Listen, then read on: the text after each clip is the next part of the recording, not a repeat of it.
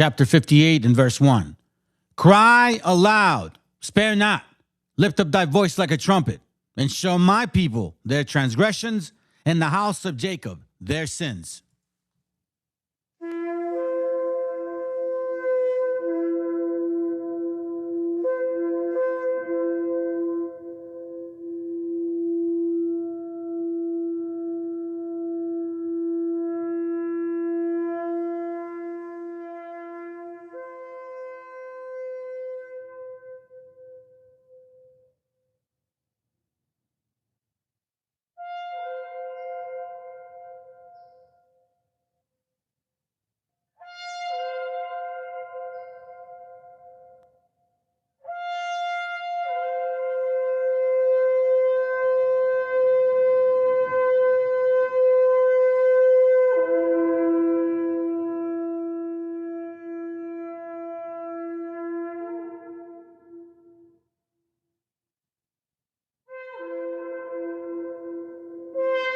Copyright disclaimer.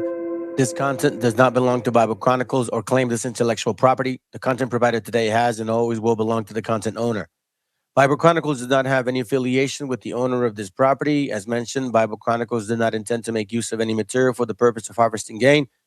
However, Title 17 of United States copyright law states material and use can only be done when it's for theological or general educational purposes, and thus Bible Chronicles believes that this principal material falls under fair use, which honors protection under Section 107 of the same U.S. copyright law.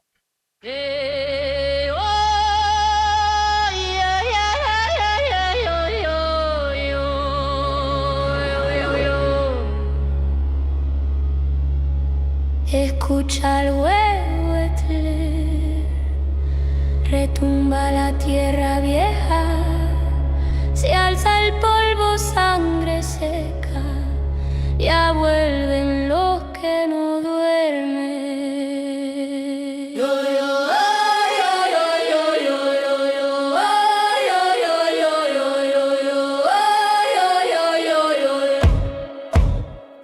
Camino descalzo, tierra en la lengua, tatuado en el hombro, el nombre que truena, huesos al cuello, rezos que queman, mi sombra más larga que la luna llena, Iñuquín y mis tlazotlas, Empoal espinas, Tlalit, Tlapalli, rojo en las ruinas, Quismatis. me grita en la noche, vienes con miedo, vienes con dioses, mi abuelo enterró cuchillos en el cerro, juró que el trueno sería nuestro perro, ahora ladran los cielos cuando marcho lento, cada paso marca juicio en el viento. Grito de los antiguos, se rompe el cielo cuando llamo. La teculiti mitzita, la tierra abre su costado. Grito de los antiguos, tu nombre arde en mis manos. Wally, oh Wally, guerrero, regresa al fuego sagrado. Mira mis ojos, ven mil calendarios, rostros pintados, soles incendiados, códices rotos, páginas en llamas, pero la historia sigue en mi garganta. Y mi nota tlácate el clavo pintali, susurra al suelo antes de alzar el hacha. Cada cicatriz es un mapa que arde, cada latido un tambor que no falla. Tipia, Tlateo y mi raza no cae, aun si sus piedras se vuelven cristales, desde el ombligo del valle hasta el mar que muerde, nuestra palabra flecha que no se pierde. Grito de los antiguos, se rompe el cielo cuando llamo. La teculiti mitzita, la tierra abre su costado. Grito de los antiguos, tu nombre arde en mis manos. Wally, oh Wally, guerrero, regresa al fuego sagrado.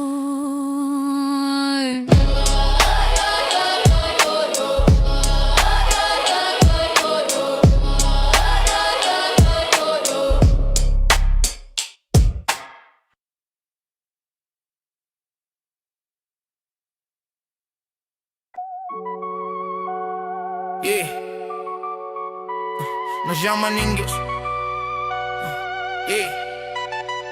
Nos llaman indios como insulto. Mírate bien criollo. Llegaste con acero, viruela y despojo. No fue encuentro de mundos, Fue violación de territorio, vientres forzados, linajes rotos, memoria en el abandono. Le pusieron mestizaje al trauma repetido para que el crimen histórico pareciera con sentido. Quemaron códices, dioses, calendarios y luego dijeron que aquí no había civilización ni sabios. Trajeron la cruz con sangre todavía fresca, oro rumbo a Castilla, pueblos hechos mercancía. El maíz alimentó imperios que jamás sembraron y aún hoy viven del trabajo indígena que despreciaron. Se burlan del color, del guaracho y la lengua, pero su riqueza nace del sidor que niegan. Hablan de civilización desde tierras robadas, pero la raíz más pura sigue en la sierra olvidada. Presumen apellidos, linaje español, pero Oaxaca conserva lo que les falta hoy. No es orgullo blanco, es miedo a recordar que sin pueblos originarios no hay país que nombrar. País que nombrar. País que nombrar. País. Yeah. México no nació en 1521, ni en un palacio. Ya había ley, ciencia, escritura, observando el espacio. Olmeca, maya, zapoteca, mixteca, no eran tribus perdidas, eran naciones complejas. Pero el Estado aprendió a borrar con discurso, todos mestizos para tapar el genocidio en curso. Te enseñaron a aullar tu piel y tu acento, a reírte del abuelo para encajar en el centro. Te dijeron, si vives en ciudad ya no eres indígena, como si el concreto borrara la sangre que sigue viva. Mestizo no significa amnesia ni negación, significa herida viva sin reparación. Se llaman blancos en un país de maíz, aspiran a Europa mientras niegan su raíz. Hablan de pureza con la boca manchada, pero la continuidad genética vive en la comunidad marginada. No es atraso defender la tierra y el agua, atraso es repetir el mito que la élite propaga. La élite propaga. La élite propaga. Nahuaciren vivos aunque los borren del mapa. Purépechas resisten aunque el Estado les ataca. Potunarcas o comires más aguas de piel, aunque los llamen invasores en su propio Edén. Rara morir corriendo mientras les quitan la sierra. Yaquis masacrados por defender la tierra. Que soxiles, celdanes, choles y soques, criminalizados por no vender sus montes. Mixas y tripis perseguidos por existir. Guerrero y Chiapas sangrando sin fin. Y un tiesa sistemática, sin cámaras ni ruido. Primero matan la lengua, luego al individuo. Escuelas que castigan hablar la raíz. Medios que pintan al indígena como gris. Indígena pobre, sospechoso automático. Así funciona el racismo estructural y mediático. Le roban el nombre, el río y la historia, y luego exigen silencio, olviden memoria selectoria.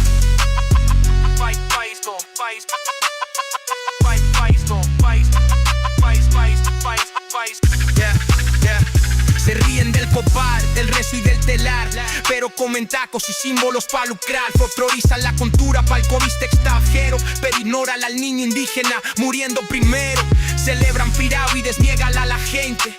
Aman la piedra muerta, odian al viviente. Usan Día de Muertos con marca nacional, pero desaparecen vivos sin escándalo oficial. Hablan de vida con memoria mutilada, una patria levantada sobre sangre legada. Ser indígena no es disfraz ni museo, es presente vivo aunque les quena el espejo. La piel morena no es error ni retraso, es código antiguo sosteniendo el espacio. No me hablen de unidad sin justicia real, no hay nación sin verdad, sin escucha. México, deja de huir de ti. No eres Europa aunque lo repitas 1000 veces así. Tu raíz es maíz, obsidiana y barro, no apellido importado ni linaje prestado. Deja de odiar al espejo que te formó, al indígena vivo dentro de tu voz. Mestizo no es blanqueamiento ni traición, es aceptar la herida y sanar la nación. Mientras el sistema borra, el pueblo recuerda. La sangre no se borra aunque la niegues entera. No somos atraso, somos continuidad. Para esos hispanistas que venden la tierra y la historia, que besan la mano blanca y le llaman memoria. Cambian maíz por corona, raíz por apellido. Se dicen herederos del que siempre fue invasivo.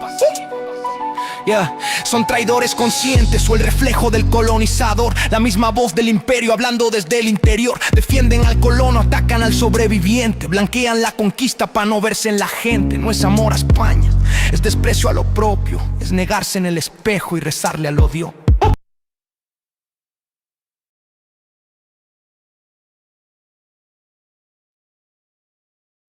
El autor viene a decirnos con mucha firmeza y gran convencimiento lo mismo que nos decía en el siglo XVIII el barón de Holbach, ¿no? Un filósofo francés de origen alemán. Si nos remontamos al comienzo, entonces hallaremos que la ignorancia y el temor crearon a los dioses. La fantasía, el entusiasmo o el engaño los adornaron o desfiguraron. La debilidad les rinde culto, la credulidad los conserva, la costumbre los respeta y la tiranía los apoya para que la ceguera de los hombres sirva a sus propios intereses.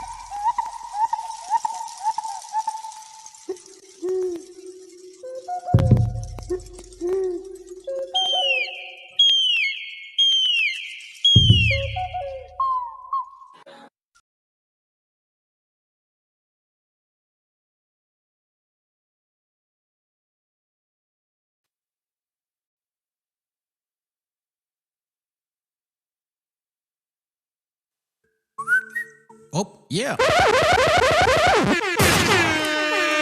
Hold on. A ver, que alguien me explique. Hold on, sorry, I'm trying to clean this too at the same time. My bad. There we go. Okay. Well, good good evening, good morning, and good afternoon for you that are afar. Hope you can catch this live at your convenience. Lately, YouTube's been minimizing the views. It's kind of weird, but it's happening to a lot of folks. This is I guess supposedly. I don't know, man. I don't work for YouTube. Anyways, the class that we're gonna get going on is called La Llorona Nightmare. La Llorona Nightmare. Hey, you know what's so funny? You guys are fucking hilarious. I don't know. Maybe it's YouTube. Maybe it's a system. I don't get it. I never can get it. Maybe that's my problem because I don't understand these things, so to speak, right? So right before I get started, five of you show up, and then you wait. Now I get going. Now y'all disappeared. Dude, it's funny, bro. I don't get YouTube. I don't understand the concept here. Maybe that's the thing, bro. And I wasn't meant for this, technically. You know what I mean? I'm not a podcaster. I didn't go to school for this shit. I just kind of picked up on it and learned as I went. So, in case you guys don't know, man, I've been kind of going through some things personally regarding my business, and I've been basically focusing on that a lot more lately because I'm trying to make a decision, which is why I've been busy and I haven't done as many lives, like live. I've done recordings, but I haven't done necessarily lives, right? So, it's like you get to this age where you have to make this dramatic possible change because it doesn't seem to be working for you at the moment. Not the way you want it to, I'm kind of being subliminal here, but anyways, that's why I've been busy, man. But I hope you guys are all well. I really appreciate your support for all you brothers or sisters that pop in and make comments, positive ones for that matter, not hatervilles.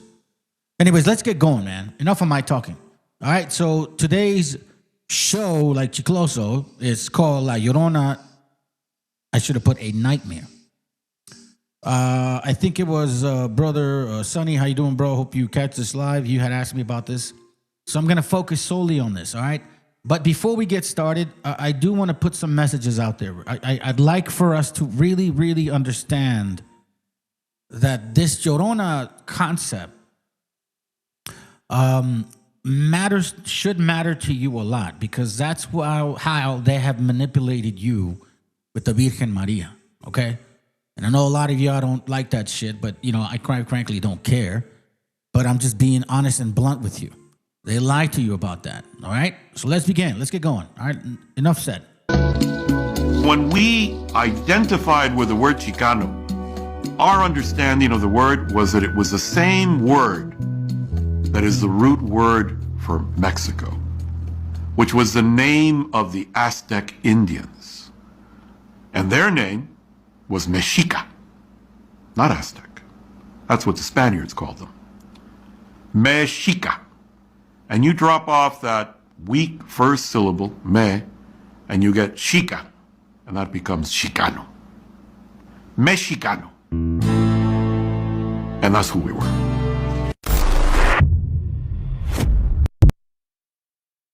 So I like that. I think it's important, all right? Let's move on. Let's continue with this real quick. What does Chicano mean? Many scholars say that it's subjective depending where you go, from California, from north to south, to Arizona, to Colorado, to Texas, to Chicago, and wherever else. Sometimes it has a good connotation, sometimes it still has a bad rep to it. But from my experience being a content creator for being Chicano, and also learning from the textbook Occupied America by Dr. Rudy Acuña, the godfather of Chicano studies, and also learning from the PhD professor, Dr. Tomás Carrasco. Shared Occupied America with you guys several times, bro. So, you know what I mean? I think this is important. By the way, thank you to all you brothers that have contributed to this channel.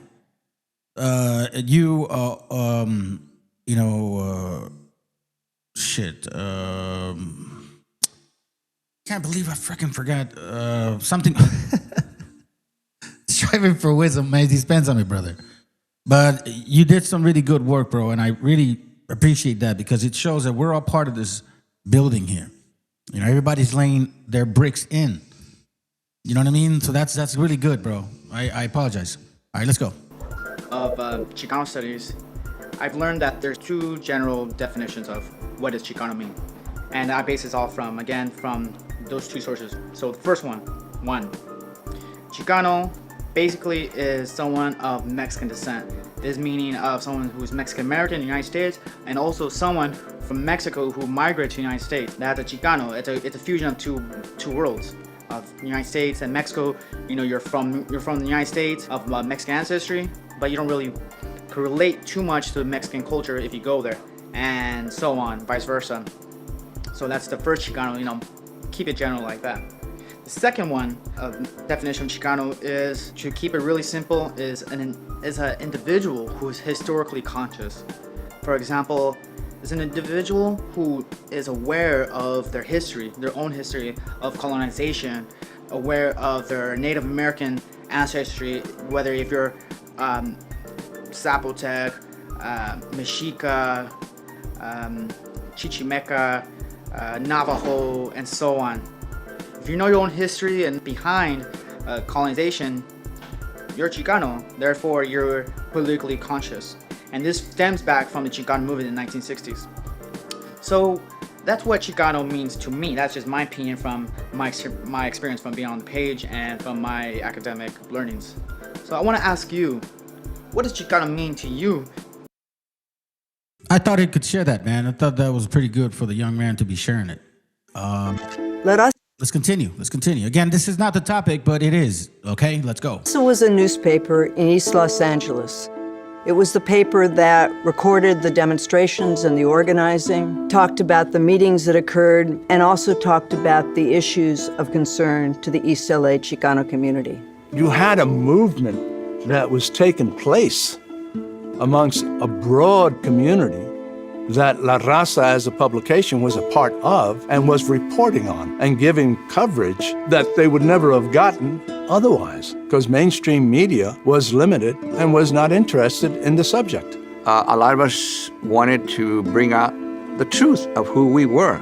We wanted to come out with our own news, with our own version, with our own story. La Raza newspaper was one of the key instruments, tools that we use to then communicate our ideology of Chicanismo, the equivalent to what is today Facebook and Twitter.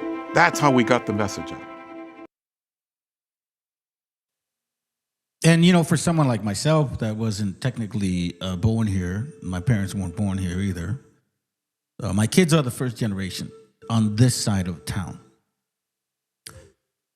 So, you know, the Chicanismo, obviously, the way that it's interpreted from you brothers or sisters that are from here, it's way different than my understanding. Now, I'm learned, and it means a lot more to me now because there's no separation.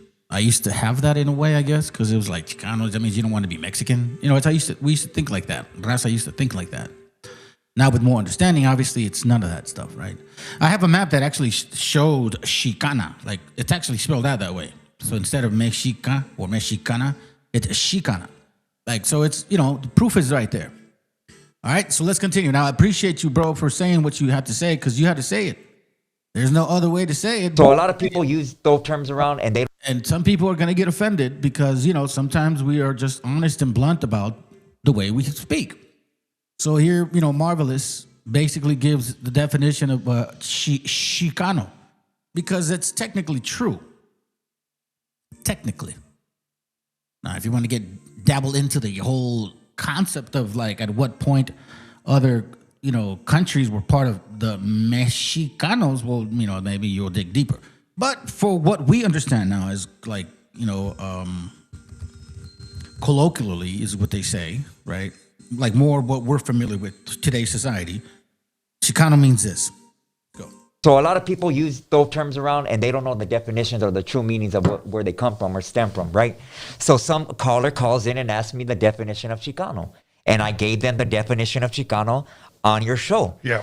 One of the other callers calls in and goes, well, how come Gil says that he's Chicano when he's from Honduras? Like, is he able to do that? Yeah. And I said, no. Chicano is not just a word. It's a bloodline that comes from the Mexica word. Mexica comes from the word of a man named Meshi, who led us out of our captivity and our migration down to Mexico City. Mexicano. That's where we get our name from. It's not some made-up word that somebody made up and shit like that. No, this is an actual fucking bloodline. He makes a good point. And that's why, you know, I named the channel specifically Meshicha or MESHIACHA Chronicles, but it's technically Mexica Chronicles. Technically, that's what it is. All right. So let's continue. Again, I'm trying to go through these videos because I am going to get to the nitty-gritty. Let's go. Somos hijos de los... And all this is important. You know what I mean? For you were one or two people that are watching. Appreciate you for watching. Stick around. We're kind of long-winded in this channel. You know what I mean? We don't do like 10, 15-minute videos. I try to expound upon how I see things through books, through video, through, you know, scripture. So you'll see a little bit of this and a little bit of that. All right? If you're new to this channel, appreciate you. Let's go. Hijos de una de las 6 civilizaciones más antiguas de la humanidad, que sigue viva, presente y vigente. Pero también debemos de saber que ha sido la civilización que ha recibido la campaña más sistemática para su destrucción, calumnia y negación por la cultura occidental. Europa, desde el siglo IV, a la caída del Imperio Romano, inició 10 siglos de oscurantismo, persecución y destrucción del conocimiento para implantar el poder sobre los pueblos. De esta manera, el Vaticano y los banqueros de Venecia, a través de destruir el conocimiento ancestral de los pueblos europeos, lograron mantenerlos en la ignorancia y en la sumisión durante 1000 años. Fue en el siglo XVI que Venecia y el Vaticano enviaron a los hombres más pobres de los reinos de Castilla y Portugal a invadir, para en principio destruir la sabiduría ancestral del continente Abyanáhuac, y a cambio les otorgó el perdón a través de las bulas alejandrinas de su Dios para asesinar, violar, robar, someter y explotar a los seres humanos que encontraran. La destrucción del conocimiento y la sabiduría humana es el medio más efectivo para dominar y explotar en la historia de la humanidad. Cuando Cristóbal Colón afirmó que no teníamos alma y por tal no éramos seres humanos, creó el racismo económico. Al no ser humanos, podíamos ser tratados como animales y estar incondicionalmente a su servicio sin ningún derecho. Como animales, no teníamos propiedades, de modo que todo lo encontrado pasaba a ser de la corona, y ésta lo repartía entre sus súbditos y encomendaba a los anahuacas, a los españoles para que los cristianizaran a cambio de su trabajo. Este crimen de lesa humanidad ideológicamente se sustentó en que nuestros antepasados eran animales, cuando después del debate de Salamanca en 1550 y 1551, entre las Casas y Ginés de Sepúlveda, se aceptó que éramos seres humanos. Nuestros antepasados pasaron a ser seres ignorantes, primitivos y salvajes a los que había que civilizar, entendido en el siglo XVI como cristianizar. Este ha sido el argumento que han usado los invasores colonizadores de ayer y de hoy para cometer toda clase de crímenes, despojos, abusos, exclusiones a los pueblos invadidos. El círculo perverso de la colonización es cuando el invadido agredido se asume, piensa y aspira a ser como su colonizador. Para lograr este crimen, se requiere despojar al invadido colonizado de 5 elementos culturales: su lengua ancestral, 5 elements, most important.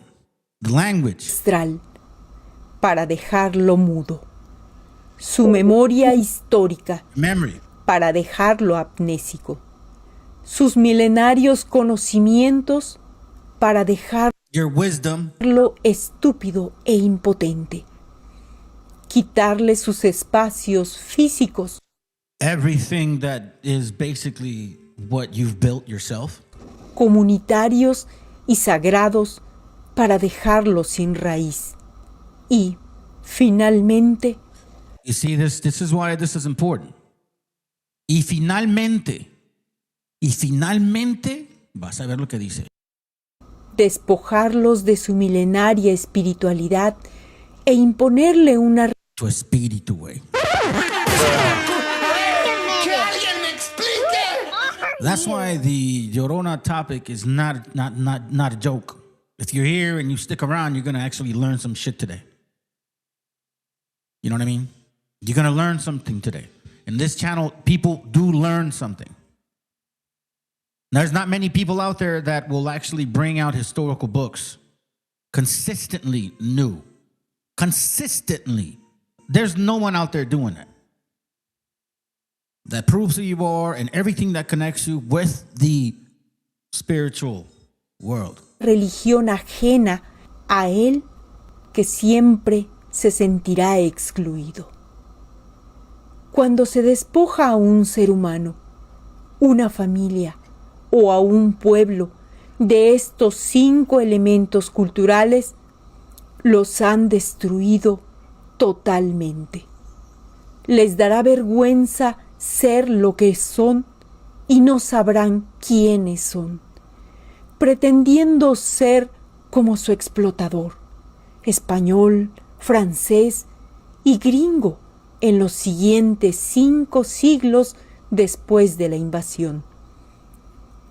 el Estado mexicano neocolonial de ideología criolla, a través de la Secretaría de Educación Pública y el Instituto Nacional de Antropología e Historia, las universidades, los medios masivos aplicarán permanentemente una lobotomía histórica y cultural al pueblo. La historia de 9.500 años de la civilización madre la reducen a lo que ellos llaman historia prehispánica. Y se inventan un inexistente y fantasioso imperio azteca de apenas 196 años de duración. Desaparecen de la memoria histórica ancestral a las demás culturas. Para los neocolonizadores, la cultura azteca es como los griegos lo son para la cultura de Occidente. Now, in case you don't know, there is a book called, and again, whether you agree with me or not, that the native Indigenous here, the Mexicas are Hebrews. That's up to you to decide. But there are documentations that talk about those things that also mention particular experiences that our people went through. For example, in the 10 tribes historically identified by Barbara Simmons on page 7 and 8, it talks about how Sagahun was robbed from what he had found, artifacts, was robbed from what he had written because he was here communicating with our gente. He was robbed from all those things. At the same time, Bishop Sumarraga, who had all the power at that time, prohibited him and everybody else to write anything about our people, to write anything that our people were even practicing Hebrew, traditions, laws they were following. Right, that's very hidden. It's a history that a lot of people don't want to accept. A matter of fact, they're more willing to accept this one. And this is why I wanted to share this other video with you first. Because here we see total manifestation of what she's talking about. Now, I don't know what the fuck this guy is. I don't know what descendant of family he is. I don't think he's Raza. Me personally, I don't think so. I'm going to move it this way in case. Because, people are actually complaining about my channel family. By the way, in case you don't know this, when you report, we know, we find out, you know what I'm saying? We get notifications. It doesn't tell us who, but that's happened to this channel a lot lately. Apparently people are complaining lately. I thought they always have, but lately it's been pretty crazy. Listen, if you don't like the message, then you should have, if you don't like the messenger now, but you agreed with the message before, then it was never about the message. It was about the messenger. And that's pretty fucking crazy because it says something about you people. Anyways, watch and pay attention to what this guy has in the background. You see these right here, Esmeraldas and shit? Okay, so I believe that a lot of these individuals, because look, here's the funny part about this guy, okay? I'm gonna tell you why I thought it was weird. It says Hispanic American Studies, all right? And a lot, I told him some shit here, and obviously, people didn't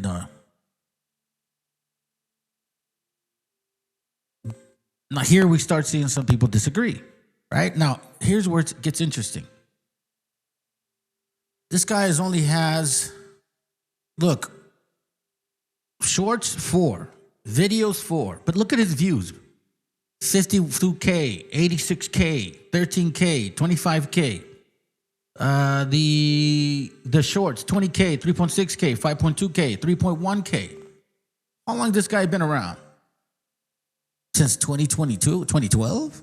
All of a sudden, I guess he decided to make videos, right? Supposedly. He's got other connections over here.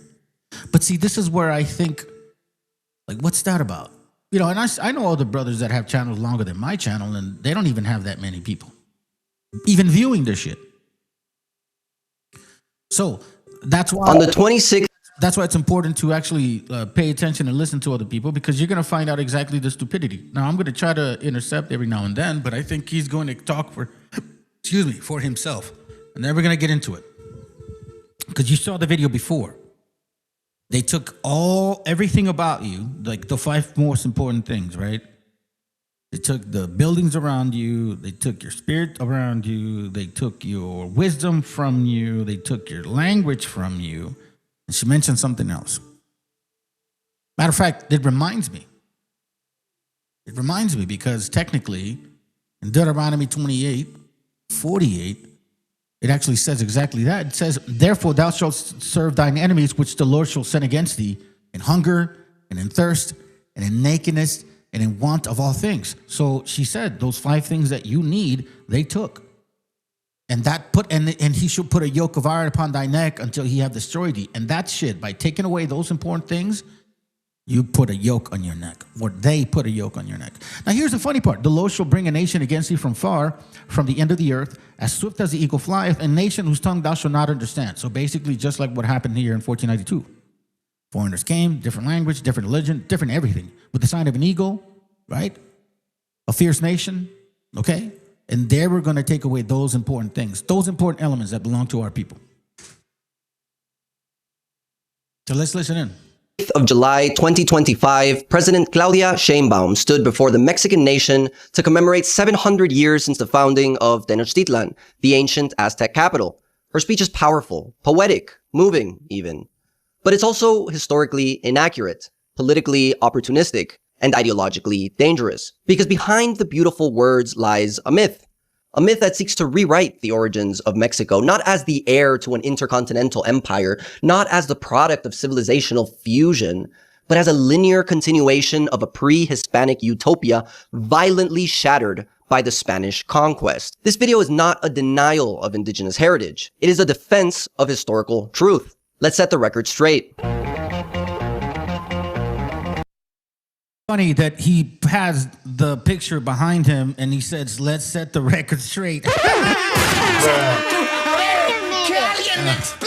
Okay, let's continue. See, I don't think this is pro Argente. I don't think so. I honestly don't think so at all. He is dressed up as somebody that cares about our people, but he is obviously going to say what he's going to say. Watch this. Now, and by the way, all of you guys that assume that, like Culo Miados did a video the other day about Sheinbaum, that she wasn't Mexican. It's like he did a whole hour and a half that she wasn't Mexican and she's this and she's a Khazar and not even that she's Jewish. She didn't even call him Khazar. He didn't even call her Khazar. You know, all these things. And it's like, bro, everybody knows that she ain't Mexican. Everybody knows that. Everybody in Mexico knows that. She calls herself Mexican. Like a lot of people here in the United States of America calls themselves American, even though it is the whole continent. You know what I'm saying? So she does call herself Mexican, but everybody knows that she's not Mexican Mexica. But yeah, you do an hour and a half video, Culo Miados, or AKA Curimeo, on Sheinbaum. Why? To feed the flock, to feed his flock, to feed the West African flock. Yeah, that one.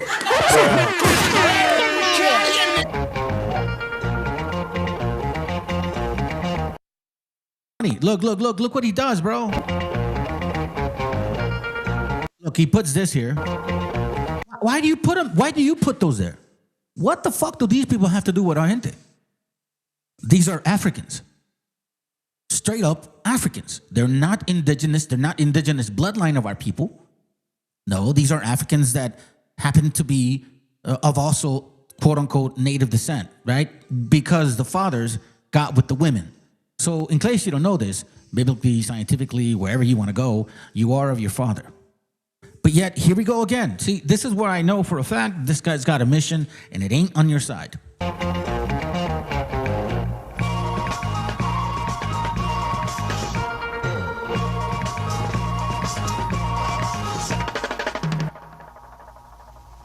Let's begin with the central claim of Sheinbaum's speech, that Mexico existed before. You know, right off the bat, fam, right off the bat, you can see that furry fucking chest of his and shit, like Neanderthal, hairy bastard. That tells me right now, right off the bat, bro, more likely he ain't our people. Because that's a hairy man right there, bro. Look, I can trim my beard and it'll literally take almost a month to grow my beard out. Do you understand? Like I don't have hair. I don't have much hair. I have hair here and there, but my forearms, my legs, my arms, my back, my lower back, maybe I have some, my thighs, my hamstrings, my calves, my shins. I don't hardly have any fucking hair. Okay, under my forearms, the bottom part. It's like man, I hate to fucking say it like this. It's like the baby's butt, bro. I ain't lying to you. Like my skin is very soft, and I don't have hardly any fucking hair. So when it comes to these particular things, like it tells me right off the bat, no. So let's be mindful here of what we're talking about. We have an Edomite, maybe, right? Someone from over there, and then has a picture of like a Canaanite, possibly. Like, what the fuck is going on here? Let's go. Or the arrival of the Spaniards. México no nació con la llegada de los españoles. México nació mucho antes, con las grandes civilizaciones que florecieron estas benditas tierras. Los mayas, los zapotecas, los mixtecos, los purépechas, los mixtecos, todos los pueblos originarios. Tenochtitlan, por ello, fue y sigue siendo símbolo de ese México profundo. This is... Here, she's mentioning the name of Mexico. Here, the fuckface over there, all of a sudden is going to tell you something totally different. Watch, let him say it himself. Categorically false. The Mexica, the people of Tenochtitlan, were not Mexicans, nor were the Zapotec, the Mayas, the Purépechas, or any other indigenous group. They were independent, rival polities. Many of them were enemies. There was no Mexico before 1519. You see this? There was no Mexico oh my God.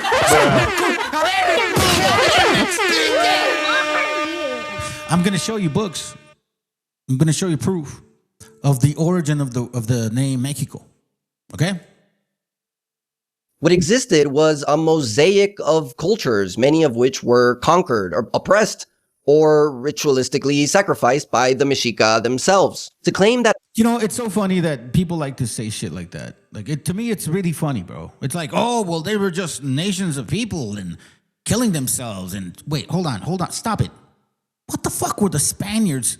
What had they just gotten through? What did they just go through? Who did they expel?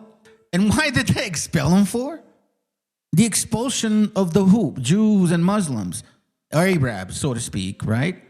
Out of Spain, because they were at war. They were trying to get back their... It's the same shit you're saying. What are you talking about? And you say, oh, they were sacrificing. What do you mean? Do you not know what the Christians were doing to people that were heretics? What do you call that shit? Stretching them and stretching them from limbs? Hanging them by the neck? Burning them at the stake? What do you mean? What are you talking about? Do you not... It's funny, I mean, it's like they're over here serial killers criticizing the people they're killing because, well, you guys were killing too. Like, what? All of these communities were part of a single Mexican nation is to erase their differences and contradictions in favor of an abstract, modern, nationalist mythology. That is not honoring indigenous history, that is manipulating it. How in the world do you manipulate the people that want to hear about their people? There is nothing wrong with what Sheinbaum, who is not Mexican technically, or Mexica, right? There's nothing wrong with what she's saying. Because, again, I've shared enough material in books to show y'all where that name comes from. Mexico, Mexica, MESHIACHA, Meshi, in case you don't know that. We were named after who actually came with us here, so to speak. Meshi. Do you understand that? That word means anointed. But no, you know what? But people are going to want to take the negative side of that word. They're going to believe this guy more than they're going to believe me. I guarantee you that. Why? Because for some fucking odd reason, the nature of you guys is just anger and resentment. You prefer to be on the wrong side. I don't know why, because you don't want certain people to be right. I think that's what it is. Tenochtitlan fue mucho más que una ciudad majestuosa. Fue un símbolo de organización, de poder, de ciencia, de arte y de visión. Fue el centro de un mundo indígena que supo construir un modelo de civilización propio, en armonía con la tierra, con los astros, con sus dioses y diosas. Tenochtitlan was indeed majestic. It was well-planned, complex, and awe-inspiring. But let's not fall into romanticism. It was also a militarized theocracy governed by ritual human sacrifice. Okay, so think about this for a second, family. Okay, think about this for a moment. He summarizes Mexico, or Mexicas, as sacrifice, people that like to sacrifice. Oh, these people like to sacrifice. These are animals. These people like to sacrifice. He justifies all of our people by that. Okay, right? He's a Christian. Understand this, right? So you see, the thing is here that I know the Bible too. And this is actually a topic that a lot of you Christmas Christians, or many of you other people, right? They claim to be leaders and shit. It's like, y'all need to slow down on that. Stop calling yourself leaders, bro. Like, no, you don't call yourself that. It's just weird. Anyways, in Numbers 31, you're going to find out that in this chapter, okay, God commands the Israelites not only to kill a bunch of people, okay? Numbers 31:17, now therefore kill every male among the little ones and kill every woman that hath known man by line with him, right? Check this. So he's saying every woman that's had a baby, kill her. Every man, kill him. Obviously not the little ones, okay? But all the women, children that have not known a man by line with him, keep alive for yourselves. Obviously, we're talking about, females, okay? But hold on. Here's where it gets more interesting. You Christmas Christians are so quick to judge. Hold on. Hold on. Here we see that the Most High is then telling Moses and Eleazar, he's commanded them. Numbers 31:31 says, and Moses and Eleazar, the priest, did as the Lord commanded Moses. And the booty, meaning like what you get out of the spoils of war, being the rest of the prey which the men of war had caught, was 600,000 and 70,000 and 5,000 sheep. So here we start seeing like a list. Sheep, beeves, asses, but hold on. Numbers 31:34 says, and there's 70 and 1,000 asses, comma, meaning it continues. Then it says, verse 35, and 30 and 2,000 persons in all, of women that had not known man by line with him. Okay, watch this. The half, which was the portion of them that went out to war, was in number 300,000 and 30,000 and 500 sheep. Okay, so they gave us a list, and now he's going through something right here. Now he says, and the Lord's tribute of the sheep was 615. So now he's basically getting a percentage of the spoils, listed, and a percentage of those spoils has to be given to God as a tribute, okay? You understand what this means, right? So tribute to sheep was 615,000, like it's 15. So then that many sheep were given to the Lord, burnt. They were burnt to the Lord. You understand this? They were sacrificed to the Lord. This is the Bible here, okay? We're not reading nothing weird. This is in the Bible. And then he says, verse 38, the beeves, 30 and 6,000, the asses, verse 39, were 30,500, of which the Lord's tribute was 61. So out of all of these animals, this percentage was sacrificed to the Lord. Watch this. This is why I laugh at this guy. Like, well, these guys were sacrificing people. What do you mean? Because to their idols. Christians or these people used to do the same shit. Watch. And the persons were 16,000, of which the Lord's tribute was 32 persons. Yes, in that chapter, the Creator asked for 32 people to be sacrificed to him. But here we see a Christmas Christian claiming we're the wicked ones. Okay? Let's go. Imperial tribute and a warrior caste system. This was not some ecological utopia in harmony with the stars and nature. Ignore all the buildings, structures, wisdom, knowledge, and understanding that we had about our people, right? Forget about all that. You guys were sacrificing people. That's what he's basically saying. It was an empire built on domination. And that empire had plenty of enemies. Enough to explain why 95% of Cortez's soldiers were indigenous allies. Let's be real here. 550 Spaniards couldn't bring down a whole ass empire unless that empire was already riddled with internal contradictions. Oh my God. So we're going to find out, hopefully, how we had already premonitions. We've seen apparitions of this before the Spaniards came of what was going to happen. You see what I mean? It's silly to me, man, when I hear people like that.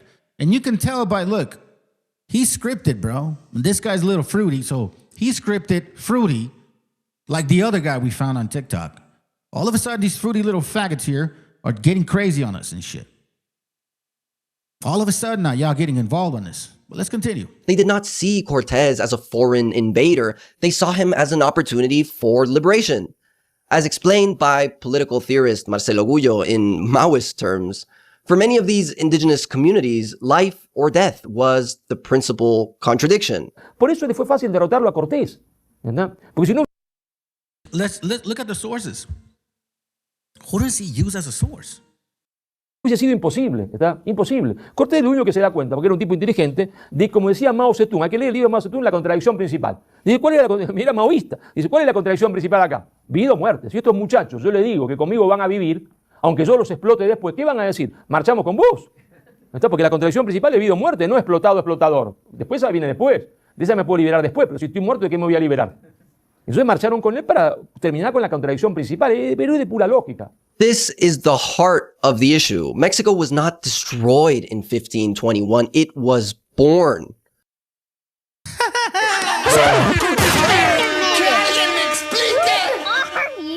You guys hear that? You guys weren't here before. We made Mexicans.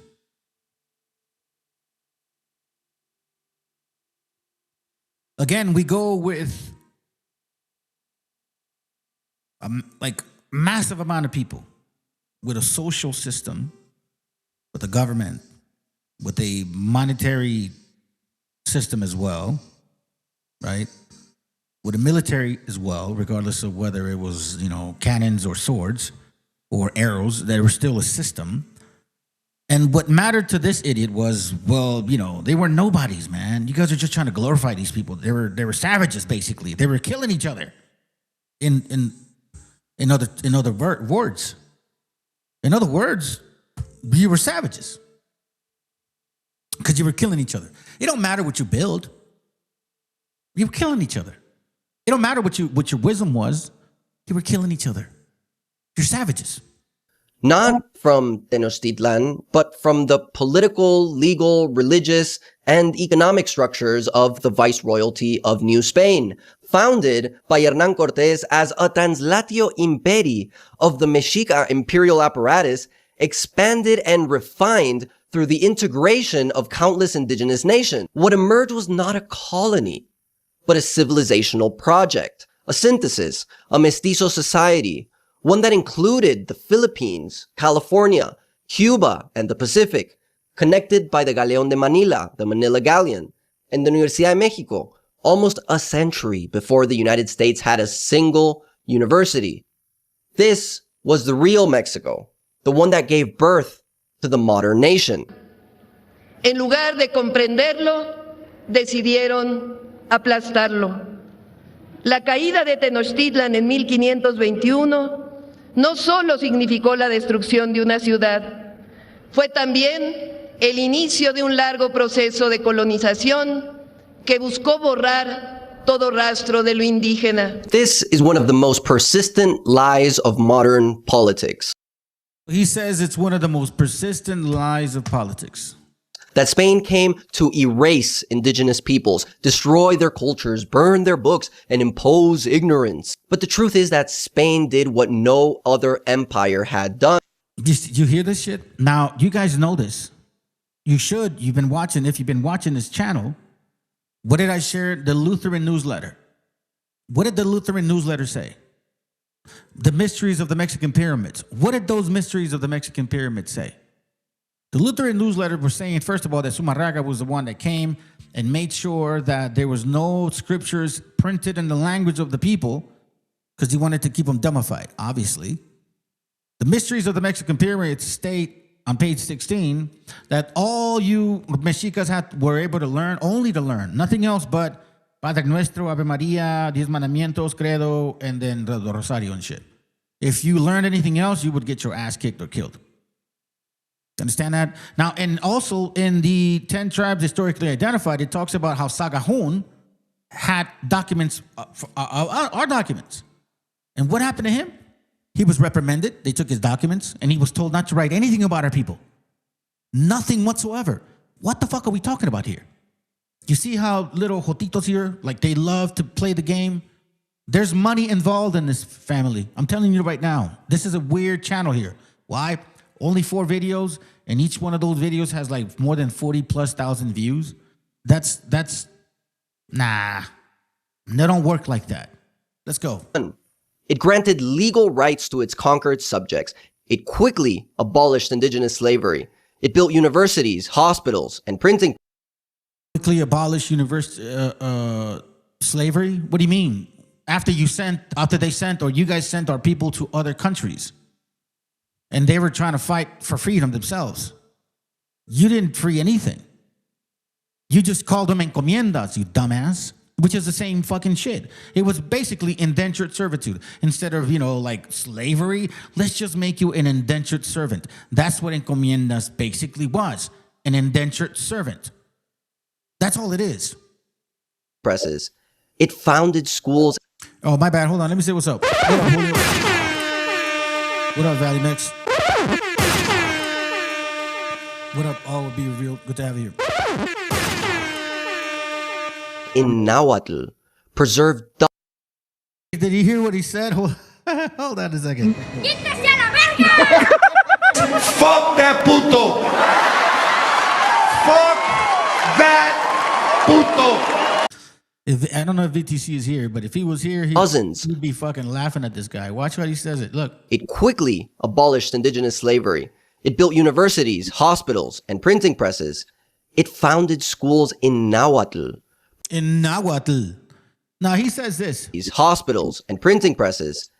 In printing presses. You see, he said supposedly, hold on. Abolished indigenous slavery. It built universities, hospitals, and printing presses. You know, it's so funny that our people did not. Matter of fact, I'm going to bring it out. This is why it's so important to know your history. Because when you listen to people like that, you just laugh at them, bro. You can literally laugh at them and be like, bro, you know how stupid you are? Like, you absolutely are very stupid. This is from the Lutheran newsletter, September 7th, 1900, okay? And it talks about exactly the opposite of what he was talking about. It says here that Dr. Francis S. Borton relates the following about the first Bible printed in Mexico in the Christian Advocate. The printing press came to Mexico in 1539, for in that year there was printed in Mexico in Spanish a brief compendium of the Christian doctrine under the auspices of the famous Bishop Fray Juan Zumarraga. That was just 81 years before the Mayflower brought the first pilgrims to Plymouth Bay. From 1539 to 1810, when the immortal Hidalgo raised the cry of Mexican independence, or during the 271 years of Spanish rule or misrule in Mexico, Spain not only did not give Mexico a Bible, but sternly prohibited the publication of any part of the sacred scripture in the language of the Mexican people. So if they were willing to, make sure that you don't even get to read that book. What makes you think they're going to print something for you so you can learn how to read? Period, bro. Even then, it says here, till this day, they still could not have one to this day. On the bottom, it says that in September 7th, 1900. That prohibition is still enforced with regards to the printing of the Bible in any of the 52 different languages and dialects spoken in Mexico today. So now keep this in mind. At this time in 1900, there was around 5% to 3% literacy within our people. What the fuck were they teaching us? It was why Zapata and Pancho Villa were fighting also. They wanted our people to be educated. What the fuck you talking about, bro? That happened in 1920 and on. You're saying that in 1500 and 16, 17, 18, they were already doing that for our gente? And impose... No. Those people were benefiting from it because those were the fucking, what? The gachupillos way. The gachupillos, I think that's what they, gachupines or some shit like that? Or criollos. Ignorance. But the truth is that Spain did what no other empire had done. Right. They raped little girls because that's what Christopher Columbus was, a pedophile. And every single one of y'all that came with him that time, you guys were starving for little girls. You were doing nothing else but starving, trying to rape little girls, 9, 10-year-olds of our indigenous daughters. That's your real history. But you see, you don't want to do that, do you? You don't want to remind people that you were Jeffrey Dahmers and shit. No. You want to make it seem like you were some Marvel comic superhero that came and fucking civilized our gente. It granted legal rights to its conquered subjects. Let it play because I'm prolonging it. All right, so I'm going to let it play for like 3 minutes. It quickly abolished indigenous slavery. It built universities, hospitals, and printing presses. It founded schools in Nahuatl, preserved dozens of indigenous languages, and created laws to protect native land rights and political autonomy.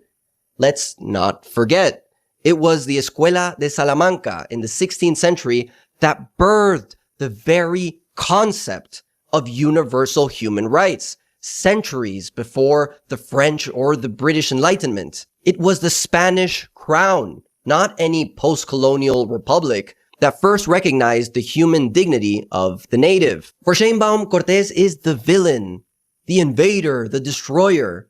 But historical honesty demands a different perspective. Without Cortés, there would be no Mexico, no Spanish language, no mestizaje, no Virgen de Guadalupe, no constitution, no independence. Like it or not, Cortés is the founding father. Hey, listen, hold on, I missed that. Hold on. Did he? Without no Virgen Mary. Oh my God, I'm so happy he said that. No Virgen Maria. Okay, good.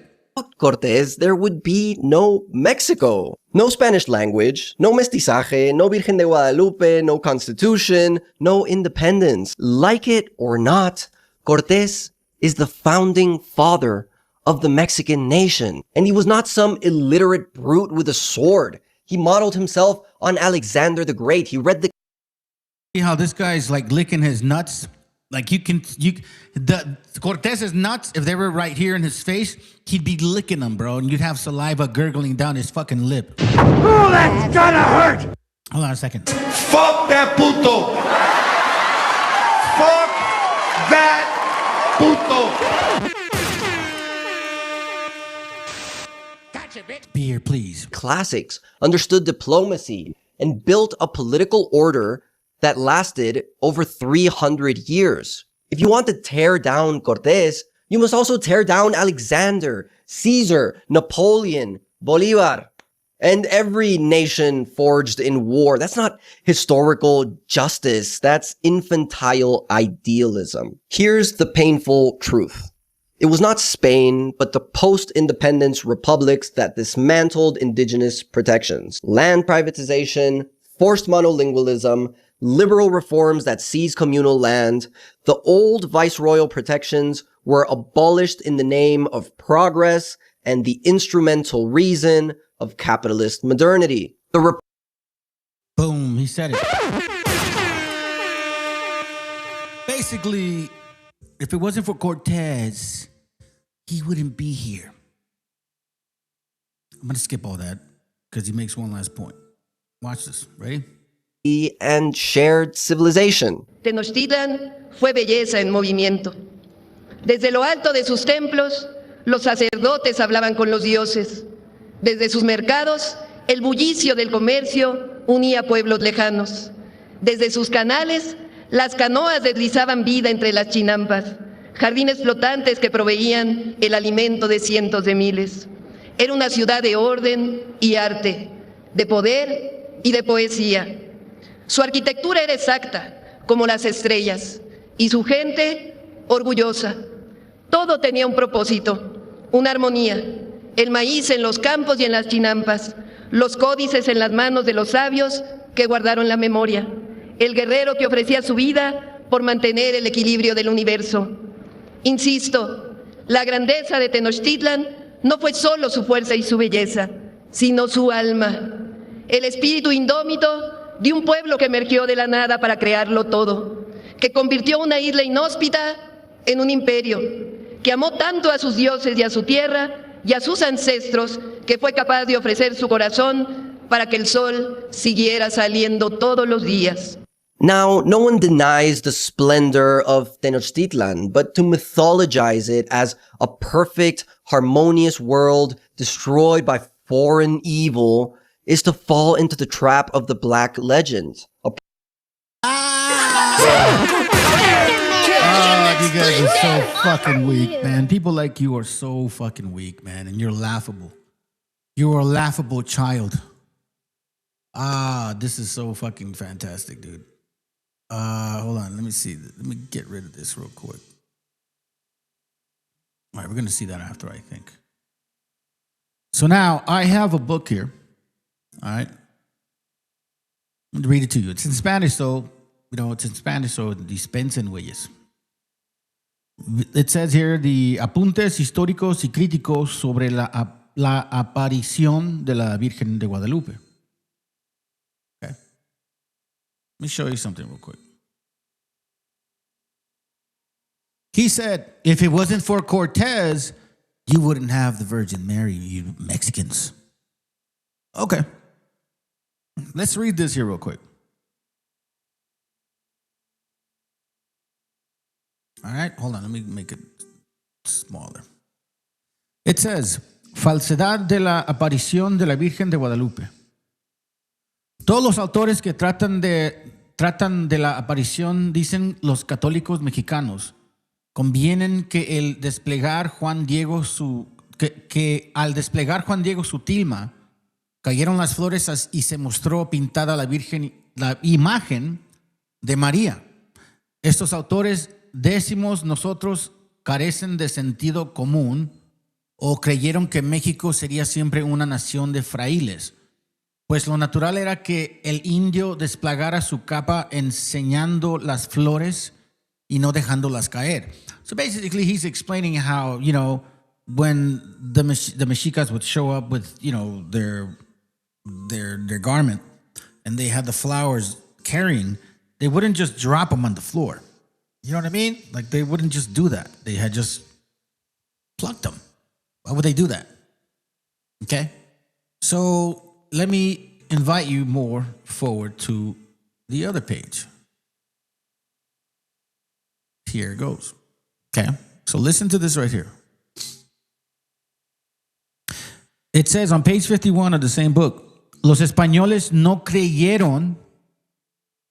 You understand this? Los españoles no creyeron en lo que dijo Juan Diego respecto a la aparición, ni tampoco en lo que expresaba Juan Bernardino, porque para ellos los indios eran seres irracionales o judíos. Right? We can get into it. So basically here, they're saying, just for you to understand, that they didn't even believe this whole history about them. Because they didn't even believe Zumarraga either. Okay? Here we can see that. It says, let's see, hold on, let me see.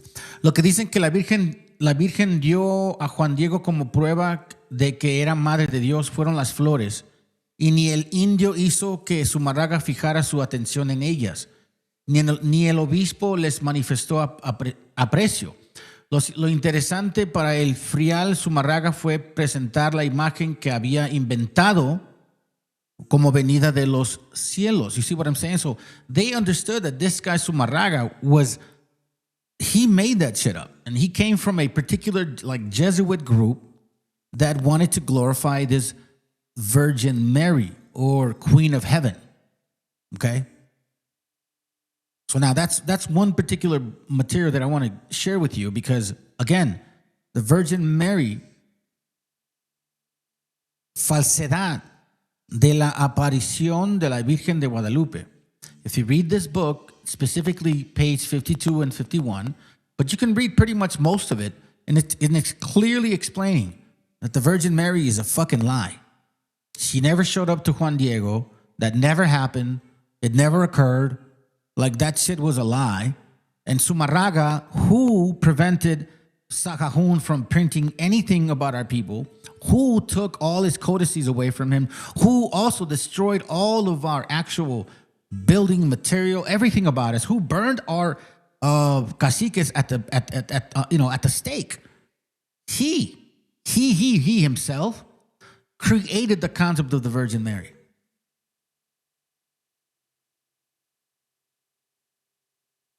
The Jesuits are the main guys over the Zionists. Yeah, I believe that, bro. I believe that. Let me see. What's up? Hey, how you doing, Yasharala?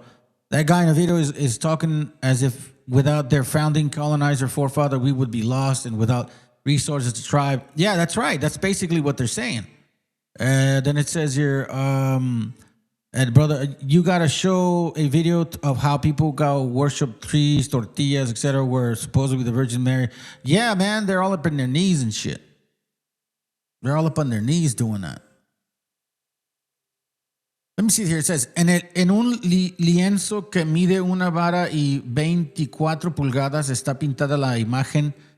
Esto es pequeño para tilma de un indio. Something to that effect. And look, if you read this book, honestly, and it's literally telling you the falsehood of the apparition of the Virgin Mary. That shit never happened, family. But there's a reason why they want you to believe that. Because we do have a concept, a spirit, at least an understanding of like, Mother Earth, so to speak, right? And I believe they're using that against our people. So we have this book here called, hold on. It says, Ay, mis hijos. Everybody knows her name. La Llorona, a spirit unable to rest. Un anima que no descansa. Ay, mis hijos. Right? So a lot of people think that she does that because she killed her kids. That's actually not the case. Oh, what? Oh, I know. Hold on. Let me go back.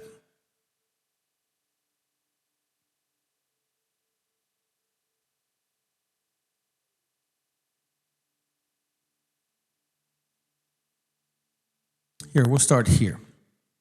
So again, this is La Llorona, a spirit unable to rest, okay? It says, page 12, La Llorona is the story of a spirit that refuses to die. It begins in such a remote antiquity and on such an elaborate platform that time has enhanced its presence rather than diminish it. Yes, it has evolved, but it took shape in the cauldron of creation, in the births of gods and goddesses coming into being. This was the time when the Mexica, pronounced Mexica, right? I just put an S here instead of a C. And I put an IA instead of an EE, MESHIACHA, same concept. And Mesoamerican tribes were establishing their source of origin. They're raising their tree, I believe, and how and whence they came to be a people. La Llorona came into being along with the myth of the creation, okay? And it says, I use the word gods and goddesses because of convention and because the Mexica people did create powerful representations of their gods. Now we get a lot of individuals. Hey, how you doing, bro? Good to have you. We get a lot of individuals. They're like, oh, you see, they were fucking idolaters and worshipers of demons and shit. Let me remind you of something that Genesis says real quick, in case you didn't know this. Just in case you didn't know this, okay? In case you didn't know this. Genesis 1:26 says, and God said, let us make man in our image. So God needs help. Let us make man in our image. God needs help. That means God's. Let us. The concept of God's wasn't too far-fetched, was it? You dumbass Christmas Christians just couldn't even understand that shit. Or you created, like we all know, your own stupid fucking personal doctrine. Let us make man in our image, after our likeness. And have dominion, and let them have dominion over the fish of the sea, and over the fowls of the air, and over the cattle, and over all the earth. And over every creeping thing that creepeth upon the earth. You want to know what's even more interesting? Let me see here. Let me see. So God created man in his own image. In the image of God created he him. Male and female created he them. And God blessed them, and God said unto them, be fruitful and multiply, right? And replenish the earth and subdue it. Now, a lot of us actually walk over this shit right here. Replenish. How can you replenish something that was never filled? Side point, right, by the way, because I'm reading this here, you know. But just to give you a heads up that this concept of gods is not far-fetched. These Christmas Christians would claim some shit about our people, but yet we understood this concept. Now here's just a side point, family. Why does Genesis 1:28 say it? And God blessed them, and said unto them, be fruitful and multiply and replenish the earth. You know, when you mean replenish, the word re, right? That means to refill. Refill. So if you go back to verse 1 and you kind of look at the way that form and void, it means kind of like waste, but not necessarily empty, like wilderness type of shit. So if here we see the gods finding earth once more, all of a sudden creates all kinds of animals, and then verse 28 tells them to replenish the earth as if there were humans here before. That's over my pay. I don't know about that. Y'all can try to figure that out. But you know what I mean? I just figured I'll let you guys into that little secret. Replenish, because the only time he talks about replenishing the earth is after Noah, remember? Noah gets off and it's like Genesis 9, verse 1 and hold on, let me see. Genesis 9. Yeah, and God blessed Noah and his sons and said unto them, be fruitful, multiply, and replenish the earth. Well, of course, because he had just drowned everybody. How in the world does that even apply to this here over here? All of a sudden now we... But you see what I mean though, right? I don't want to lose you guys. Sorry, I just kind of go into these little, branches out. But the concept is representation of gods. There wasn't just one God creating the earth. It was God's creating the earth. And it almost seems like this earth must have had some people back in the day, because why would he say replenish it? What happened? Again, that's above my pay grade. I don't want to get into like weird shit like that.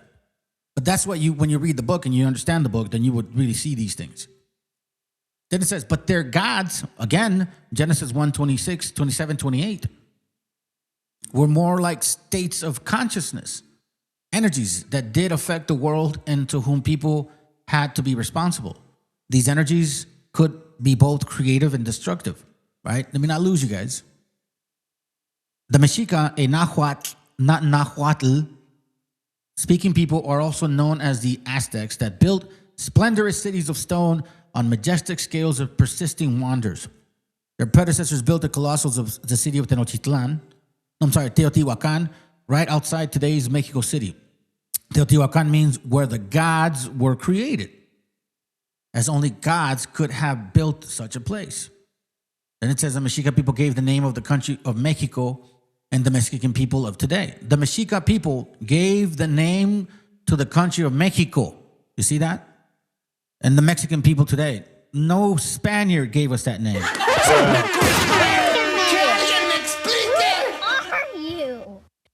They kept hearing us use that name. Their only conclusion was, well, I guess this is, if they're Mexicas, then this is Mexico. Common sense, wouldn't it be? The ancient name being of Mexicanos. Their ancient name being Mexicanos. This is where Chicanos, mistakenly called Latinos and Hispanics, get their name from. Their ancestors migrated south from their homeland Aztlan, somewhere in the United States, perhaps in Utah area, since the roots of native southwestern languages are called Uto-Aztecan today. They gave us products and words that the world speaks today, such as chile, tomate, and chocolate. I find it funny, you albos are out there on Facebook trying to say some dumb shit. Where's your diet, Doc? Where's your diet? You guys hardly eat any chiles and shit. Your isotopes will definitely not show this at all. Your C4s and shit. Aztecs are the people from Aztlan, led by their god Huitzilopochtli, hummingbird on the left. The 7 Mexica tribes left their 7 caves, the Chico Mostok in the Aztlan, and wandered for 200 years until they found the eagle on a cactus, the sign of their promised land in the heartland of Mexico. Which, by the way, you realize they excluded the eagle? I'm sorry, they excluded the serpent. But even their gods had a creator, right? So let's continue here over here. I'm gonna get to this particular point on the right side. So now let's go back to La Llorona. La Llorona is directly connected to the mother creator of humanity, Cihuacóatl, the serpent lady goddess. Cihuatl means woman, Coatl means serpent. The serpent is a symbol of spiritual intelligence. So basically wisdom. The Bible talks about a woman, or the Bible, when it speaks of wisdom, the Bible talks about it as a female. You understand?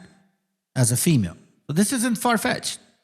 It's not separate at all from the Bible. That's literally what it means. Cihuatl means woman, Coatl means serpent. The serpent symbol represents intelligence, meaning wisdom. Figurines of Cihuacóatl can still be found in some Mexican marketplaces and some mercados in the United States. This is why Chicano people say in their own Calo speech, lo mercaste, did you buy it? We can still bring our own ancient religion of gods and goddesses home. All right? So now, it is said that La Llorona is the spirit of a woman, listen to this, in eternal search for her children that she drowned. That's the typical history that we learned, right? That's what they told us, supposedly. But let me give you a different version of it. Okay? She says, hold on, search for her children that she drowned. But the tragedy is based on a deeper and historically real continental catastrophe. Cihuacóatl was an all-knowing goddess. She knew that forces from other parts of the world would attack the Mexica Empire and bring its destruction.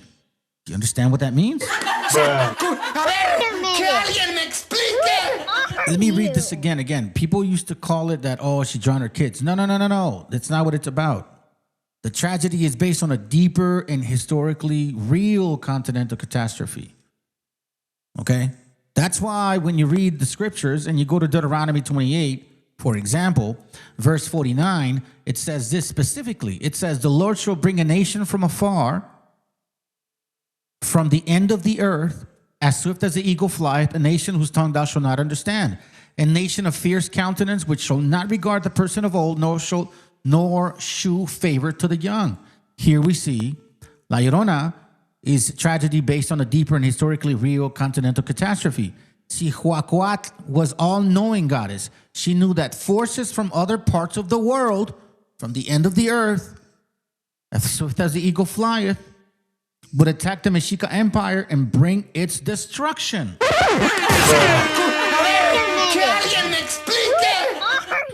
Hers was the first scream in Nahuatl that would cry, "Ay, mis hijos."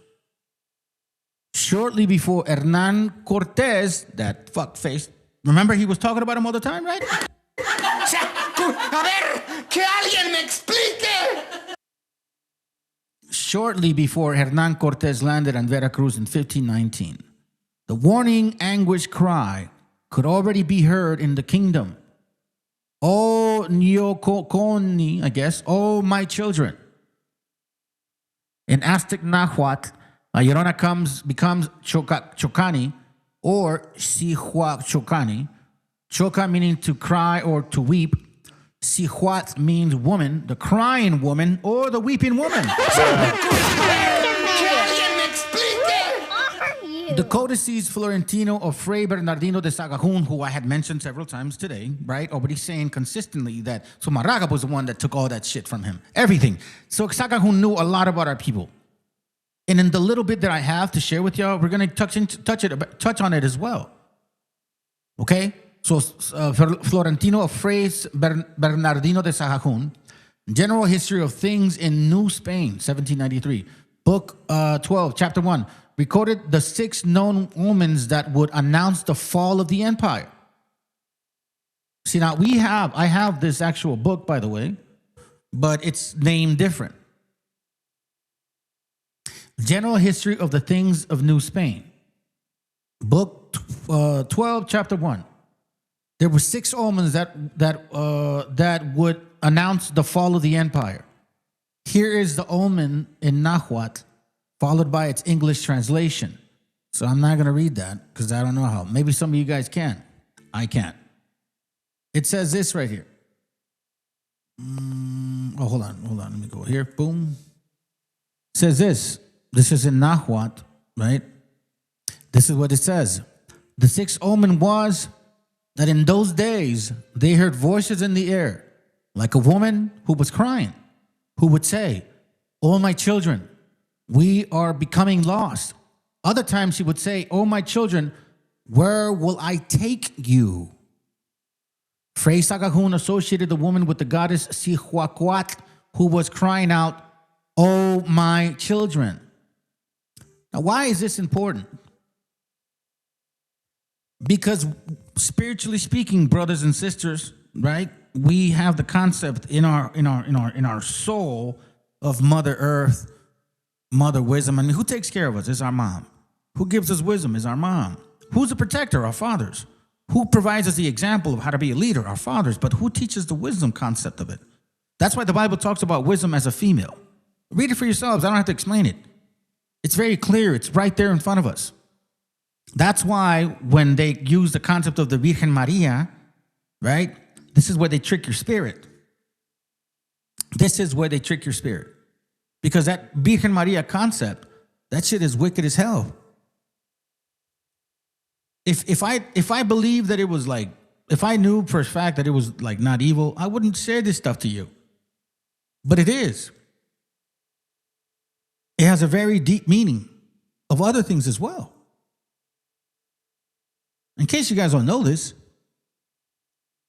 we have here what's called the goddess Astarte. Okay?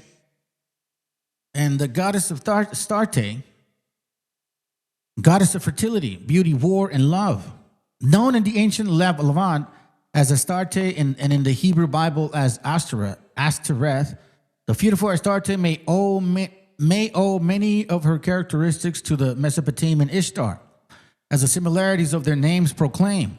Like Ishtar, Astarte seems to have had strong connections with both war and love and sexuality. In historical times, she received offerings in ancient Ugarit in Syria. Her name appears 46 times in the text from that city. One of her main centers was Byblos, where she was identified with the Egyptian goddess Hathor or Isis, like the brother was talking about. Corrected to, no, that's my bad. That was the wrong one. In the 2nd millennium BCE, Astarte was like Anat, a war goddess of the Egyptians.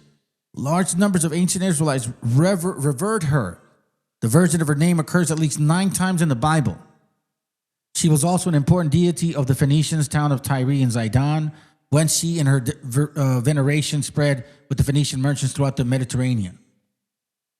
You see how this is all connected?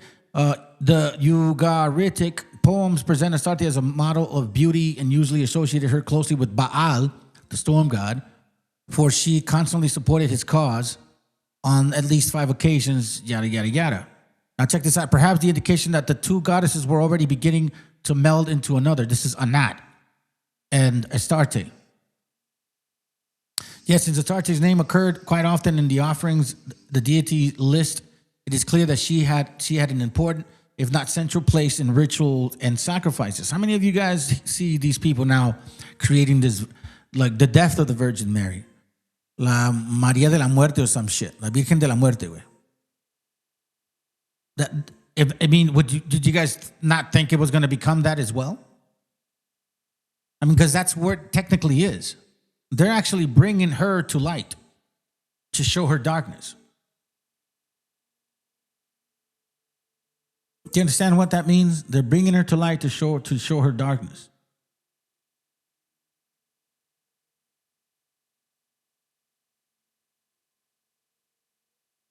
The thing about let me see if I can find it. This right here. Watch this.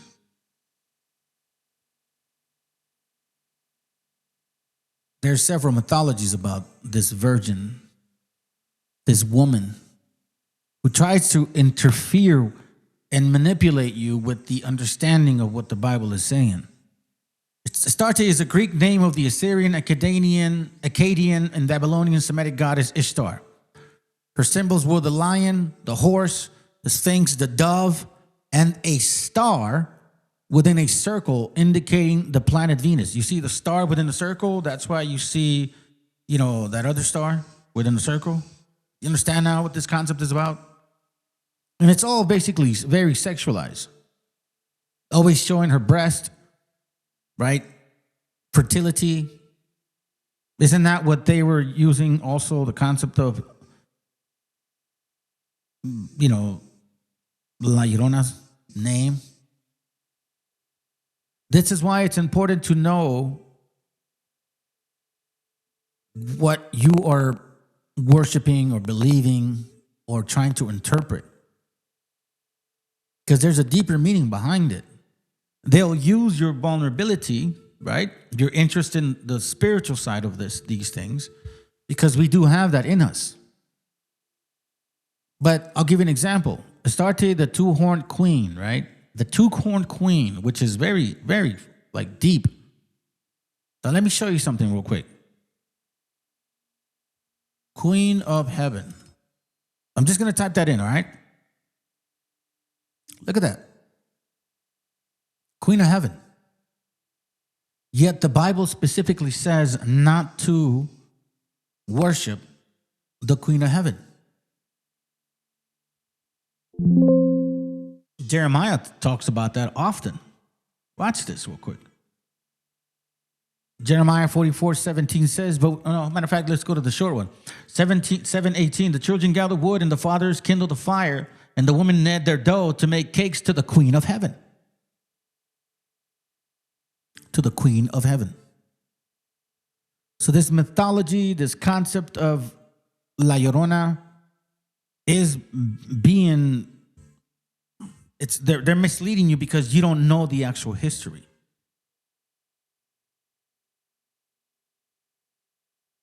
In this book here, we have here I shared it to you before. Memoriales de Fray Toribio de Motolinia. Manuscritos de la colección del señor Don Joaquín García, 1903, right? Here we get an idea. It's in Spanish, so, forgive me. It says here on page 139, del asiento de la nobleza grande de la gran ciudad de México y Tenochtitlán, de las muchas iglesias. Oh, no, hold on a second. That's not it. Hold on. Is this it? Let's go here. Okay, here goes. ¿Por qué causa México se nombró por dos nombres y del nombre de sus fundadores? ¿Y cómo son barrios o dos ciudades? Basically, is like the origin of the name Mexico. Okay? So watch this real quick. Check this out. We're almost done. México, según la etimología de esta lengua, algunos algunos la quieren interpretar fuente o manadero. Y en la verdad, en ella y alrededor de ella hay muchos manantiales, por lo cual parece esta interpretación no ir muy fuerte de propósito. Pero los naturales dicen que aquel nombre, meaning our people say, que aquel nombre de México trajeron sus primeros fundadores y se llamaban Meshili o Meshitli, ¿ok? Y aún después de algún tiempo, los moradores de ella se llamaron Meshili o Meshiti. Este nombre tomaron ellos de su principal dios o ídolo, Meshi, el cual tiene dos nombres, conviene a saber, Bitzilipushli y el otro Meshitli. Y de este Meshitli se llamaron Meshitli, Ka o Meshitli-Ka. Al sitio pueblo pusieron nombre Tenochtitlán, ¿ok? Porque ahí hallaron que salía de una piedra de árbol, un árbol con su fruta Nushli. Y a la piedra le llaman Tet, I believe. Ansi que I don't even know how to say that word, but ansi que se dirá. O así se dirá, sorry. Así que se dirá. Fruta que sale de piedra. And I believe there's a verse that talks about that in the scriptures. Forgive me, I don't have it right here with me. Después han dado el tiempo y multiplicados los vecinos y se hizo esta ciudad de 2 barrios y 2 ciudades. Al más principio barrio llamaron México y a los moradores Mexica, en plural. So you see, the one barrio, which is a word that we created, right? It's not a Spanish word. Barrio, right? Is called Mexico. So the city is called Mexico. And the people that live there were called Mexica because that stood for many. Mexico is the city. Mexica is the people. Plural. Many. A ver, que alguien me explique. Who are you? Okay. So I don't want to lose you guys on that concept. So let's continue. Just to give you an idea of the word Mexico. Because these guys, that guy was saying that they gave us the name Mexico. Get the fuck out of here, stupid ass. Page 150. Cuando se fundó México y el sentido alegórico quien la fundó y muy grandes males que en ella había en tiempo de su infidelidad y ahora convertido en bienes. Y cómo fue la más fuerte cosa de la tierra, right? So I believe, am I writing the right thing? Hold on. Don't tell me I didn't do it right. Please tell me I did it right. Hold on a second. Let me do this. I got my books. I got my books. The big books. Hold on. This is the... no way. Where are you at? Memoriales. Okay, so we got 156, I believe.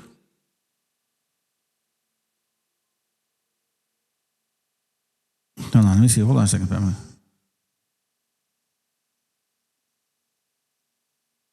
$143, México, su nombre, yep. 168, 150, ¿quién la fundó? Okay. Hold on a second, fam. Let me see this. Okay, 153. That was a little bit off. Okay. So here we see this here, okay? It says, de las señales pronósticos que el Señor de México y los naturales tuvieron antes de la destrucción de México. So once again, we're confirming what we read in the other book, La Llorona, a spirit that never sleeps, right? It says here, la experiencia nos enseña a la escritura sagrada lo aprueba que cuando alguna gran tribulación va a venir. Okay, so I've read this to you guys before. So basically it says, like the Bible says that when something bad is going to happen, you know, like there's omens sent to the people. Like, hey, check this out. Be careful. Be mindful. Okay? So watch this.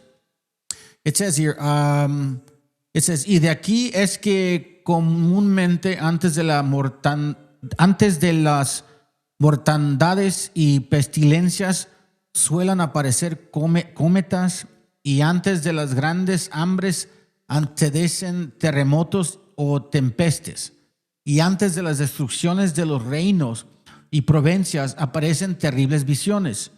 Y así leemos que en tiempo de Antíoco, en Maccabees, antes de la destrucción de Jerusalén en del tiempo, por espacio de 40 días, fueron vistos por el aire caballos que discurrían y gente armada con lanzas y reales y escuadrones de gente y otras muchas cosas, como en el dicho capítulo parece.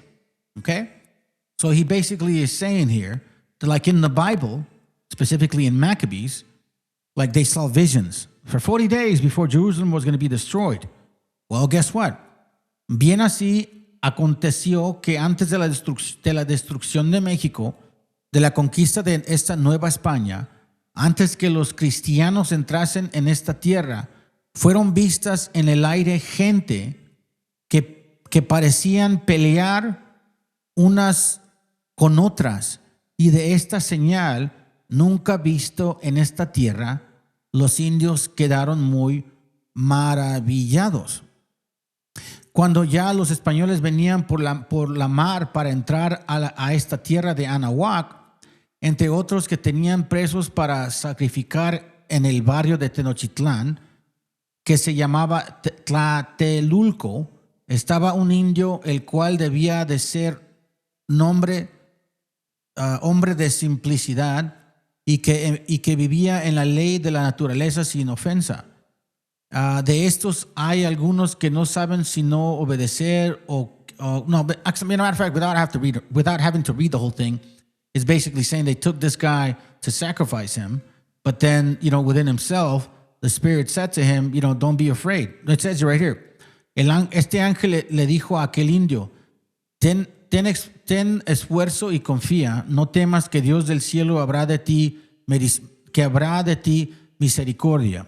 Y di a estos que ahora sacrifican y derraman sangre, que muy pronto cesará el sacrificar y el derramamiento de sangre humana, y que ya vienen los que han de mandar y enseñorearse en la tierra. So here this native, when he's about to be killed, the Spirit tells him, this angel says, don't worry about it, don't be afraid, because this is all going to end soon. There will be no more sacrifices, yada, yada, yada, right? Okay. So now, let me share this with you, because, hold on a second. I don't want to forget.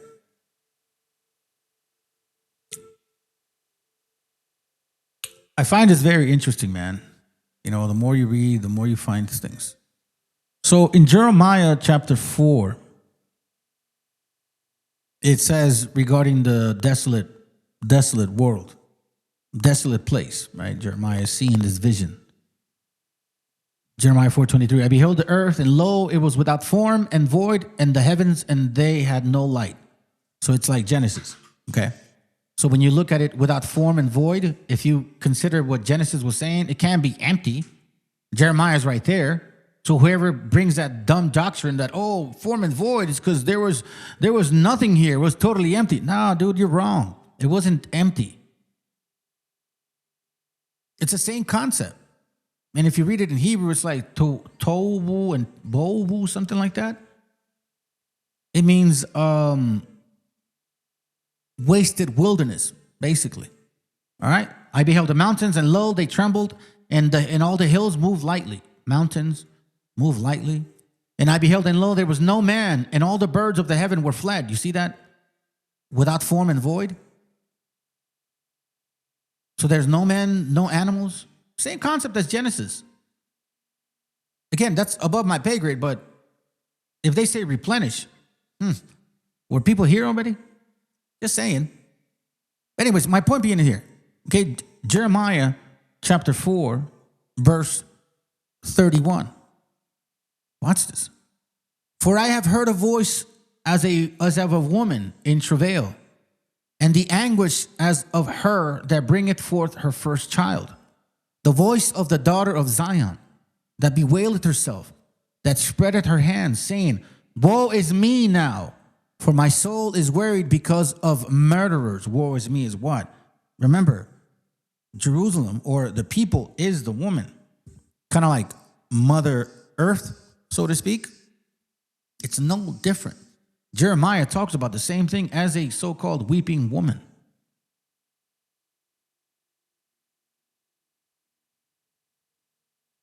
When you read 2nd Ezra chapter 10, you also find out here regarding that whole concept of the LLORONA.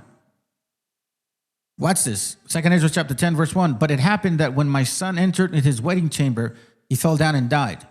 So all of us put out our lamps, and all my neighbors attempted to console me. I remained quiet until the evening of the second day, but when all of them had stopped counseling me, encouraging me to be quiet, I got up at night and fled and came to this field, as you see. And now I intend not to return to the town, but to stay here.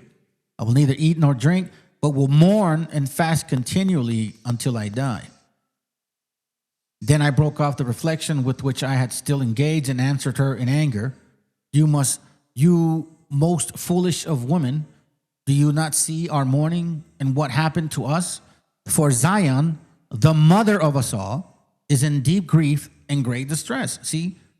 So Zion, meaning the land, is the mother of us all, so to speak. So like, for example, Mexico is the mother of us all, right? It is most appropriate to mourn now because we're all mourning, and to be sorrowful because we're all sorrowing. You are sorrowing for one son, but we, the whole world, for our mother. And when he says the whole world, it doesn't mean everybody. It means the Hebrews, the Jews. You understand? Okay, so now let's get ahead here so you can see exactly what I'm dealing with. We'll go to no, but let's just persuaded me. Matter of fact, let's just get to the important part.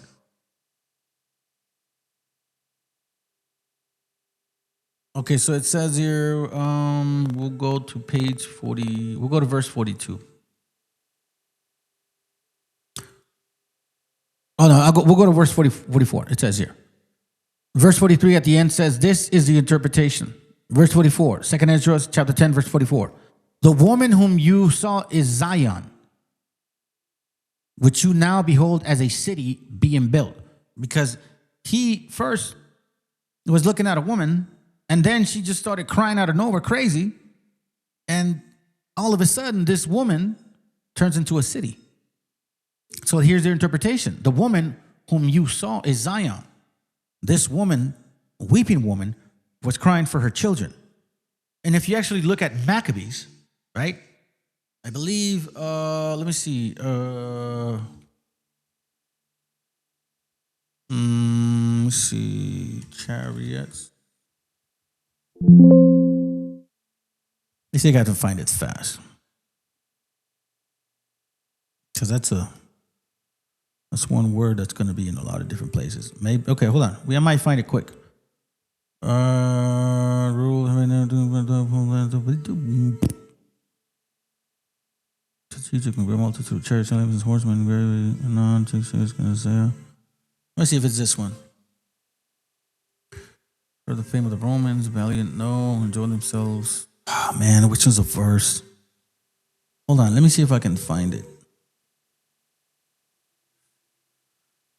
Which one's a verse? Maccabees. Wow. Como va? Oh, hold on. Antiochus. Let me see if I can find him. No. I think it's this one. See, it's on the we get the honor. No. But the time Antiochus rebelling through the country, living into the. Man, my bad, fam. My bad. I don't remember exactly the verse. Maybe it's this one. There's a verse in Maccabees that talks about this particular encounter. as well. So now let me go see. Hold on. So let me not maybe forget exactly where I'm at. And I'm going to have to use the bathroom pretty soon, okay? So forgive me, family. We're going to go into this book next. But before we do, I want to show you this video. Thank you, bro, for sharing this stuff with me, man. This is why I like brothers that they put the work in, dude. You guys put the work in, fam. I really appreciate it, man.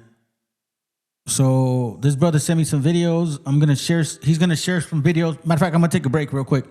We're going to intercept with some of these videos, and then we'll continue because I think they're important, all right? So check this out. Hold on. Let me see. Hold on. I almost forgot about this. All right, let's go. Guidance from the Marxists who tell you, hey, let's straighten out the whole world. Well, even under Marxism and everything was equalized, colonialism would still exist with this language, with foreigners on our continent and us. Yeah, we'd be equal. But we would still be foreigners on our own land. Or you could be a capitalist and you can become a multimillionaire.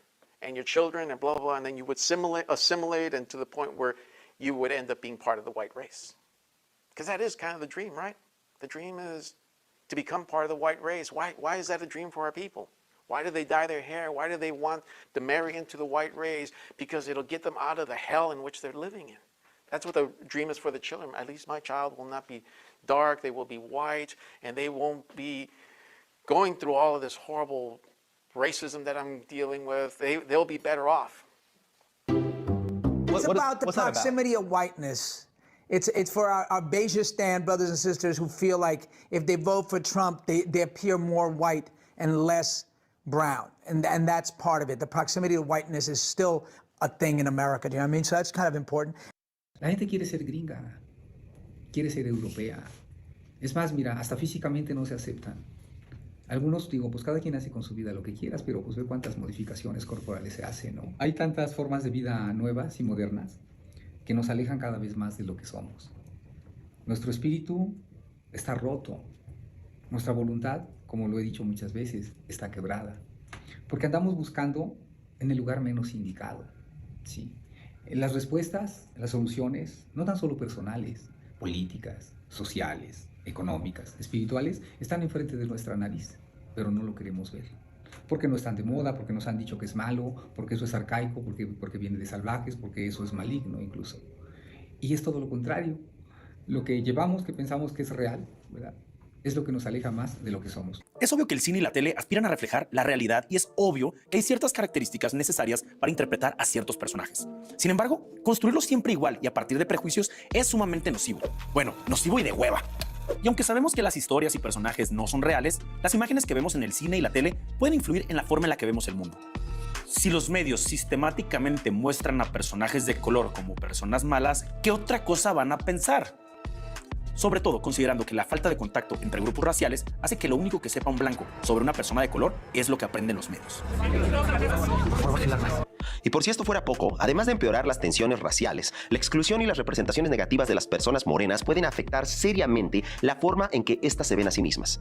En Estados Unidos hay varios estudios acerca de cómo la exposición prolongada a la televisión disminuye la autoestima de niños de color, mientras que aumenta la de niños blancos. Diferencias que tienen una correlación con la forma en que la industria del entretenimiento castea casi de manera exclusiva a hombres blancos en el papel de héroes. Porque, obviamente, no hay nada más heroico que un hombre blanco.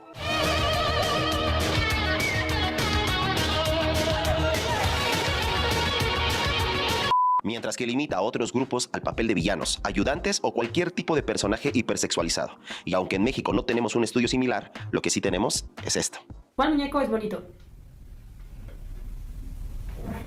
Un grupo de niños a los que frente a dos muñecos, uno blanco y uno moreno, se les preguntan cosas como cuál es bonito, cuál es feo, cuál es bueno, cuál es malo, cuál se parece a ti. Y que con sus respuestas dejan bastante en claro lo interiorizados que tenemos estos prejuicios raciales, aún desde niños.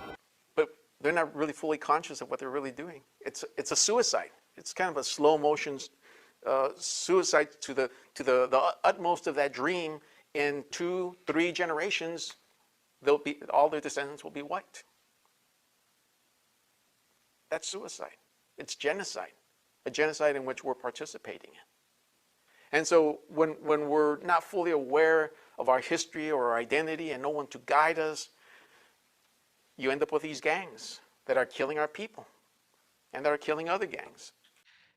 yeah, they are the high class regarding drug trafficking, Mhm. but when in regards to fighting, they're always going to look towards the rural areas where there's more indigenous influence from older generations that have fought against the Mexican government Right. in their moment. And they're going to use you guys as the soldiers too. Yeah, definitely. Let's be honest, But, right? There's a big class difference. Exactly. But mostly they're killing our people. They're killing some little kids and somebody's grandpa. Somebody is tagging on a wall and somebody's grandpa says stop and they end up killing them. How many times do we hear those stories? But who are the bigger monsters? Are people who've been trained to be gangsters and basically to attack their own people? Or the colonial white supremacy that controls our lives and controls our wealth and controls our education systems and controls us from the point that we're born? So we have to be aware of this and, don't get all depressed about it. Get a little depressed about it. But more important, get angry. Because we're told, oh, don't get angry because anger becomes hate. Oh, I'm sorry. We should love colonialism. Fuck no. So remember I showed you guys that book that talked about how they saw apparitions, right? That our people saw it. And he was saying just like Antiochus' time. Okay. 2 Maccabees 5:1 says, about the same time Antiochus prepared his second voyage into Egypt. And then it happened that through all the city, for the space of almost 40 days, they were seen horsemen running in the air, in clothes of gold and armed with lances, like a band of soldiers. Then the troops of horsemen in array, encountering and running one against another, with shakings of shields and multitude of spikes, and drawing of swords and casting of darts, and glittering of golden ornaments and harness of all sorts. Do you understand what we're saying here? Do you understand what I mean by this? Now you know why it's very important for you to really see these things. See what I'm saying? This is nothing to just walk over. It says here, bien así aconteció que antes de la destrucción de México, de la conquista de esta Nueva España, antes que los cristianos entrasen en la tierra, fueron vistas en el aire gente que parecían pelear unas con otras, y de esta señal nunca vista en esta tierra, los indios quedaron muy maravillados. And what does that mean? That's why it's confirming it here. Y así leemos que en tiempos de Antíoco, antes de la destrucción de Jerusalén y del templo, por espacio de 40 días fueron vistos por el aire caballos que discurrían y gentes armadas con lanzas y reales y escuadrones de gente y otras muchas cosas como en el dicho capítulo parece. Here we see the confirmation. They saw the same thing here, our people did, and now we see exactly what he's talking about. 2 Maccabees chapter 5, verse 1, 2, and 3. Same concept. Same concept. It's not far-fetched, family. That's why when the brother's saying, if you don't know your history, someone else can come here and tell you otherwise. And you'll be completely confounded. From the Marxists who tell you Que tenemos estos prejuicios raciales aún desde niños. and somebody's grandpa, somebody is tagging on a wall and somebody's grandpa says stop and they end up killing them. How many times do we hear those stories? But who are the bigger monsters? Are people who've been trained to be gangsters and basically to attack their own people? Or the colonial white supremacy that controls our lives and controls our wealth and controls our education systems and controls us from the point that we're born? So we have to be aware of this and, don't get all depressed about it. Get a little depressed about it. But more important, get angry. Because we're told, oh, don't get angry because anger becomes hate. Oh, I'm sorry. We should love colonialism. We should love white supremacy. We should love the Christianity hypocrisy that's been forced on us. We should love our inferior situation. We should love the white people for all the good things that they've done to us. What are the good things? What are those good things? What have they done to us? There's not one good thing that they've done to us. But this whole thing about don't hate, you're going to be a hater. See, there's something even psychologically really sick about that. Don't Don't hate your enemy. Love your enemy. You seen Christians actually loving their enemy? You seen white people love their enemy?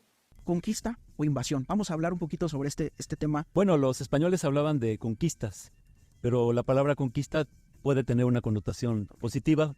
Alguien que conquista a su pareja o un deportista que conquista la cima de un volcán. Y lo que aquí fue, pues fue una brutal invasión, un genocidio espantoso. Gente que tenía miles de años viviendo aquí en sus tierras fue despojada, se le arrebató no solo toda la tierra, sino hasta las riquezas del subsuelo, y empezó el saqueo de nuestras riquezas, el oro, la plata, y todo a favor de los europeos, y todo en propiedad de un señor, un rey, allá a 9,000 kilómetros, que se volvió dueño de todo, y pues a la mala, por medio de la violencia, del engaño. Desde luego que la palabra invasión es lo que describe lo que sucedió aquí hace 500 años.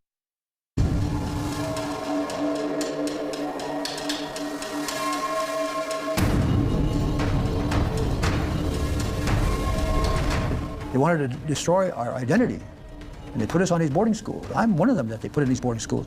You know, destroy, kill the Indian, save the man. And over 100,000 children were taken from their homes and pulled, and a lot in our family. And I'm fighting. Where am I going? Where am I going? You know, and my mom and my grandma are right there, and I'm trying to hold on to them, and they come and take us apart. But that scene was multiply that by 100,000 children that were taken by force from their mothers and from their grandmas and grandparents. That destroyed the language, destroyed the songs. Matter of fact, you couldn't sing any native song. You couldn't speak any native language. The vernacular would be English, and English only. That's how they wrote it up. In the boarding schools? Yeah. And there was corporal punishment there. But there was also, I mean, I was in a school where there was priests and nuns. And I was the first one, and I heard the screams. And I was part of the screams.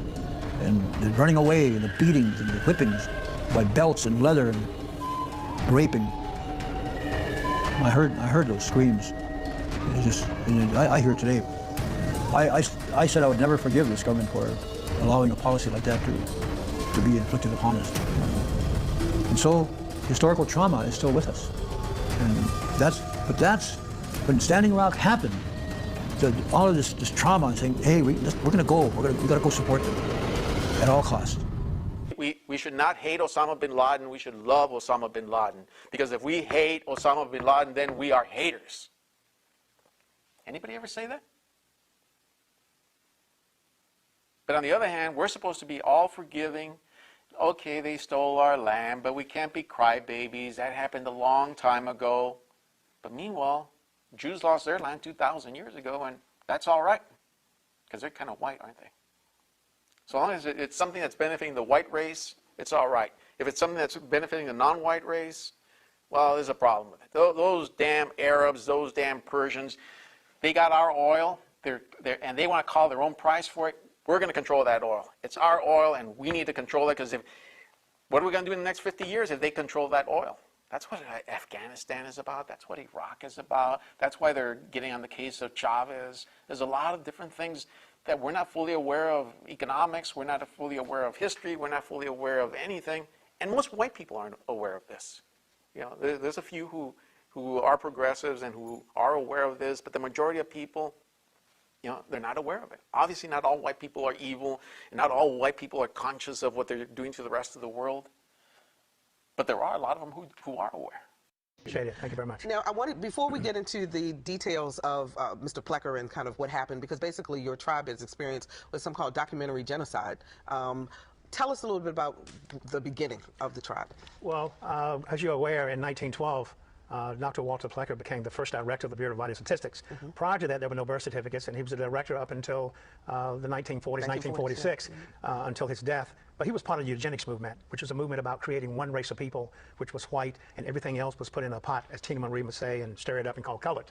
But he went beyond board on that, wherein, as far as first Americans are concerned, he changed birth certificates and marriage license.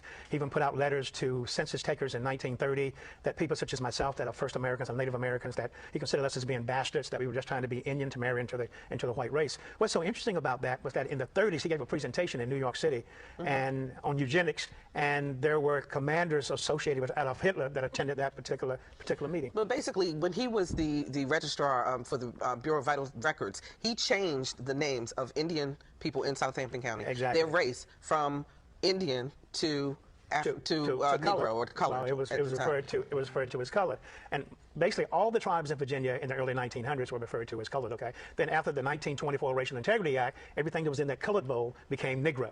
Okay, and that's one of the reasons why in 1968 the Supreme Court overthrew that Racial Integrity Act and gave Native Americans the right, if they were born before July 1960, to come forward to the Bureau of Indian Affairs and correct those records that had been changed.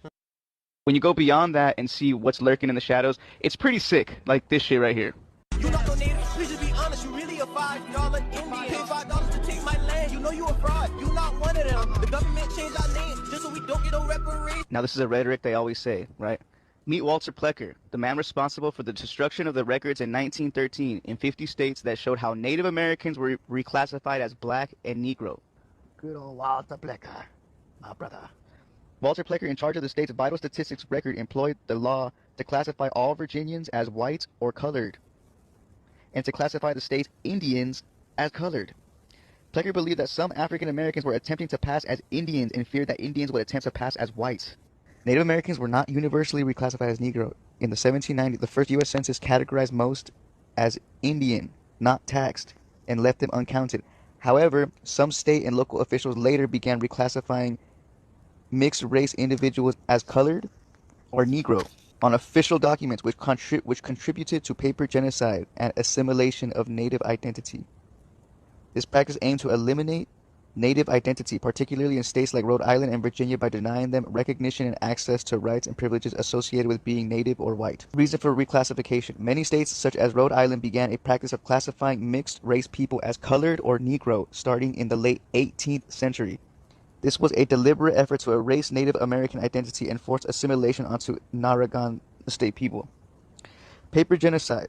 Manipulating and misrepresenting records, claims no true Native American existed became a tool for denying the existence of Native people on paper. Places like Virginia feared that mixed-race individuals might try to claim Native or white status to avoid being classified as black, leading to policies to classify everyone as either white or colored. Virginia had a long history of legally defining people by race. Colonial laws on slavery often used the word Negro and slave interchangeably, and by law at various times some Indians could be enslaved and others not.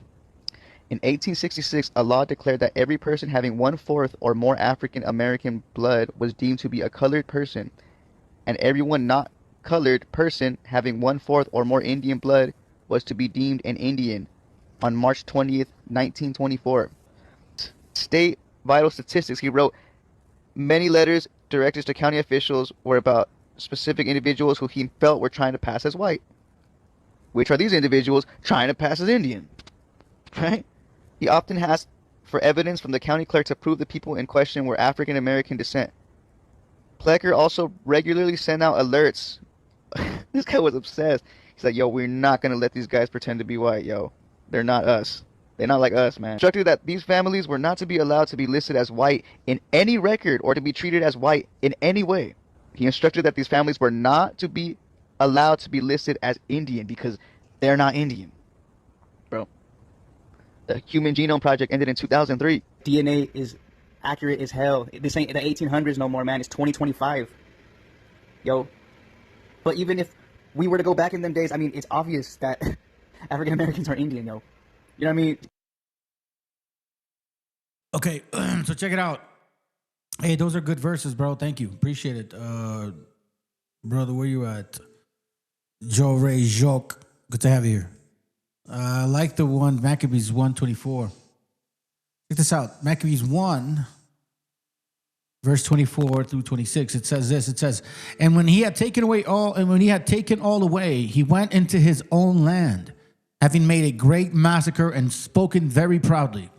Therefore, there was a great mourning in Israel and in every place where they were, so that the princes and elders mourned, the virgins and young men were made feeble, and the beauty of women was changed. You know, you could use it also in an allegoric matter. But here we can confirm it. Maccabees 2:8 says, Then shall the Lord show them these things, and the glory of the Lord shall appear, and the cloud also, as it was showed under Moses. Hold on a second. This is Maccabees. Oh, no, my bad. First Maccabees 2:8. First Maccabees 2:8. Her temple is become as a man without glory. Without glory. Without a purpose. Without a heritage. Let me show you this real quick. By the way, this book is called Visiones de los Vencidos. Crónicas Indígenas, Visiones de los Vencidos by Miguel León Portillo. If you guys ever heard of a book called The Broken Spear, this one. Oh, I'm sorry, A Broken Spear. A Broken. Come on, bro. Broken Spear. So this is technically the Broken Spear book. Come on, bro. This one. Or this one. Okay? Right? So that's translated in English. I have it here in Spanish. We're going to tackle a couple pages and then we're going to move over to another video. Go to page number 8. Watch what it says here, okay? So you can understand exactly where history went and where it was lost and how it was lost and what we're supposed to do. We all have to pick up our own brick. We all have to pick up our own book and start listening and looking at our history.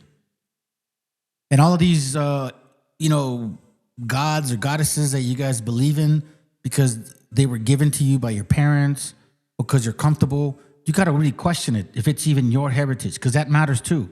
Like the video I showed you earlier. Okay? I think it's important to see it right now. The video I showed you earlier before we move forward. Listen to what she says. It's not that long. It's like 3 minutes. Very important message from one of our sisters. Hold on. Where am I at? Right here. I'll go right. Matter of fact, I'll go right here. Okay? Let's listen into this. Because again, it's going to talk about 5 major points that were taken from us. 5 important things. It's like in every relationship. You know, there's a lot of stuff you like or dislike, but there should be like 5 things that you care about the most. Like, these are the things that I definitely want out of somebody or out of life. You know what I mean? So listen to this. Somos hijos de los hijos de una de las 6 civilizaciones más antiguas de la humanidad, que sigue viva, presente y vigente. Pero también debemos de saber que ha sido la civilización que ha recibido la campaña más sistemática para su destrucción, calumnia y negación por la cultura occidental. Europa, desde el siglo IV a la caída del Imperio Romano, inició 10 siglos de oscurantismo, persecución y destrucción del conocimiento para implantar el poder sobre los pueblos. De esta manera, el Vaticano y los banqueros de Venecia, a través de destruir el conocimiento ancestral de los pueblos europeos, lograron mantenerlos en la ignorancia y en la sumisión durante 1000 años. Fue en el siglo XVI que Venecia y el Vaticano enviaron a los hombres más pobres de los reinos de Castilla y Portugal a invadir, para en principio destruir la sabiduría ancestral del continente Abyanáhuac, y a cambio les otorgó el perdón a través de las bulas alejandrinas de su Dios para asesinar, violar, robar, someter y explotar a los seres humanos que encontraran. La destrucción del conocimiento y la sabiduría humana es el medio más efectivo para dominar y explotar en la historia de la humanidad. Cuando Cristóbal Colón afirmó que no teníamos alma y por tal no éramos seres humanos, creó el racismo económico. Al no ser humanos, podíamos ser tratados como animales y estar incondicionalmente a su servicio sin ningún derecho.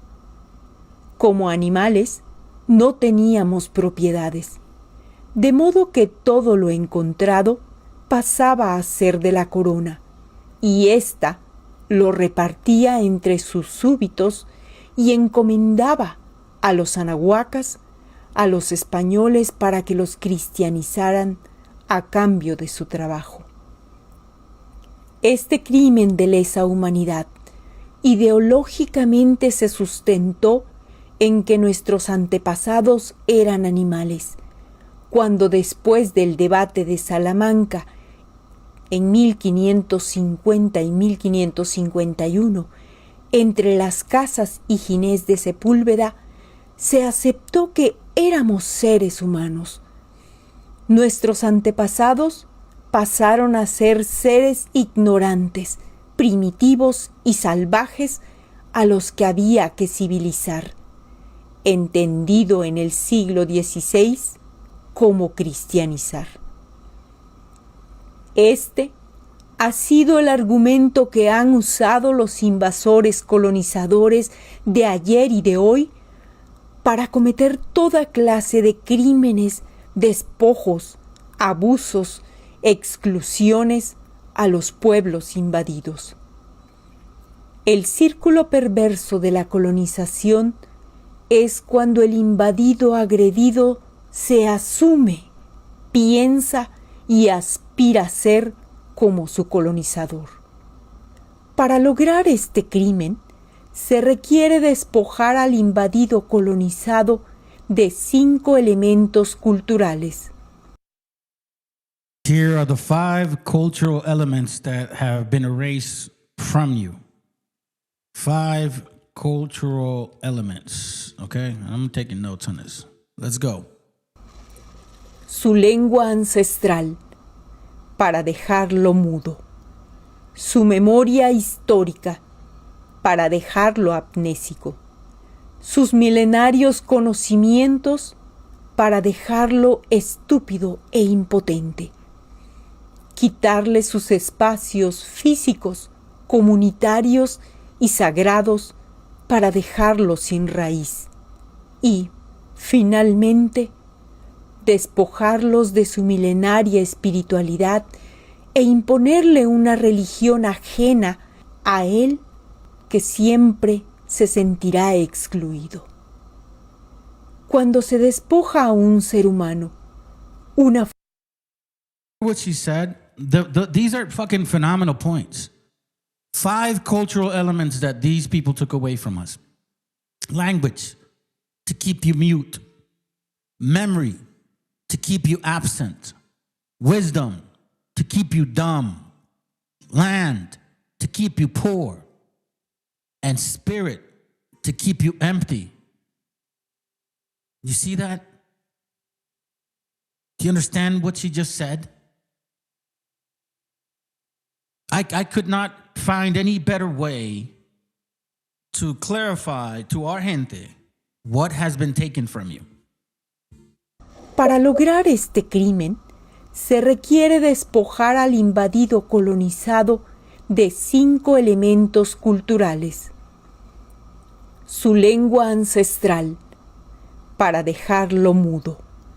Su memoria histórica, para dejarlo amnésico. Sus milenarios conocimientos, para dejarlo estúpido e impotente. Quitarle sus espacios físicos, comunitarios y sagrados, para dejarlo sin raíz. Y, finalmente, despojarlos de su milenaria espiritualidad e imponerle una religión ajena a él que siempre se sentirá excluido. Cuando se despoja a un ser humano, una familia o a un pueblo de estos 5 elementos culturales, los han destruido totalmente. Les dará vergüenza ser lo que son y no sabrán quiénes son, pretendiendo ser como su explotador, español, francés y gringo en los siguientes 5 siglos después de la invasión. El Estado mexicano neocolonial de ideología criolla, a través de la Secretaría de Educación Pública y el Instituto Nacional de Antropología e Historia, las universidades, los medios masivos, aplicarán permanentemente una lobotomía histórica y cultural al pueblo.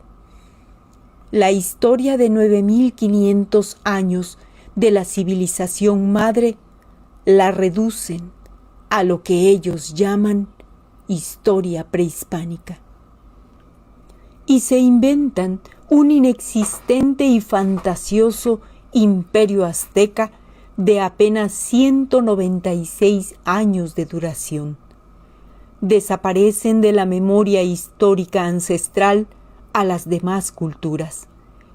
Para los neocolonizadores, la cultura azteca es como los griegos lo son para la cultura de Occidente. Más nada. Educayotl hace de que somos. That's fire message right there. I couldn't have said it any better. So here we're going to read once again this book that I have.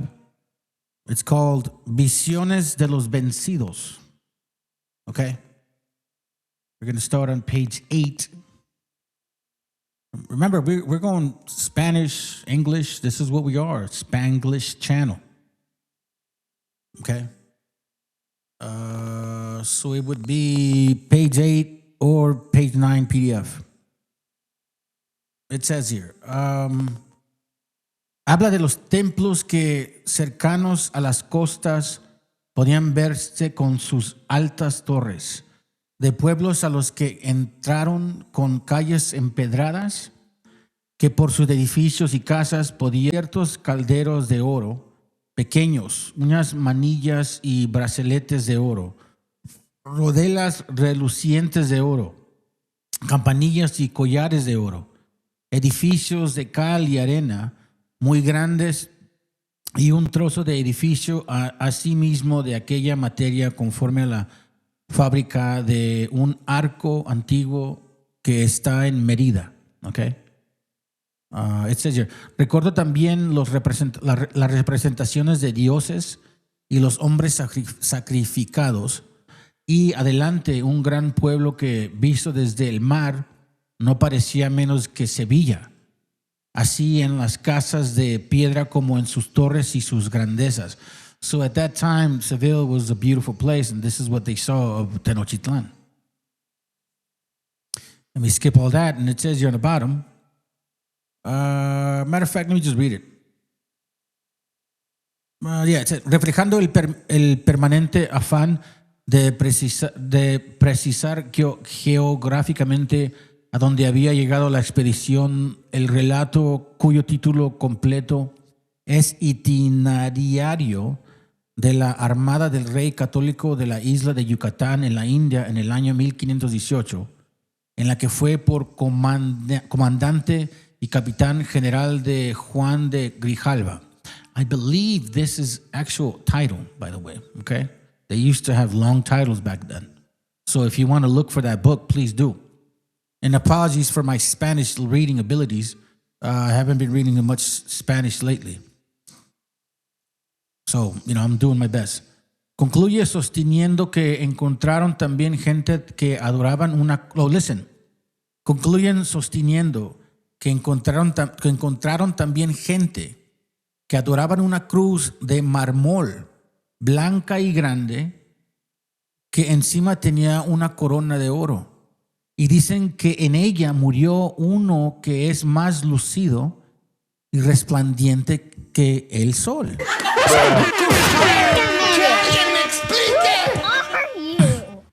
Seriously. These are things that are written in our history. In our history. Y tras mencionar los principales objetos de oro rescatados y enviados al rey, se plantea nueva cuestión al decir que todos los indios de dicha isla, Yucatán, están circuncidados.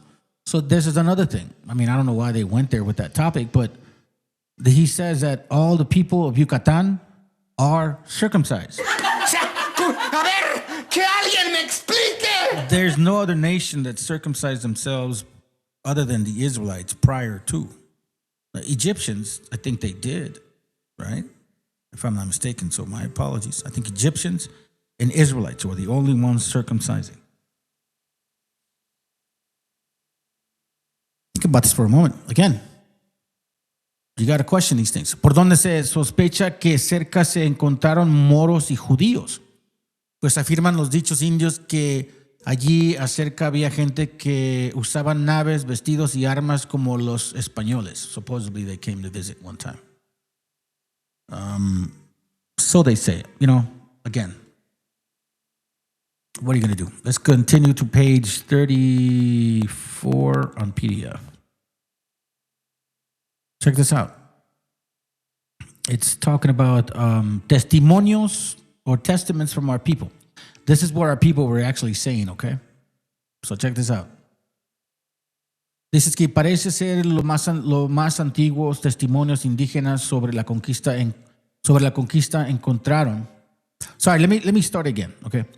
Parece ser que los más antiguos testimonios indígenas sobre la conquista encontraron natural expresión en varios cantares, compuestos a la usanza antigua por algunos de los pocos caciques, I guess, o poetas nahuas sobrevivientes, right? So these are what our people were saying. Again, this is the perspective of our gente of what occurred when these people showed up. Remember, keep in mind, this is actually the book called A Broken Spear, okay? This is just in Spanish, though. This is basically the original that it was written in, and then they translated it to English and other languages too. Okay? So just keep that in mind. And it says here, from our brother's perspective, en los caminos yacen dardos rotos, los caballos están esparcidos, destechadas están las casas, enrojecidos tienen sus muros, meaning red, like the walls are all red. Gusanos pululan por calles y plazas. Y en las paredes están salpicadas los sesos. So there's worms all over the streets. And on the walls, there's splashes of like your intestines and shit. That guy that we saw the video of, he said that he welcomes what Hernán Cortés did. It was so loving. It was so good that you came and did this. Like, that's what he's saying. Rojas están las aguas. Están como teñidas. Like, full of blood. Y cuando las bebimos, es como si bebiéramos agua de salitre. Salitre, I guess, or salitre. I don't know what that word means. Matter of fact, let's look for it. What does that mean? Meaning.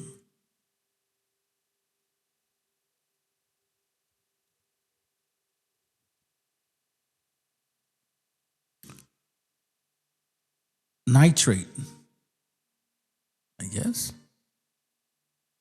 Salitre. What is it? Okay. Honestly, I've never heard that word.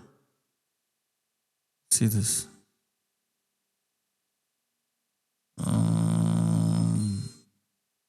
Nitrate, I guess. That's weird, honestly. But anyways, let's continue.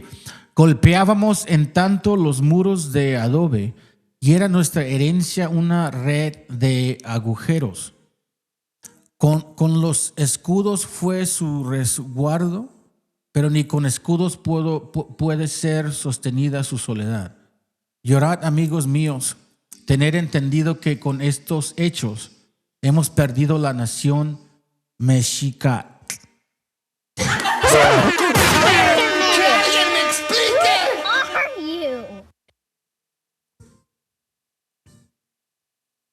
Damn, bro.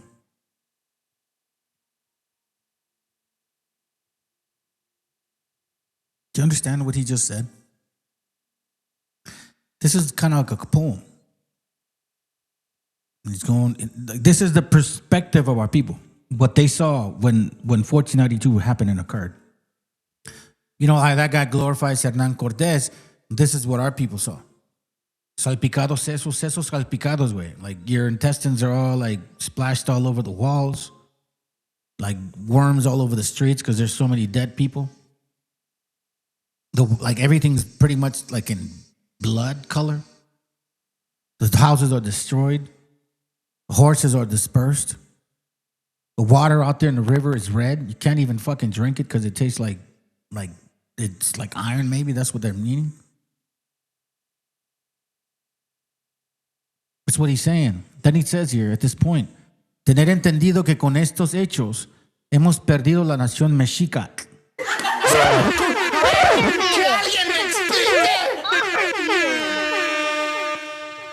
I'm not thankful of it. El agua se ha acedado, se acedó la comida. Acidic. The water is acidic, so it's like blood, iron. Esto es lo que ha dicho el dador de la vida de Tlatelolco. Do you understand? Do you understand what it fucking means? Now here in the bottom it says testimonios de los informantes de Sagahun. Remember I said Sagahun was the man that wrote a lot about us, but at the same time, you know, he was arrested for these particular things and they took away a lot of his shit. So it says here, sigue en importancia y en antigüedad el texto de 1528, la mucha más amplia relación de la conquista que, bajo la mirada de Fray Bernardino de Sagahun, redactaron en idioma náhuatl varios de sus estudiantes indígenas de Tlatelolco. You see that? Redacted.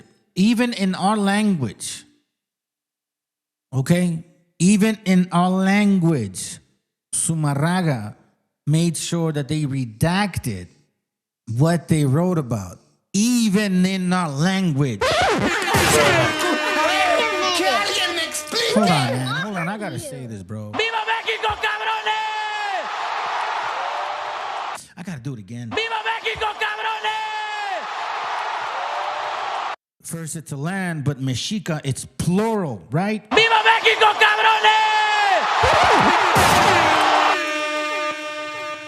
So even in our language of Nahuatl, they redacted our history. Redactaron en idioma náhuatl varios de sus estudiantes indígenas de Tlatelolco, aprovechando los informes de indios viejos, testigos de la conquista. Según parece, la primera redacción de este texto en el lenguaje indiano, tan tosco como ellos lo pronunciaron, como escribe Sagahun, quedó terminada hacia 1555. So as he's writing, they keep redacting shit in his book. Posteriormente, Fray Bernardino hizo un resumen castellano de la misma. Desgraciadamente, esa primera redacción en náhuatl de 1555 se extravió. Oh my God.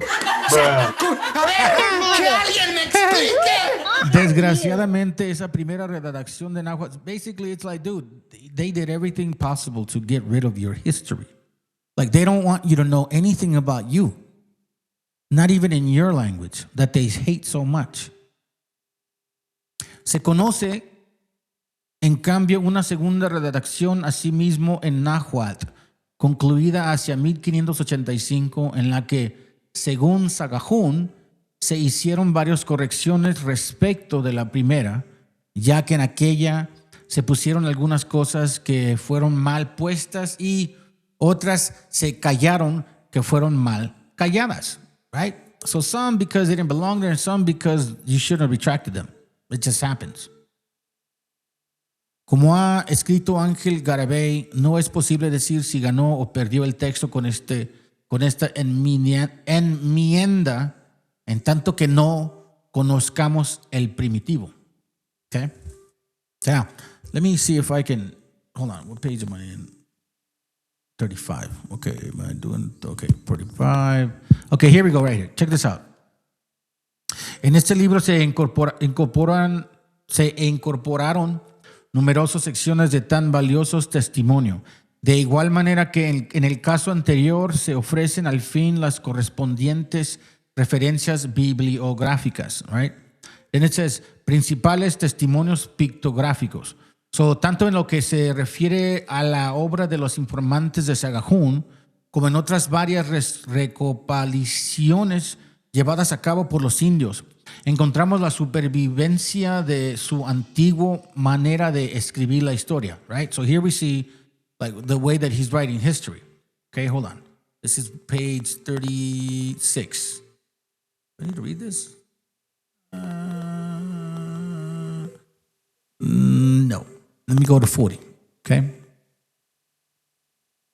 It says here, I'm going to read this on top, all right? So, en pocas líneas narran los informantes indígenas de Sagahún. So, here's what Sagahún wrote down of our people, what they said. El modo como comenzó la terrible matanza del templo, máximo perpetrada por Pedro de Alvarado. Después de escribir el principio de la fiesta de Toscalt, mientras se van enlazando unos con otros. So let me just summarize this. Here we see one of our brethren is explaining to him what happened. Okay? There was an event, an enclosed event. They were celebrating something. And this is what occurred. Inmediatamente cercan a los que bailan, se lanzan al lugar de los atabales. Dieron un tajo al que estaba teñando, le cortaron ambos brazos, luego lo decapitaron. So basically here they chopped off both of his arms, right? This is how they started the party. They broke in, right? One guy, they sliced both of his arms, then they sliced his head off, okay? Lejos fue a caer su cabeza cercenada. So as soon as they sliced his head off, that head fucking bounced like fucking far, dude. All right? So you're partying, you're like at a quinceañera, and these fuckfaces come in, bro, and they slice somebody at the door. You're like, what? Al momento todos acuchillan, alancean a la gente y le dan tantajos con las espadas, los hirean. It's right. It's weird how they write it down. Okay, how they write this. Algunos les acometieron por detrás, meaning some were stabbed in the back. Inmediatamente cayeron por tierra despirzadas sus estrellas. Others were like, their guts were spilled. A otros les desragaron la cabeza. Others were, their heads were like severed. Les rebanaron la cabeza, meaning like they wouldn't chop your head off. They would like slice it in the middle or sideways and shit. So you like have one side of your head hanging left and the other one hanging right. Weird fucking shit. Enteramente hecha trizas quedó su cabeza. You see that? Like completely open, bro. Like you can see the sessels, like the brain, probably, you know, like pulsating and shit. Pero a otros les dijeron tajos en los hombros, hechos grietas, desgarrados quedaron sus cuerpos, y aquellos hieron en los muslos. Some were basically, you know, like your thighs. A estos en las pantorrillas, your calves. A los de mis haya en el pleno abdomen, in your abdomen. Todas las entrañas cayeron por tierra, y había algunos que aún en vano corrían. Iban arrastrando los intestinos y parecían enredarse los pies en ellos, meaning some were running with their intestines all out of their guts and shit, and it looked like they were tripping on their own intestines. This is what Hernán Cortés brought to the table.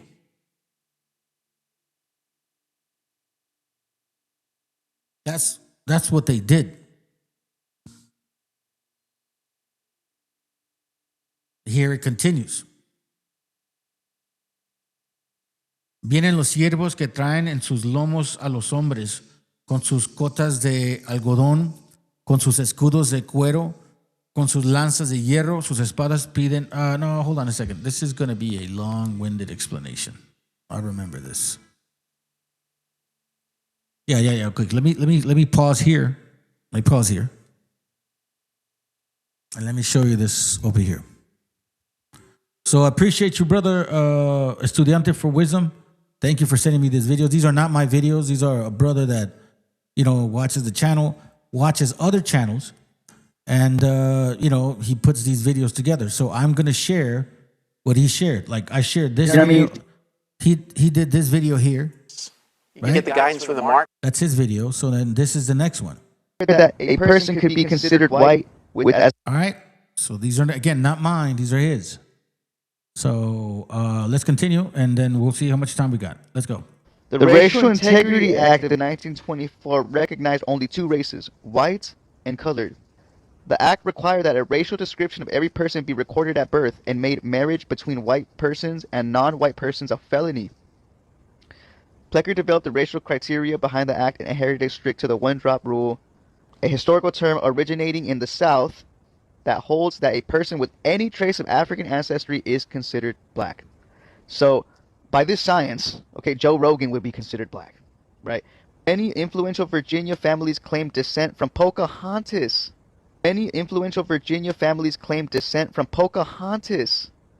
The legislator declared that a person could be considered white with as much as 1/16 Indian ancestry. God. Plecker's policies pressured state agencies to reclassify most citizens claiming Indian identity as colored in spite of a 1930s amendment to Racial Integrity Act restored the legal status of some Virginia Indian. Right, this guy, he wanted to just put, you're either white or you're mixed. Now these guys out here, they want to say we're either white or we're Asian. These guys are like Walter Plecker all over again, bro. Cut it out, dude. This policy has left a modern-day legacy where Virginia Indians struggle to achieve federal recognition because they cannot prove their heritage as required by laws. Okay? Now guess what, guys? This is for Virginia.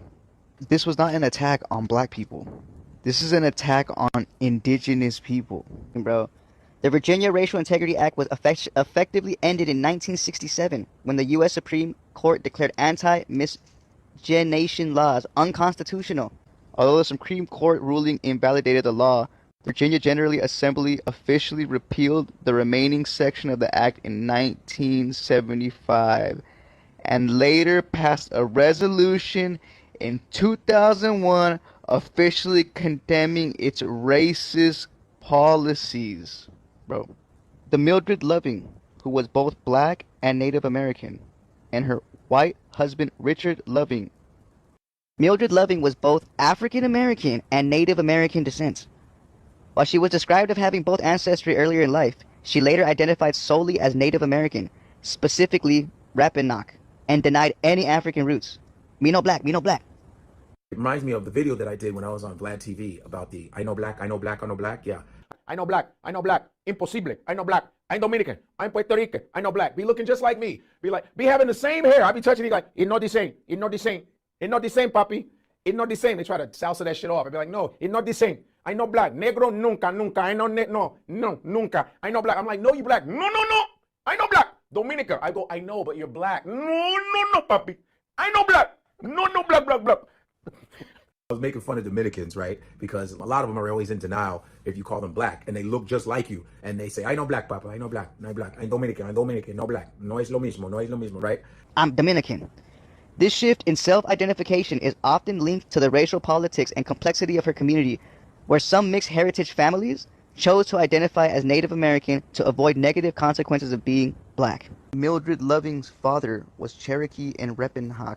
Here, you see this? This is her dad. See this?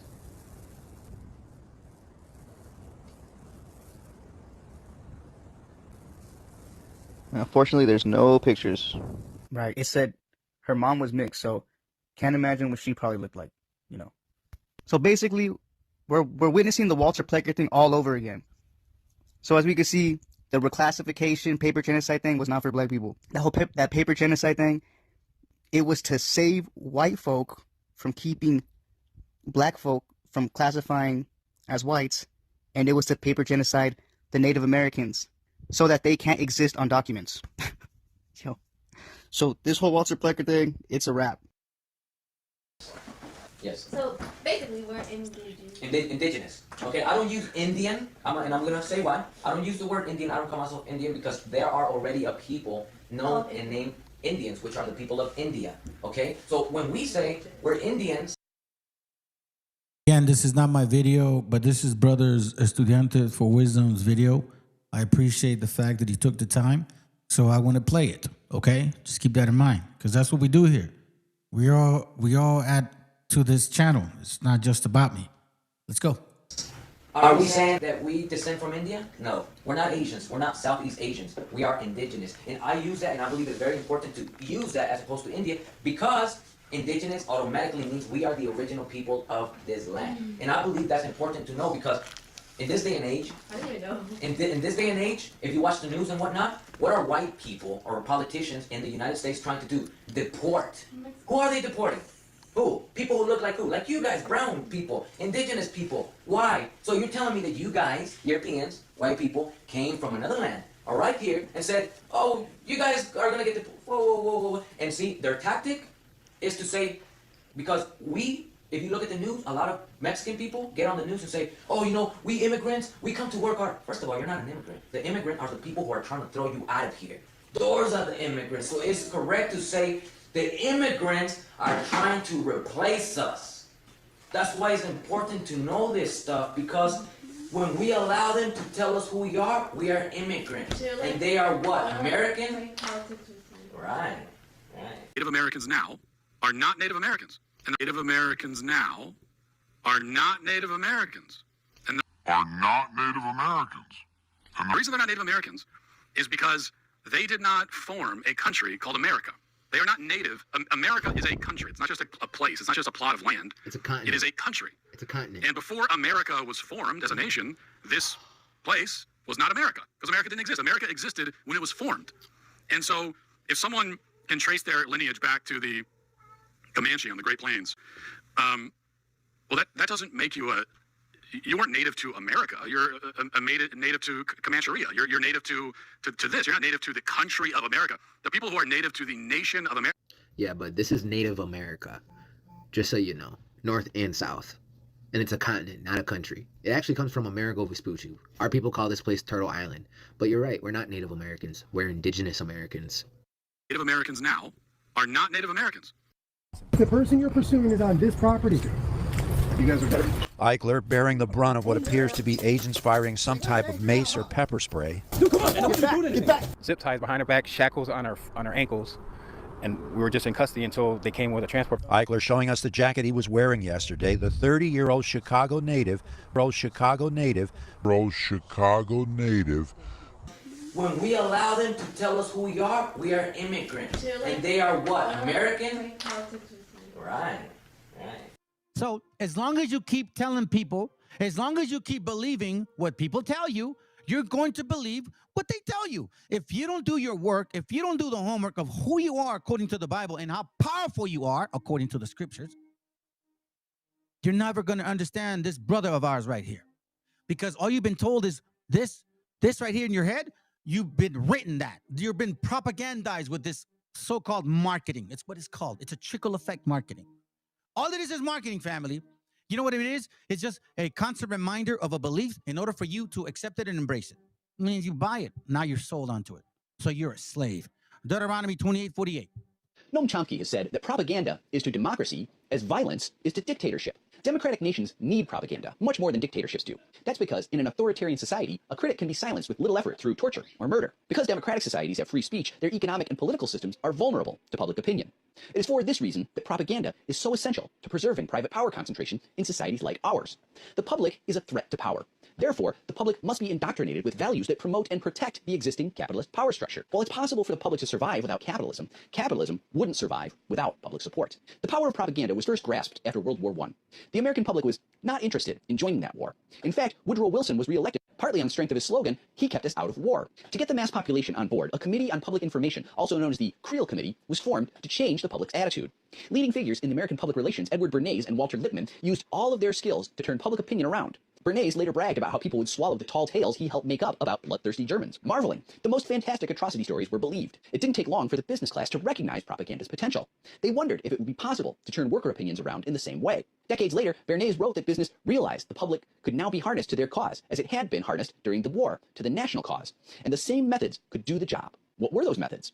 Alex Carey makes it clear in his book, Taking the Risk Out of Democracy. According to Carey, creating effective propaganda is simply a matter of manipulating emotionally charged symbols or ideas.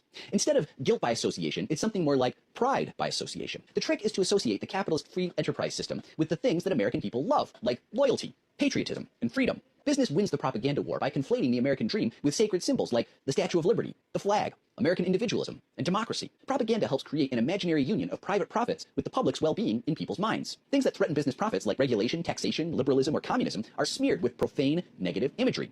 Carey writes, by associating welfare provisions and other selected government interventions with socialism, communism, and conversely the free enterprise system with loyalty, patriotism, freedom, the American dream, the American way of life, propagandists are doing no more than manipulating appropriate satanic and sacred symbols. The idea is simple. Everything that helps business is associated with the emotionally charged things that we love about America. Everything that could successfully challenge the stranglehold business has on our society, like unions or active government oversight, is villainized as tyrannical, oppressive, and so subversive that it threatens everything we love. Communism is, of course, the biggest of big bads in this century-long propaganda campaign. It's easy to forget sometimes that a huge source of the strength and power of business and the rich is the state support they get from our government. If and when business or the rich should lose that support, if government isn't there to back them up and fight for their needs instead of ours, the rich can be as weak and helpless as a newborn kitten. If propaganda is all they have, it's possible to ignore it or even laugh at it. Our American ancestors, the ones who survived the Great Depression, had some really amazing armor protecting them from the propaganda of the rich and business. That armor was their own lived experience. Our grandparents and great-grandparents could see with their own eyes the difference between their interests and the interests of the elite classes. They knew that there was no shared benefit between the shareholders of U.S. Steel or Standard Oil or any bank and themselves. They could see from their own lives that helping the rich did nothing for the public. This is the strongest armor that exists, and if you're living in America today, you may possess that armor yourself. If you lived through the financial collapse of 2008 or the COVID-19 pandemic, you probably have a pretty good idea of what I'm talking about. Propaganda doesn't have to work on us. It's possible to become resilient to it or even ignore it entirely, as our ancestors did.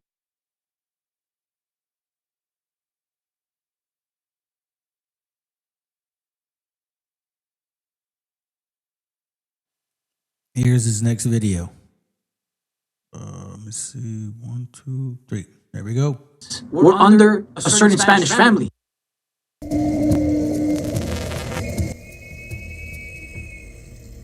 So our talk tonight is on the Aztecs. So to start my talk, I want to clarify something, and that is this: there's no such thing. There was never a population of people who called themselves the Aztecs. They called themselves the Mexica, M-E-X-I-C-A, which looks shockingly like Mexico because that's where we get the word Mexico from. The Mexica never called themselves the Aztecs. They said they were from Aztlan, A-T-Z-L-A-N, Aztlan, and what happened was, about 150 years ago, anthropologists in some Ivy League school in the northeastern part of the United States decided they were sick of writing Mexica and then talking about Mexican society. So it's M-E-X-I-C-A-N. It looks like Mexican, and they couldn't differentiate then between pre-Columbian Mexico and post-Columbian Mexico. And so they came up with a new term, and EC on the end of something indicates that you're a people. So they took Aztlan, the place that the Aztecs said they were from, and made Aztec so that they could get away from using Mexica. So that's the place that I wanted to start with, just so that you knew that Aztec isn't a real thing. A tribe with no face. When the Mexica and Aztec arrived in Anahuac, existing tribes were existing. So before I move on, one thing to consider is that the Mexica and the Aztecs are the same people. I know there's other YouTube videos that claim that the Aztecs and the Mexica are different. They're not. It's just a different name. That's all it is. They're the same people. The Aztecs were only in Anahuac for 194 years. The tribes before the Aztecs were there for over 3,000 years. And we don't really think about it. It is important to remember that Tlacaelel sent out an order to destroy the codexes and sent out another order to rewrite history. This part is the deal breaker. When Tlacaelel sent out orders to destroy the codexes from the Toltecas, and then he sent another order to rewrite history. So it says here, the most sought out and studied culture by the invaders has been the Mexica. The colonizers had to exaggerate on the atrocities and on the military power. These false versions of history is only to enhance the colonizers' image on their win. As we should know, all this is a lie, as the war was not with the colonizers, but with the indigenous tribes, which provoked and guided by the Spanish. So yes, the war, as I think I mentioned this in another video, was not with the Spaniards. It was with the indigenous people. The Spaniards gathered a lot of the tribes that didn't like the Mexica or were against some of the practices and convinced them to go against them. And that's what they did. So the war really wasn't fought by the Spaniards. It was fought by the indigenous people of Anahuac. Soon after the missionaries arrived to investigate the customs and traditions, they only wanted to eradicate the knowledge. The few who tried honestly to learn faced a language barrier. So a lot of the so-called investigators, majority of them, I'm not going to say all of them, there was obviously good, but majority of them were not. They were just in it to get rid of everything that had to do with the indigenous philosophy, religion, and culture. And there's a reason for that. You get rid of someone's philosophy, their religion, and their culture, you strip away all of their identity. Okay, so that was the objective. And obviously they had a hard time because of the language barrier. So to a degree, the language barrier saved a lot of what we have now as far as indigenous wisdom, indigenous philosophy.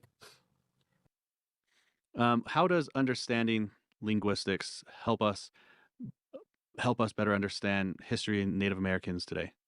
Yeah, linguistics can tell us a lot about who's related to who and how far back, and give us lots of hints as to that kind of thing. Knowledge that would be lost if it weren't for linguistics. For example, I don't know that the Cora or the Huichol down in Mexico would know that they're related to the Hopi and the Utes, unless without the linguistic research showing that they are related. So yeah, linguistics can contribute to finding out who's more closely related to who. So when if we lack some archaeological evidence or written evidence, we could use linguistics to help us kind of solve some of the puzzle. Right. It would contribute to adding another dimension of knowledge. It wouldn't answer all the questions, but it can answer some. De Atlanseca, ¿sí? Que es Alaska hoy, hay puros nombres en náhuatl, ¿no? Atlanseca, que está deformado con la palabra Alaska, ¿verdad? Y luego donde están los grandes vientos, que es Chicago, que es Chicago y Yeca, los grandes vientos. Y luego Cian, que es Sean, no agua, ¿sí? Y luego Michinican, aquí donde abundan los peces. Otra palabra en náhuatl que está allá, nada más está medio deformada, que es Mississippi. Ohio, pero es Ohio, y es Ohio, pero es Ohio. Odin. Ándale. Shali. Arena. Ajá. Shayo, así. Shayo, sí. Ándale. Shayo. Yolo, ándale. Ajá. El Arena. Corazón del movimiento que desplaza las arenas. Y luego viene Caléxico. Caléxico es una ciudad pequeñita que está donde está Mexicali. Y es el que en lugar de California, pues era Caléxico. Caléxico es Cali, Ajá. Lenque, Colugar, la C, es Co, y Chico. Desde este lugar, Se extiende el ombligo de la casa. el ombligo de la casa. Por eso es que hay la Alta California, que es Los Ángeles y San Francisco, y Baja California, que es Mexicali hasta La Paz. El ombligo de la casa. This brings us to the thesis that there was a common bond between the cultures of Southwest USA and Mexico. We see evidence of this in the architecture of the Casas Grandes of Chihuahua, Mexico, and Casa Grande, Arizona. Jesse Walter Fuchs makes this comparison. The Casa Grande's ruins in Chihuahua belong to the same type as the compounds in the Gila Salt Valley of Arizona, although larger and apparently more ancient. The environmental conditions of the deserts of southern Arizona and northern Mexico, like the ruins, are quite similar. He goes on to say, the cliff houses in the Sierra Madre of northwestern Mexico resemble in many features those of Arizona, Colorado, New Mexico, and Utah. This indicates the existence of a homogeneous culture and shows that where similar environmental conditions exist, the inhabitants constructed similar dwellings. This method of reasoning concludes that the Sierra Madre and the Arizona cliff dwellings were not derived one from the other, but arose as independent modifications of a similar culture. Before we go on to the Toltecs and the Aztecs, let us go back to one final observation made by R.H. Lister. He states, the purpose of our archaeological research in the Sierra Madre Occidental of Chihuahua and Sonora, Mexico, was to search for the connections between the cultures of central Mexico and the American Southwest. The Sierra Madre Occidental, with its north-south trending canyon, served as a corridor for the movements of people and culture elements from Mexico to the southwest. The direction of such movements was from south to north. If you placed Mexicans, Central Americans, and Native Americans all in one room, would you be able to distinguish who was who?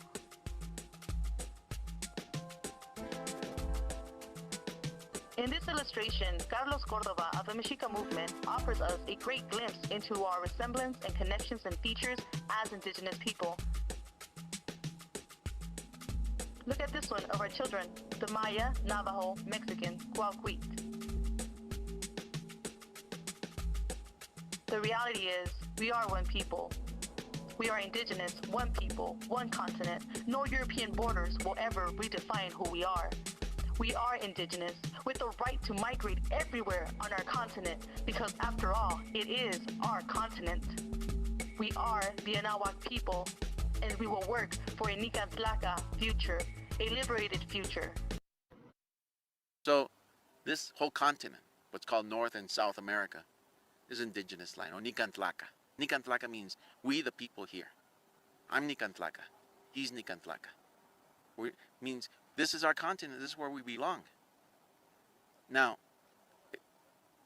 if we start defining ourselves as Nicantlaka, so you fill out on your application, Nicantlaka. Well, right now it's probably going to cause you problems because not enough of our people are asserting their identity and say, don't call me Hispanic. A lot of times I'm forced to put in Native American.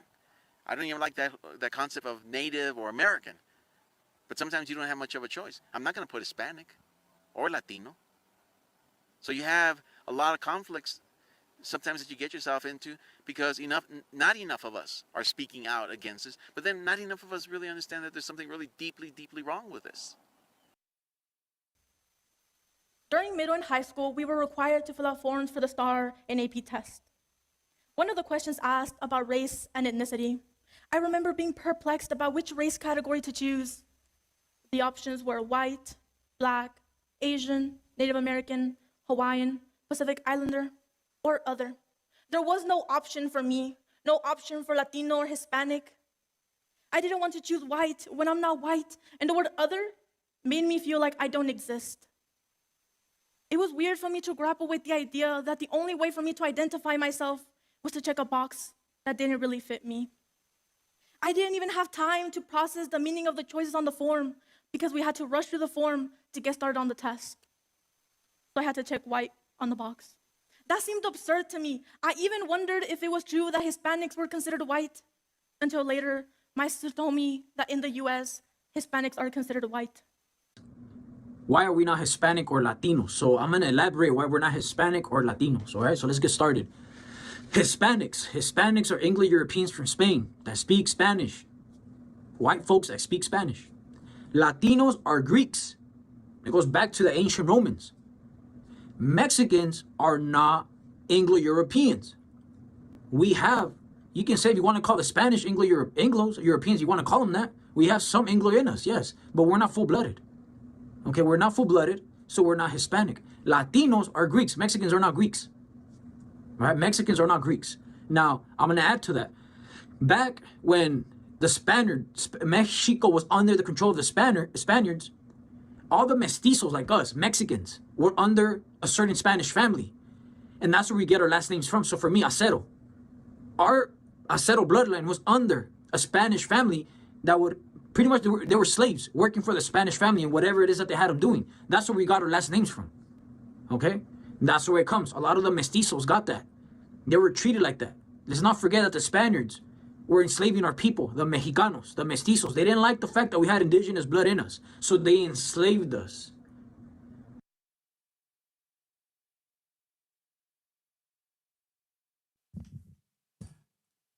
Okay, so now let me show you something real quick before we move on to the next video. Second here. Hold on. Okay, here we go. We're going to look at this page right here. Page, I believe, 57, if I'm not mistaken. All right, so check this out quick. It says here, presagios de la venida de los españoles, right? Okay, so this was the topic. This was the whole concept of like Llorona, why she was weeping. It wasn't because she drowned people. It's because she was weeping for the coming of this destruction and the continuous destruction of her children.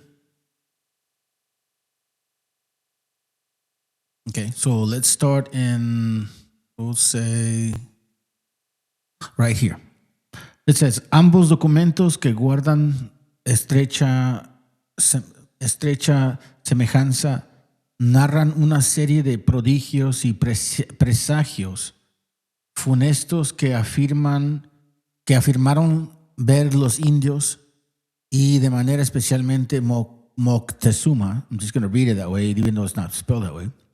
Desde unos 10 años antes de la llegada de los españoles.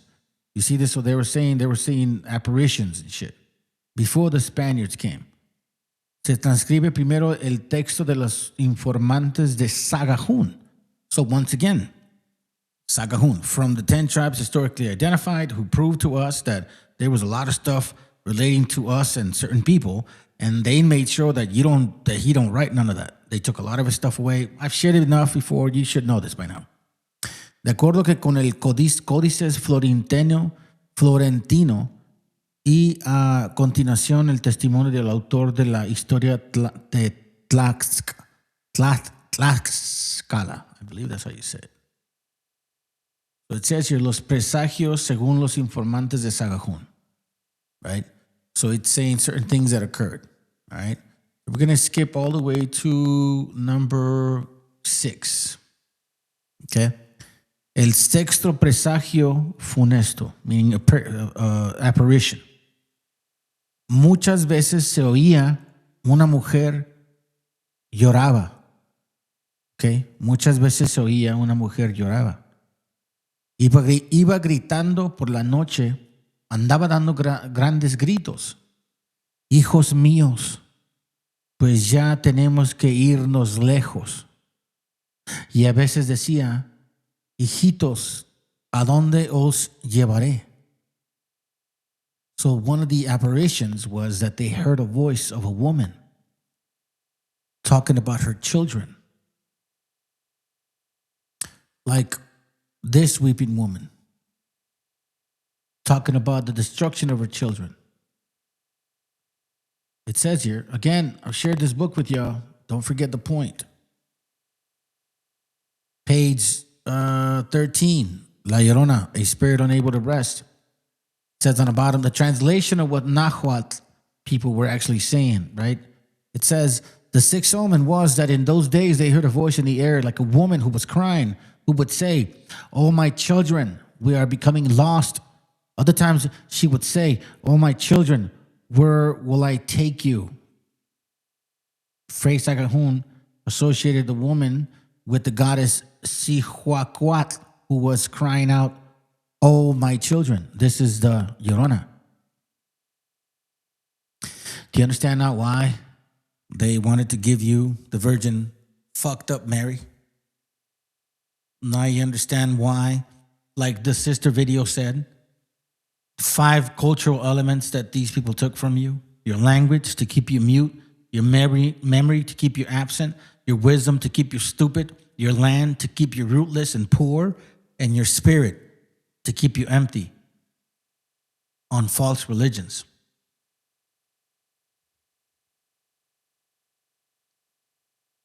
I'm telling you, man, you have no idea how deep your history is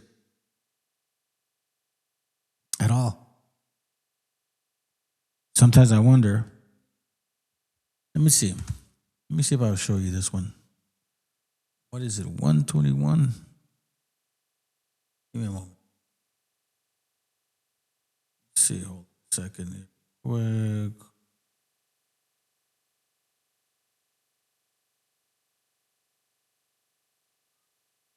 See, is this it? No, this is not it. No, this is not it.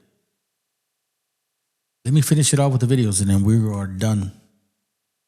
And once again, Estudiante for Wisdom, bro, I appreciate you, bro. Thank you very much.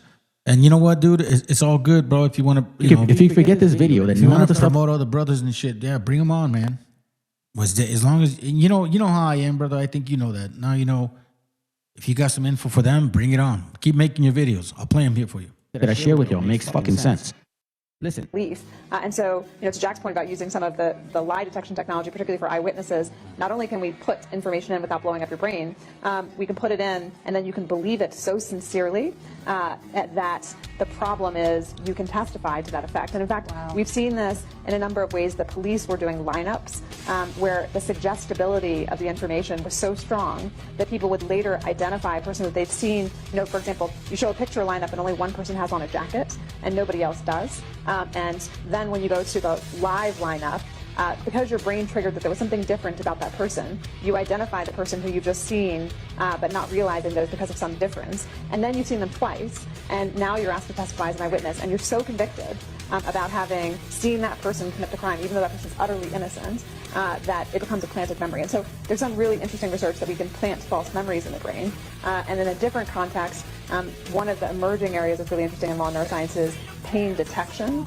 And once we understand the circuitries that cause pain, I guess the question is, could we then instill pain and use that in many coercive measures in the legal system as well?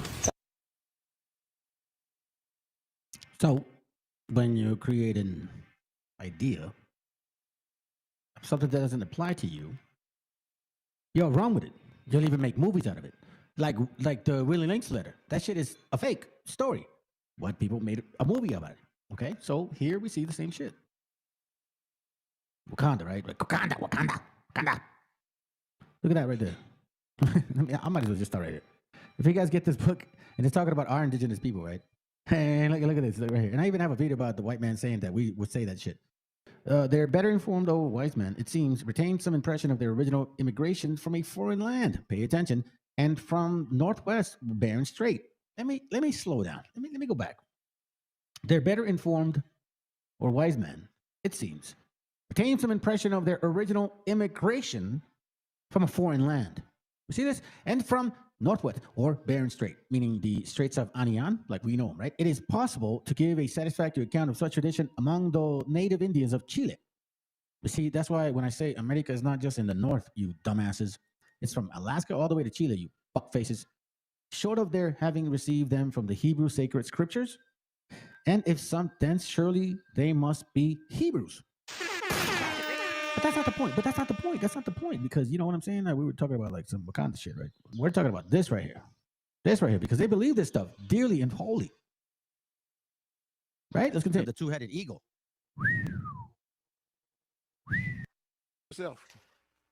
That's why the impact so much. That's why it hurts so much. Think of it like a play. I enjoy learning the words of the play. Wakanda forever, right? Okay. Are convicted in their belief. And so, to Jack's point about using some of the lie detection technology, particularly for eyewitnesses, not only can we put information in without... See, so they can put information in people's minds, right? Okay, so this is a book from 1823, fam, talking about our indigenous gente. And look what it says. In long expeditions of the Rocky Mountains, we learned that the Amawa tribe of Indians who inhabited the west side of the Missouri River, 50 miles above the engineering atonement, believed in one God, by the way. See how they lied to us. But anyway, let's continue. They called him Wakanda.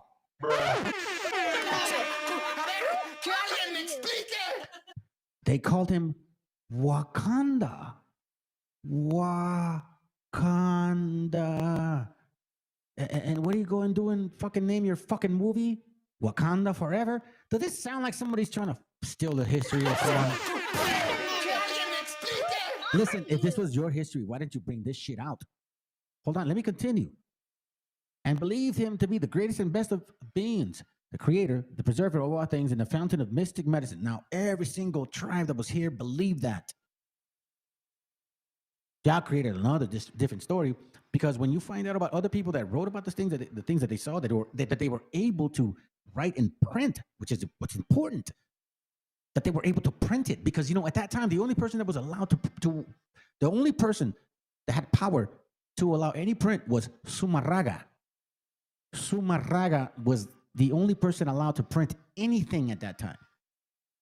So in order for you to get that chance to print, you had to have some leeway in that. And he's supposed to afflict them with sickness, poverty, and misfortune for their evil deeds. In conversation, he is frequently appealed to as an evidence of the truth of their asseverations. Wakanda, hear what I say. These Indians have many wild pagan notions of this one God. You see this? And they called him again. Their God name, their name of God is remarkable. Wakanda.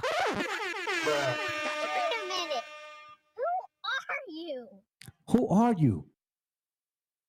Relatives often mention the teaching of lying or being a liar. They said there is no benefit. It leads nowhere.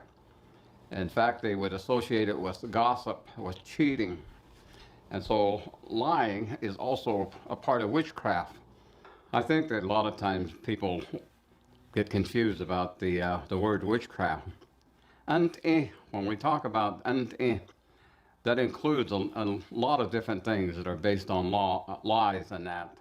And the evil intent. There are people that are intentionally will tell lies, will make up lies, will make up things that are not true or almost sound truthful. And these are very crafty people. And so it is that in a way that we would understand it among our people, inzint is to take us away from truth. And it is something that the evil one has his helpers in that. And the ones that are helpers are not people that are out there designated as this is an evil person. They may think that they are doing the right thing, but they are doing the wrong things and thinking that it is the right thing. They are misguided and they are doing things that are not right. And they distract people from the things that are good and right. Our global movement, and not religion. Our global movement. When you ask IUIC or any of these camps, they say it's not a religion. As long as they keep you guys in that stupid chart and have you in doubt, they'll have you in submission. As long as they say you are not the leaders, Northern Kingdom are not good leaders, you're not good men, the best men are Judah, that's what they say, and the best men are Judites, that's what they show, you will always be in doubt. So forget religion. It's manipulation, oppression of the mind. Break up that fallow ground. It's time to reign righteousness. Break up that fallow ground, man. Break them claws out of your heads. Let's go.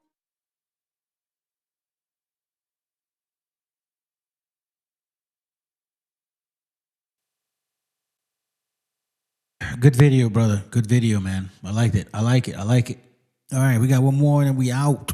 And I'm actually in two more videos after this, and that's it. One I gotta finish because I think it's important. All right. Again, this one's from the brother. Real. Now, you guys over here. This is from the brother. Estudiante for Wisdom. He put it together. I didn't do it. So again, we all put the break in. Thank you, brothers. Let's go. Miren, bola de cabrones. Disculpe que los insulte, güey, pero por favor escúchenme ya. ¿Saben por qué? Porque ya estoy enfadado, güey. Ya estoy enfadado de toda esta estupidez. No puedo creer lo que hay gente aquí que me está diciendo a mí que no soy raza, cabrón. No puedo creerlo, güey. So, ¿sabes qué? I'm really seeing how dumb we are. Now I know why their scriptures are so real. Now, you guys over here like, oh, well, you see all these people walking in these camps? Yeah, that's why Isaiah said, I went to this other nation, or Ezekiel, and if I went to this other nation, they would hearken to me. But Israel does not. They don't even comprehend. You guys really believe you're just a bunch of them, indios, pinches paisas, güey, you know, you're nothing. Saliste del huevo del negro. Por eso son Issachar, así como el oso chicloso. You know, a lot of the so-called Negro tribes, you know, but when people say Negro, black, like, I will say that, you know, even though I'm light-skinned and I'll be a so-called Issachar, that's very light-skinned, you know, but you see my pops, my grandfather, they have those futures, you know, so to me, like Mexican is like, Mexicans, they motherfuckers are Negroes and they're blacks, we're black, you know. Mexican is like, Mexicans, they motherfuckers are Negroes and they're blacks, we're black, you know. You're a nigga, bro. Shut your ass up. I am not. I'm not of Africa. What is wrong with you guys? And I definitely ain't white. Shit. I never got that privilege. Isn't it interesting that we're over here talking about a fucking concept of certain people? What the fuck are we doing here? Why don't we pay attention to our history? Why do we let idiots tell us who the fuck we are? When is that gonna stop? Page 125. Right here. The doors in front of those houses were adorned with turquoise. Listen to this, family. This is why this is important. The inhabitants had white skin like Spaniards. You see that? We weren't light-skinned because we mixed with Spaniards. We were already light-skinned. We were dark-skinned. We were all kinds of color skin. The inhabitants had white skin like the Spaniards and wore wide cotton tunics that reached to their feet. El mundo es grandioso, porque cada siglo, ¿verdad? Cómo cambian las cosas. Tiene mucha historia nuestro planeta, porque al pasar el tiempo, la verdad, vemos que cómo cambia la raza humana, las nuevas generaciones con nuevas ideas. Yo conservo este vestir. Este vestir le puedo decir que es anticuado o antiguito, porque las generaciones de hoy ya les parece raro y extraño, ya no lo usan. ¿Por qué? Porque fuimos, ahora sí, conquistados, ¿verdad? Con ropa casual. Casualmente, todos podemos hacer con nuestro cuerpo lo que queramos, pero yo conservo este vestir y lo valorizo. Me agrada mucho. Realmente el destino, por ejemplo, de las personas de origen indígena dependía muchísimo de dónde fueran criadas. Una persona de origen indígena que crecía en un pueblo de indios, como se llamaban en el periodo colonial, y que vivía toda su vida en ese pueblo, pues no aprendía español, hablaba la lengua de su comunidad y participaba toda su vida en la vida local de su comunidad sin tener mucha relación con el mundo exterior. Entonces, podemos decir que en la Nueva España el destino social de las personas era determinado en buena medida por su origen, quiénes eran sus padres, si venían de España o venían de África o venían de aquí de la propia tierra, de Mesoamérica, pero también dependía mucho de los espacios donde llevaban a cabo su vida y donde eran criados. Generally speaking, the vast majority of Mexico are in fact indigenous people, and they have primarily indigenous ancestry. That is a fact. That is a fact. You can research this, you can Google this, you can see the statistics and data yourself if you're into that. But me as an indigenous person, I know the data is there, I've seen it, I believe it, but you can also just see it by getting and familiarizing yourself with indigenous phenotypes, which are the facial features of indigenous people. You can just see that. Throughout the continent in itself, it's a majority indigenous people. ¿Han escuchado eso? ¿Qué ideas los venden? Y seguramente ustedes lo han escuchado. De los sacerdotes prehispánicos, seres sanguinarios, abren pechos, arrancan corazones palpitantes. ¿Han escuchado eso? ¿Cuándo nos van a decir que eran astrónomos, que eran matemáticos, ingenieros, filósofos, físicos, teólogos? No, porque si estos indios se enteran que descienden de gente tan extraordinaria, van a erguir el pecho, van a levantar la frente, se van a sentir orgullosos y van a reconquistar el lugar que les corresponde en el planeta. What a nonsensical comment saying that civilizations had decided to evolve, implying that the natives didn't. Let me read this excerpt from you, American Holocaust, scholarly source. Crisscrossed with a complex network of canals, Tenochtitlan in this respect reminded the Spanish of an enormous Venice, but it also had remarkable floating gardens that reminded them of nowhere else on Earth. And while European cities then, and for centuries thereafter, took their drinking water from the fetid and polluted rivers nearby, Tenochtitlan's drinking water came from the springs deep within the mainland and was piped into the city by a huge aqueduct system that amazed Cortez and his men, just as they were astonished also by the personal cleanliness and hygiene of the colorfully dressed populace, and by their extravagant, to the Spaniards, use of soaps, deodorants, and breath sweeteners. Let's look at the paragraph above that one. About 60,000 pale stucco houses fill the island metropolis, some of them single-story structures, some of them multi-storied. And all these houses, wrote Cortez, have very large and very good rooms and also very pleasant gardens of various sorts of flowers both on the upper and lower floors. The streets and the boulevards of the city are so neat and well swept despite its multitude of inhabitants that the first Europeans to visit never tired of remarking of the city's cleanliness and order. Wow. Sounds so uncivilized. If anything, it was those rats across the sea that were pretty uncivilized with all the genocide and problems that they brought. Te avergüences de tu cultura. Nada más ve. Si yo te cuento esto, que tus ancestros eran salvajes, que tus ancestros eran sanguinarios, como dices, que tus ancestros comían corazones humanos, ¿verdad? Que eran unos inconscientes y sin razón. Pues no ibas a querer saber de ellos, ¿verdad? Pero si te digo lo siguiente, que en esa época en el mundo, cuando el esplendor mexica, era la cultura que más sabía de astronomía en el planeta. ¿Lo sabías? Claro, más de astronomía en el mundo. Dos, incluso, sí. sabían de ingeniería hidráulica porque la ciudad estaba construida sobre los lagos, ¿verdad? Sí. Que sabían de ingeniería agronómica. Somos los inventores del maíz. Inventores del maíz, ¿verdad? Y además, ahora las computadoras y los telefonitos, todo eso funciona gracias al código mexicano binario. Ceros, unos, puntos y rayas y la fórmula 2013. Y esa fórmula ahora se usa en las computadoras. Es mexicana. Pero aquí la gente pensaba como computadora, ¿verdad? El Vaticano corrigió sus calendarios medievales y arcaicos gracias a esta fórmula, que es súper exacta. Y ahora, ¿quién usa la numeración binaria? La NASA. Cálculos astronómicos, ¿verdad? Y pueden calcular y predecir ahora, pero gracias a estos números. Entonces, cuando tú sabes esas cosas grandiosas, dices, a ver, espérame, entonces, ¿quiénes son? Y yo vengo de ahí, pues claro que vienes de ahí, hermano. Somos herederos legítimos de culturas milenarias, eso acabo de decir. Entonces, la historia distorsionada desde que estaban, según los aztecas, subyugaban a todos. ¿Cómo los van a subyugar a todos si en esa época en México todos los pueblos eran guerreros? Eran guerreros. Y la Triple Alianza, que era el Estado mexicano, controlaba política y económicamente desde Alaska hasta Nicaragua. Alaska Náhuac, se llamaba Inica Náhuac. Por eso aquí se llamaba Náhuac, ¿no? Ahora el presidente de la República no puede controlar el país. Y en esa época, pueblos guerreros se aliaban, hacían alianzas, hacían fraternidades. Immigration's always been an issue that inflames passions. That's not surprising. You know, there are few things that are more important to us as a society than who gets to come here and call our country home. Who gets the privilege of becoming a citizen of the United States of America. That's a big deal. When we talk about that in the abstract, it's easy sometimes for the discussion to take on a feeling of us versus them. And when that happens, a lot of folks forget that most of us used to be them. We forget that.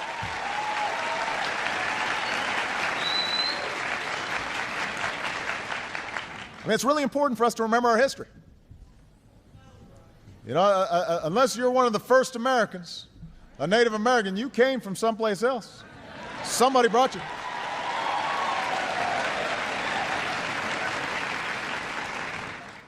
The Irish, who left behind a land of famine.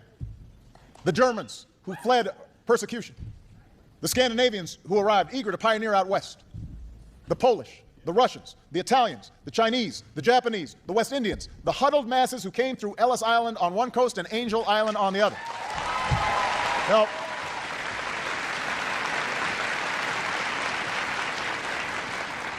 all those folks, before they were us, they were them.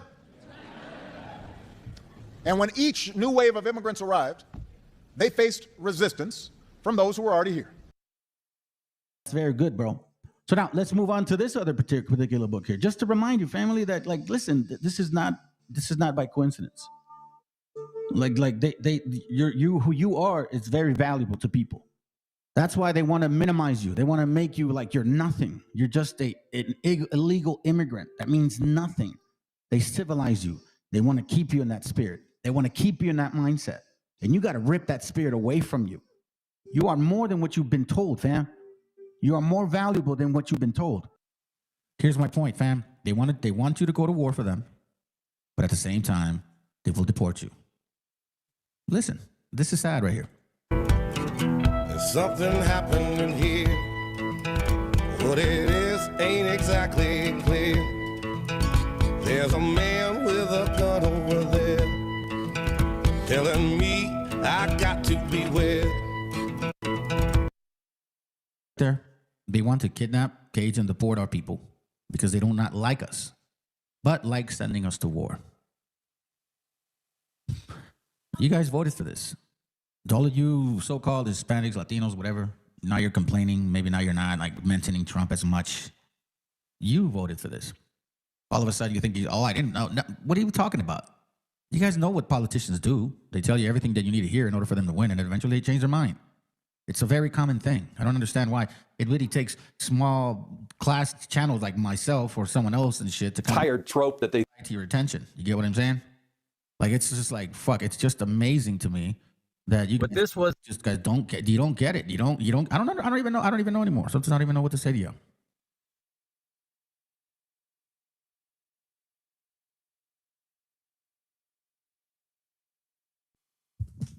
Thank you, brother, for actually sharing that with us, man. I appreciate you very, very much. Hold on. ¡Viva México, cabrones! I have concepts of a plan. Unlike other people. I have concepts of a plan. You actually know what the fuck you're doing, bro. You know what I mean? It's just funny, bro. That's how you put the work in, Don't bro. try me. It's kind of like that. Don't try me. Come on, bro. You know what I'm saying? You put the work in, at least. Turkey Slurpee. sorry, I'm going through my buttons. Nah, but I didn't ask the brother. I don't ask the brother to do this. He says, "Yo, listen, I do this, and I'm gonna send it to you, and can you play it?" Like, yeah, I don't mind. Shit is, dude. What? Come on, man. What more can you ask from a brother, an adult man that wants to take time, be like, "Hey, man, I would like to do." Yeah, for sure. It's not a problem, bro. That's the way we should be doing this. We should all be working together and not get easily offended, because that's a priority right there. That's the raza thing, bro. We're honest people, man. We say some shit very bluntly sometimes. And sometimes maybe some people don't like that shit. But you know what, dude? You just got to deal with it. I mean, all of a sudden now we don't care about this, like who we are? Are we just going to hate each other now and shit? Remember these 5 elements they took away from us? Language, memory, wisdom, land, spirit. All of it. I would highly suggest for you brethren that are on the younger age side, maybe shut the fuck up for once and don't say shit. After this, Emily, we out. The Chicano movement was a civil rights movement that mainly took place during the 60s, parallel to the other civil rights movements that were happening during the time. It is a dream deeply rooted in the American dream. This movement had many purposes, but mainly it was to protect and recognize the rights that Chicanos, or Mexican Americans, had. This is the story of the Chicano movement in Texas.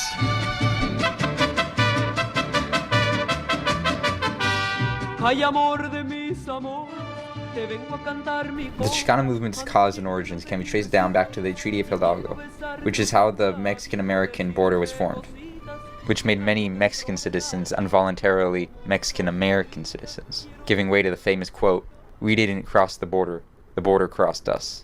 Since then, Mexican-American Chicanos have faced discrimination, segregation, and racism that they have ever since then tried to campaign against. I remember there was a lot of discrimination going on in the towns of Kingsville and Freer against Mexican Americans and black people. They were asked to ride on the back of the bus, or not to use the same restrooms, or not to play in the same grounds. It was just very, very bad for all of those children. In addition to this, students could not speak Spanish in class, migrant farmer workers were severely underpaid and mistreated, and Mexican Americans were unable to vote. The first organization to protect Mexican Americans from public discriminations was the League of United Latin American Citizens, or LULAC for short, and it was formed in 1929 and is still an active organization today. Even though this organization has done good, it has not solved nearly enough of the conflicts at hand. As years go on, more progress was achieved by Hispanic civil rights activists, with legal victories such as 1947's Mendez v. Westminster's case, that made segregating children of Latin descent unconstitutional, and the 1954 Hernandez v. Texas ruling, which granted any Mexican American or any race in the United States equal protection under the 14th Amendment. These are good compromises and steps forward, but the Chicanos' battle is just beginning. Well, the importance of voting is that you can make a lot of difference at the local election, because you can elect your school board members, your city council, you know them, you know where they live, you can go to the meetings, it's not a big deal. Although they handle big budgets, because usually local government is the largest employer, like school districts, largest employer in any city. So, and it's the largest brain trust, and it's a lot of power there, with money, power with policy, and power with personnel who you hire. In Texas, it was common for a town to be predominantly Mexican American, but even despite this, the Anglo establishment set up numerous tactics to prevent Mexican Americans to vote. Mexican Americans were denied to vote because they couldn't speak English. There were poll taxes set up so the poor Mexicans couldn't get the privilege to vote. And if you're a farm worker, it was common for a boss to force your hand and to vote for their candidate of choice. To add to this, all of the candidates would be white males whose main interests were not to help the Mexican Americans. Poll tax.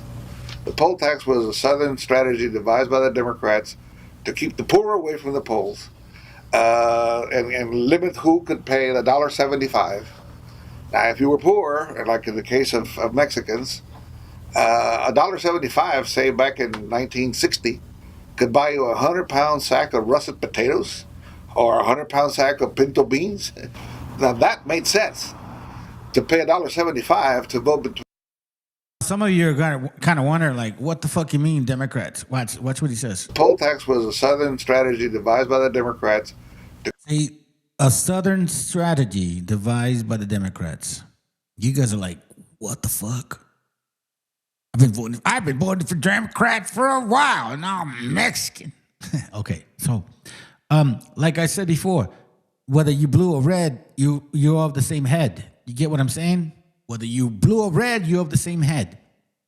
And in this case, it just simply says that at one point Republicans were Democrats and then they just changed shirts. That's all it was. Nomás se cambiaron de calzones, güey. Eso era todo, cabrones. That's it. Se cambiaron de calzones. So the Democrats then are the Republicans today. The Republicans today were the Democrats then. But either way, it's the same head. You get what I mean? Don't fucking forget. Keep the poor away from the polls, and limit who could pay $1.75. Now, if you were poor, and like in the case of Mexicans, $1.75, say back in 1960, could buy you a 100-pound sack of russet potatoes or a 100-pound sack of pinto beans. Now that made sense, to pay $1.75 to vote between one fat 50-year-old white Democrat and another one. Didn't make sense, so people didn't. This is Jose Angel Gutierrez. He was a prime figure in the Chicano movement. In Crystal City, Texas, 1963, Gutierrez was among civil rights activists who put on a substantial effort in attempting to put Los... And technically, legally, that is my last name.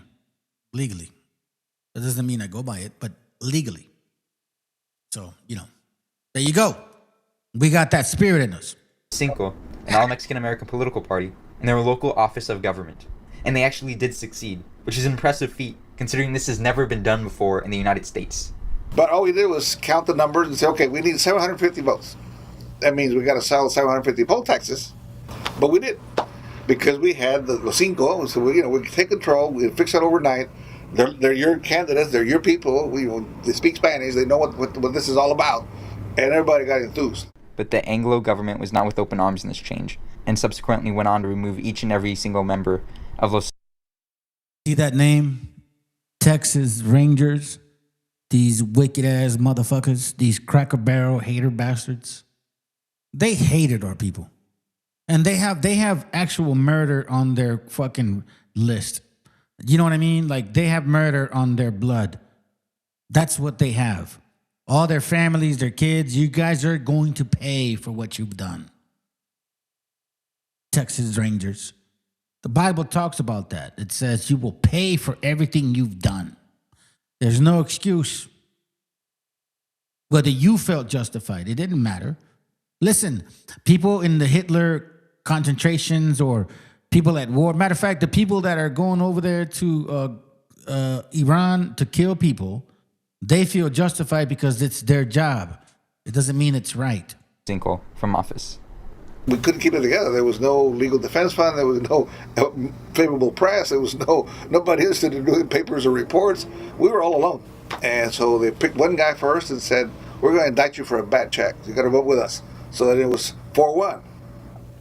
Then they brought up the charter saying, you got to be a resident, that you guys are migrants, so you don't live here part-time, so you got to get out. So then it was 2-3. Now, political math is very interesting. You move one over here, and now, you lost. After Los Cinco, Gutierrez and company continued on with this movement. During this time, Mexican-American organizations set up to help Chicanos were very dormant in their activism for change. Not satisfied with the status quo, Gutierrez and company formed the Mexican-American Youth Organization. And we begin to see the need for leadership renewal. The LULAC people, the American Jet Forum people, the Political Association of Spanish-speaking people, the only kind of active ones. But the other two they would scold us for protesting, because it's in their bylaws that they will not protest and that they will not be political. They said, well, why are you going to cut off your legs if they want to run a marathon? So that was the beginning thought. And so when you have those thoughts and you find someone else that shares those thoughts, now you got something in common. And so by the time I get to St. Mary's University in grad school, there were 4 other guys there who felt the same way. And so over a few beers and tacos and talking, we said, well, why don't we start it? Why don't we create Mayo? And all of us came from different places. So we just reached back, like I reached back to South Texas where I came from, called up folks, said, you want to join us? And they all agreed. Mayo is known for their confrontational protest tactics, the most successful of which were their school walkouts, where thousands of students from schools all across the South, and in particularly Texas, would leave the schools, forcing them to compromise with the Chicanos' needs. Average daily attendance is how they get money. So if you don't go, well, who's hurting? So they would beg us to come back. So we'll change the whole thing here. While this was successful in making the schools change their policies, the students still went back to the same unchanged staff. We went back to the same bigoted, racist teachers, ugly principals, same superintendent in the school board. We said, wait a minute, wait. We didn't fix anything. So we need to go after the school board. Well, for that we need to pay the poll tax. For that we need to register to vote. And we need to vote. So that's when we got into let's build a political party. Why are we going to give it to them? Building off of this, Gutierrez did just that, and started the political party La Raza Unida, a party that would host Chicano candidates. This party did tremendously well on the local level in Texas and South California, but as its local success grew, so did aspirations. In a lot of places they said, we want to do that too. So it spread to 17 states plus the District of Columbia. And we elected a Chicano Raza Unida person in Washington, D.C. The curse was that people got this crazy, they say, well, we got to run somebody for governor, we got to run somebody for president. So wait, you can't run a marathon if you don't even know how to walk. So, we kind of stopped organizing at the local level to do this statewide organizing, and it didn't work out. And then we had to have a national convention to contain the 17 states, hey, well, let's go back to basics. No, they want to run for president, they want to run this. And so eventually, it just all disintegrated. Today, Mexican Americans are the largest racial minority in the United States, and we have a Mexican American Supreme Court Justice. While we have made great strides since the early days of the Chicano movement, there are still plenty of conflicts for Chicanos today, and we have since then lost much of the momentum from the Chicano movement. We didn't keep the spirit of fighting for your interests alive. We didn't keep the spirit of group cohesion and solidarity alive. And in fact, you tell people out Chicano, what do you want to call yourself that for? They put down the only viable social civil rights movement we had in lieu of what? So would you think knowing about the Chicano movement and before the name changes and all that is an important step of getting back on track? Absolutely, but you have to know your history. If you don't know your history, how do you know where you're going? Or what you went through? Or what it cost you to get to where you are? You talk to a Jewish person, you talk to a black person, talk to women, talk to a gay person. It will take 5-10 minutes before they start telling you why they got what they got and why they're proud of their movements. You talk to one of us, we don't even want to tell ourselves.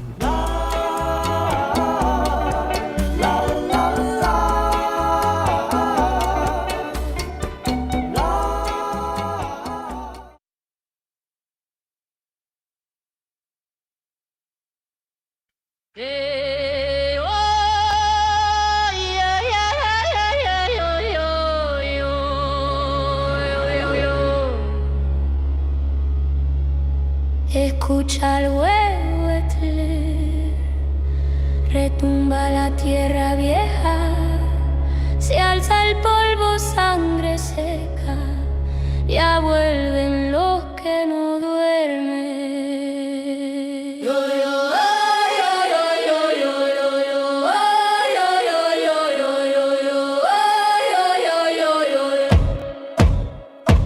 Camino descalzo, tierra en la lengua, tatuado en el hombro, el nombre que truena, huesos al cuello, rezos que queman, mi sombra más larga que la luna llena. En Yukin y mis tlazotas, en Poal espinas, Tlalit, Tlapayi, rojo en las ruinas. Me grita la noche, vienes con miedo, vienes con Dios. Es mi abuelo, enterró cuchillos en el cerro, juró que el trueno sería nuestro perro. Ahora ladran los cielos cuando marcho lento, cada paso marca juicio en el viento. Grito de los antiguos, se rompe el cielo cuando llamo. La teculiti mitzita, la tierra abre su costado. Grito de los antiguos, tu nombre arde en mis manos. Juali guerrero, regresa al fuego sagrado. Yeah. Mira mis ojos, ven mil calendarios, rostros pintados, soles incendiados, códices rotos, páginas en llamas, pero la historia sigue en mi garganta. Y mi nota tlacate el clavo clintali, susurra al suelo antes de alzar el hacha. Cada cicatriz es un mapa que arde, cada latido un tambor que no falla. Tibia, tlateo y mi raza no cae, aun si sus piedras se vuelven cristales. Desde el ombligo del valle hasta el mar que muerde, nuestra palabra flecha que no se pierde. Grito de los antiguos, se rompe el cielo cuando llamo. La teculiti mitzita, la tierra abre su costado. Grito de los antiguos, tu nombre arde en mis manos. Juali guerrero, regresa al fuego sagrado.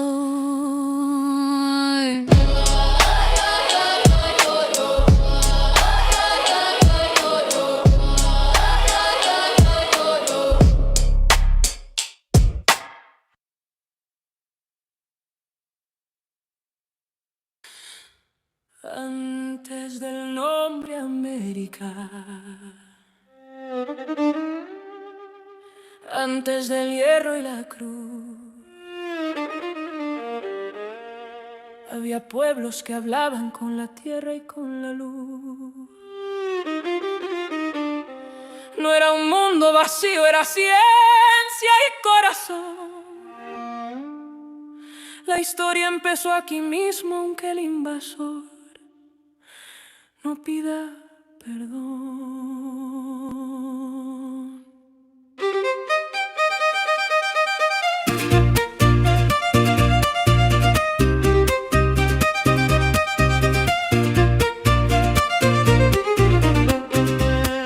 Sembramos tiempo en el cielo cuando el mundo no sabía contar.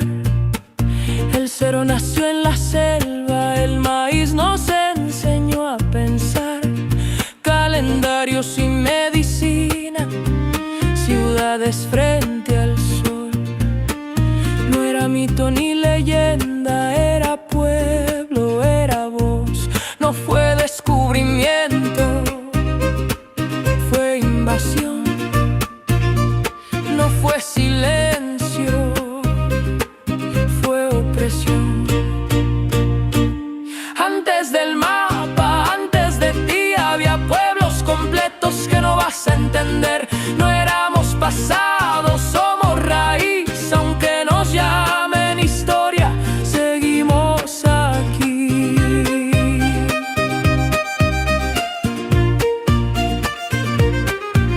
Desde el barro del origen hasta el jaguar ancestral, desde la selva profunda hasta el águila solar, ciudades que eran mundos cuando Europa se partió, capitales que flotaban mientras el viejo mundo ardió. En la montaña aprendimos a vivir sin dominar, sin rueda y sin bestias, pero sabiendo gobernar. Caminos y comunidad, trabajo como misión. El poder no era conquista, era responsabilidad. No fue progreso, fue despojo.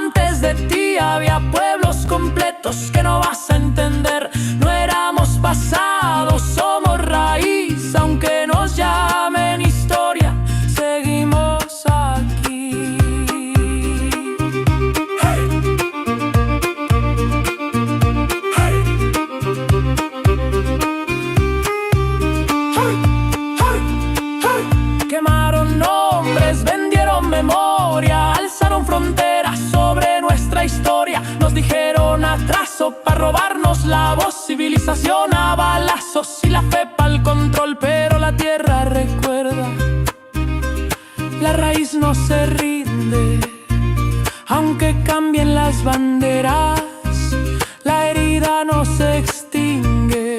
De norte a sur somos la misma raíz, la misma herida que se niega a morir. De norte a sur nadie sobra aquí, Latinoamérica sigue y no va a pedir permiso para existir.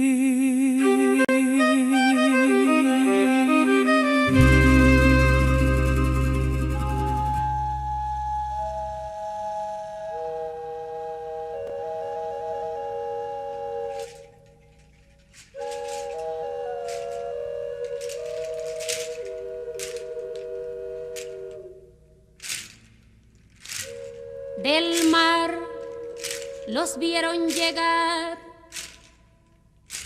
mis hermanos emplumados serán los hombres barbados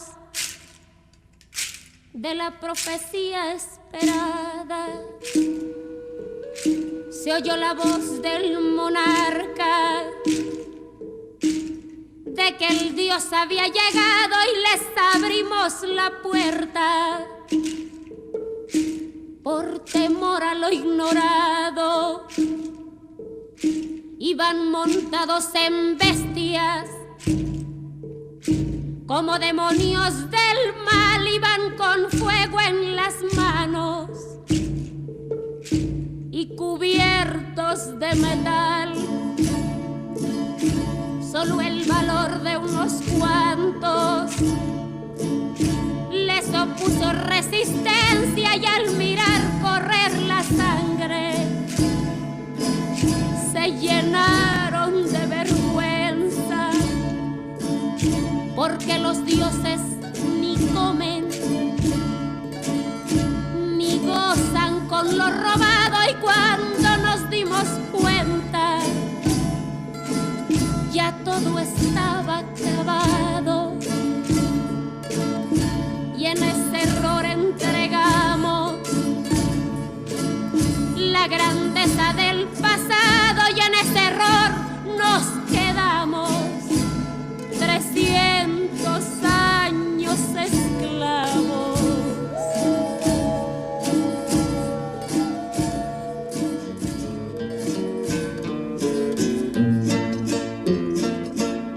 Se nos quedó el maleficio de brindar al extranjero nuestra fe, nuestra cultura, nuestro pan, nuestro dinero, y le seguimos cambiando oro por cuentas de vidrio, y damos nuestras riquezas por sus espejos con brillo.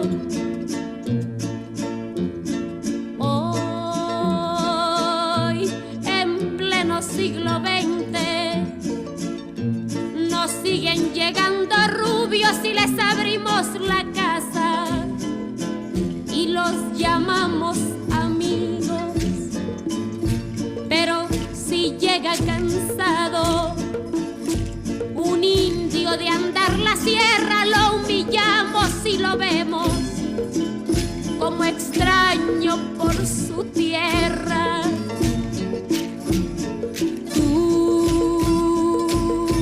Hipócrita que te muestras humilde ante el extranjero, pero te vuelves soberbio con tus hermanos del pueblo. Oh, maldición de Malinche, enfermedad del presente, ¿cuándo dejarás mi tierra? ¿Cuándo harás libre a mi gente?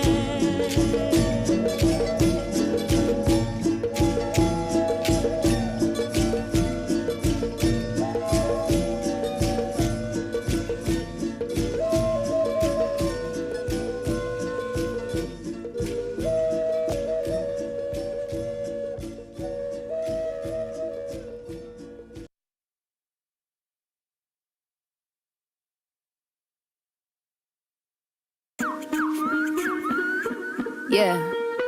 Ay, ay, ay. Yeah. Dearest Mexicans for Trump, you won't ever be white. You bought the bullshit propaganda and they got you like psych. Fourth Amendment violating my constitutional rights. Racial profiling's illegal, but they targeting my people. El nopal en la frente. This is for mi gente, born and raised in Los Angeles. Soy la represente. A country that's founded by immigrants, but still they do what's dirty. I guess the white power decided we weren't worthy. So when you say white supremacy doesn't exist, I can help but notice they control all the politics. Your lame distraction to cover up, we ain't buying. Release the files you promised us, you lying about that island. Shit is getting messy, Epstein's bestie. Cover up for pedophiles, that's nasty. México, Ecuador, Colombia, El Salvador. Todos los países saben quién es la matadora. Brown skin, brown eyes, brown in this liquor cabinet. Brown owned businesses opening all across the planet. Brown skin, brown eyes, brown in this liquor cabinet. Brown owned businesses opening all across the planet. America's nightmare is brown skin, black hair, brown eyes, black Glock 9, cause they don't fight fair.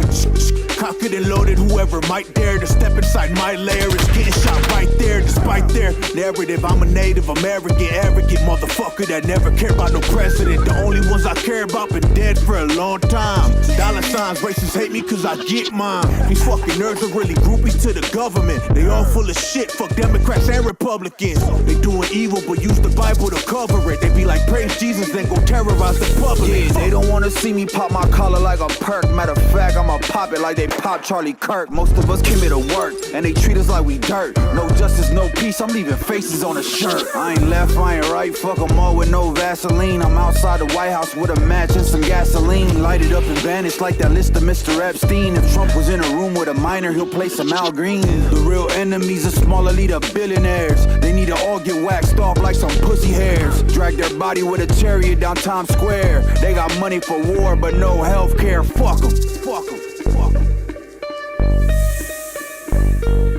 Brown skin, brown eyes, brown in this liquor cabinet. Brown owned businesses opening all across the planet. Brown skin, brown eyes, brown in this liquor cabinet. Brown owned businesses opening all across the planet. Brown skin, brown eyes, brown in this liquor cabinet. Brown owned businesses opening all across the planet. Brown skin, brown eyes, brown in this liquor cabinet. Brown owned businesses opening all across the planet. Damn, son, bringing back another banger. It's Loud and Beats. You heard?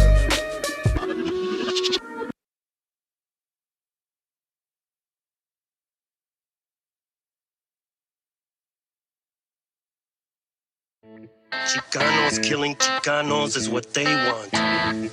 Blacks and Chicanos killing each other is what they want. That's how they run this place. Once we get together, they don't run shit. You got a lot to learn about being Chicano. Yeah, Alcatraz, midget loco. Yeah. They never seen this coming, man. What up, Loon? What up, Oreo? 500 years of captivity. What else? Now they trying to tell us how we supposed to be, how we supposed to act, how we supposed to rap. How I'm brown but my flow too black. Come on, y'all kidding me, right? Nike Air Flights fitted cock back fresh. Representando Mexicanos on the mat. No estoy jugando, got bars like a battle on smack. But hold on, I'ma bring it right back. My people indigenous. I'm not sure if you getting this. By the time I'm done, you gon' be feeling this. I come from the people they call Mexica. I've been to the motherland, Chichen Itza. Seen the Mayan ruins, intellectual architects. Been in the cenote, seen ancient artifacts. Really? Cali is Mexico, those are the facts. They raped women, gave elders heart attacks. It was a battle, our people were outgunned. Took life and cattle, we were outdone. However, 2 wars proudly we take to the grave. Those we call our Independence Day. It's time to stand up, educate our people. Stay on our ground, let them know that we equal. We see your plan, but your plan is see-through. You can't stop my people. Mexicano, I'm brown and proud. Mexicano, I'm brown and proud. Mexicano, I'm brown and proud. Mexicano, I'm holding it down. Yeah. Story with Mexicans, Mexicano. Gave birth to the word that we know as Chicanos. Aztec warrior, man, it's all in my blood. From the Tenochtitlan, that's the heart of the love. Now Mexico City.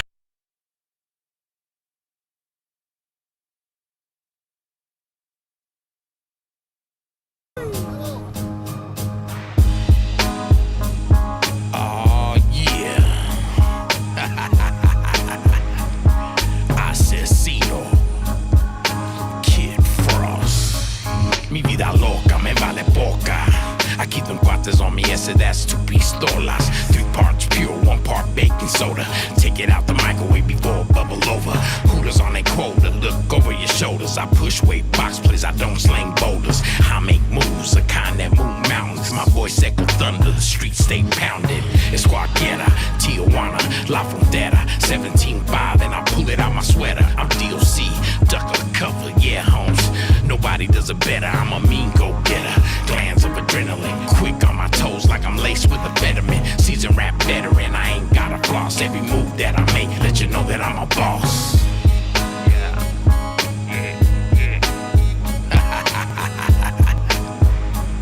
Asesino. Dice, mi barrio pesa, se llama Nessa. Puro pinche loco con tatuaje en la cabeza. No te metas en lo que no te interesa, porque el coyote está hambriento y está buscando presa. Sácate de esa maleza de la naturaleza. Vamos a hacer que la casa se ponga espesa. Si llego al estudio pego como Julio César. Aquí tus figuras tiemblan, alta destreza. Tengo gente que está metida en la empresa, que en la cara tienen a la muerte impresa. Están buscando poner el pan en la mesa, rifándose en la limpieza o sacando la fresa. La mamá que reza porque el hijo no regresa. Ponte trucha porque te devoran si bostezas. Aquí andamos representando con fuerza para todos mis paisanos del West Side.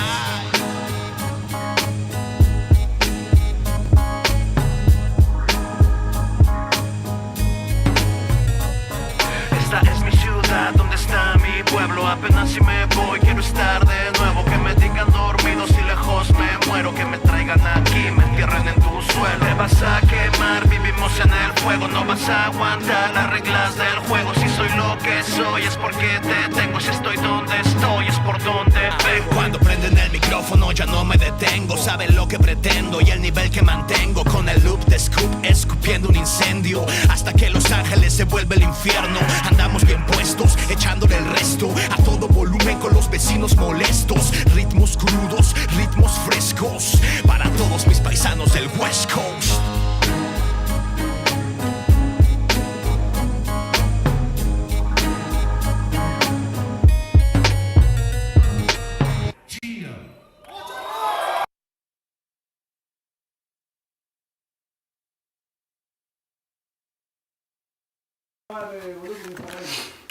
Dale, solta el beat. Yeah, yeah. Oh, shit. Oh, yeah. Nah, nah, nah. Yeah, yeah. Soy un rey del rap, estoy masacrando claps. Me quieren ver muerto porque saben bien cómo acierto. Cuando entro contento un concierto a rimar. Quiere imitar, yo tengo talento y no miento. Nací para hacerlo sobre limitar. La cantidad de líricas enseñan infinidad. Acaban con iniquidad, ni la mitad. Y lo puse a gritar, te trujo. Estoy hablando de flow mientras se te está cayendo el flujo. Soy un león con ferocidad y rujo. Grito, el que no pasó necesidad no sabe lo que es lujo. Un delay y a la crazy shit, baby, te empujo. Yo hago mi movida de por vida sin tapujos. Si la vida pega más fuerte que cualquier hombre, ¿por qué lo esconden? Respeten como corresponde. Big Bang, Big Bang man, Ping Pong, Ping Pong man. No comenzó my shit, suenan fome. Yo lo escupo así, toda mi familia come. Big Bang, Big Bang man, Ping Pong, Ping Pong man. No comenzó my shit, suenan fome. Yo lo escupo así, ok, escucha.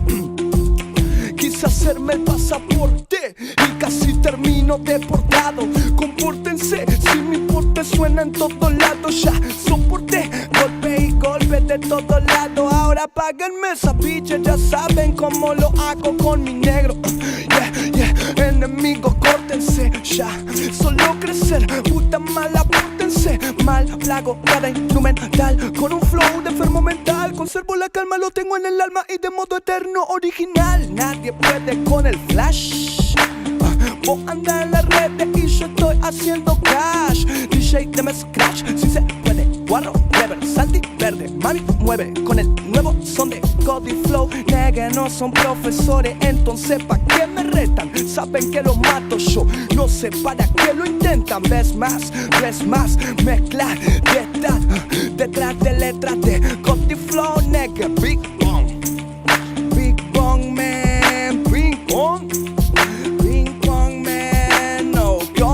my shit, suenan fome. Yo lo escupo así, toda mi familia come. Big bong, yeah. Big bong, man. Hey, hold up, man.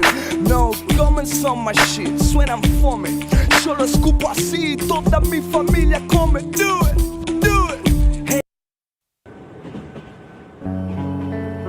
Hey, più nigga on a microphone, studio of Kion, gangsta song, Marina Komova. It's a champion general flow. Listen, my reggae music is lower. Climb the tower, feel the warrior eternal power. Marina Komova. It's a champion general flow. Listen, my reggae music is lower. Climb the tower, feel the warrior eternal power. Escucha Dios, si aún estás por este mundo, voy a robarte tan solo 3 segundos. Quiero mandar tu mensaje muy profundo y pedirte disculpas por si me confundo. Soy un humano más que vaga en estos páramos, que se pregunta qué pasa si nos amáramos. Pero la guerra nos separa, así que páranos y únenos de nuevo, por favor, como quisiéramos. Ve al humano maltratar a su mujer, divisa al pueblo roto por su falta de poder. Sigo viendo al niño muriendo sin comer y al rico atragantarse tan solo por placer. Quedamos pocos mensajeros del honor, fieles servidores del humano con valor, nobles narradores de palabra con amor. Solo faltas tú para guiar nuestro interior. It's a champion general flow. Listen, my reggae music is lower. Climb the tower, feel the warrior eternal power. Marina Komova. It's a champion general flow. Listen, my reggae music is lower. Climb the tower, feel the warrior eternal power. Sé que no es fácil nadar en estas aguas, ni mantener el rumbo en este sin razón. Sé que me quemo si camino en la fragua. Este es mi deber cuando recibí mi don. Podría hablar sobre coches y dinero, pero no quiero, por eso soy la voz del guero. Prefiero mantener mi arte mensajero, luchar junto al humilde para destruir el clero. Unos tienen tanto y otros quieren tan poco. Esta melodía me está volviendo loco. Pido a Kion que limpie lo que toco. Él destruye el muro en el que normalmente choco. La tierra muere y morirá callada. Creaste un suelo de arena malgastada. Nos diste ciencia y eso no te avala. Ella da respuestas, tú no dices nada. Sé que mi fe no va mal, pero aquí debajo todo sigue igual. Luchamos por vivir algo que es normal. Por eso lo divino jamás será mortal. Oh, my nigga, feel the rasta, you nigga, no my nigga. Hey, escuela, haciendo fresco lo que siento desde el alma. Nego, lo siento. Lo sé, señor, quizás hable sin sentido, pero al malvado hay que darle su merecido. Mira al diablo en que me ha convertido, pidiéndole consejos a un desconocido. Marina Komova, it's a champion general flow. Listen, my reggae music is lower. Clean the tower, feel the warrior eternal power. Marina Komova, it's a champion general flow. Listen, my reggae music is lower. Clean the tower, feel the warrior eternal power. Represent Hanoi City from president. Oh, gangsta shit, gangsta style, gangsta pure nigga Kion in Selassie. I represent soul, yes. My brother come over, he's a champion general flow. Listen, my reggae music is lower.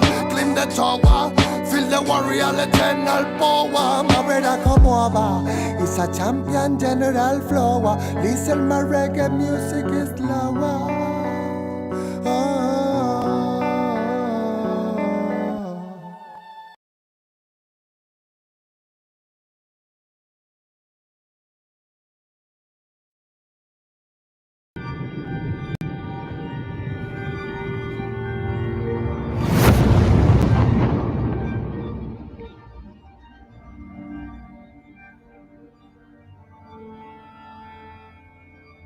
Y Cal, hijo, abre los ojos.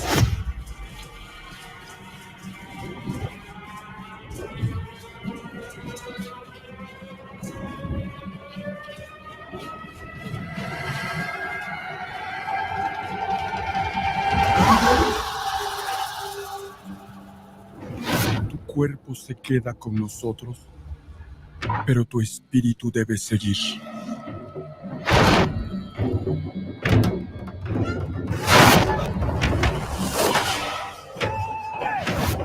Busca la luz. Aléjate de las sombras. Deja que nuestro dolor sea tu fuerza. Desde aquí iluminamos tu camino.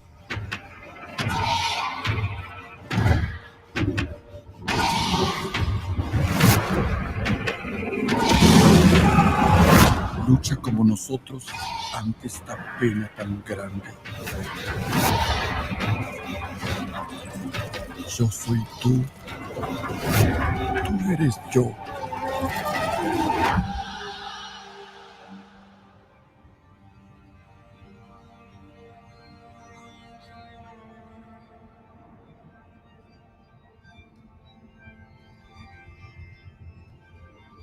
La muerte que hoy nos separa, mañana volverá a unirnos. Eres libre, hijo.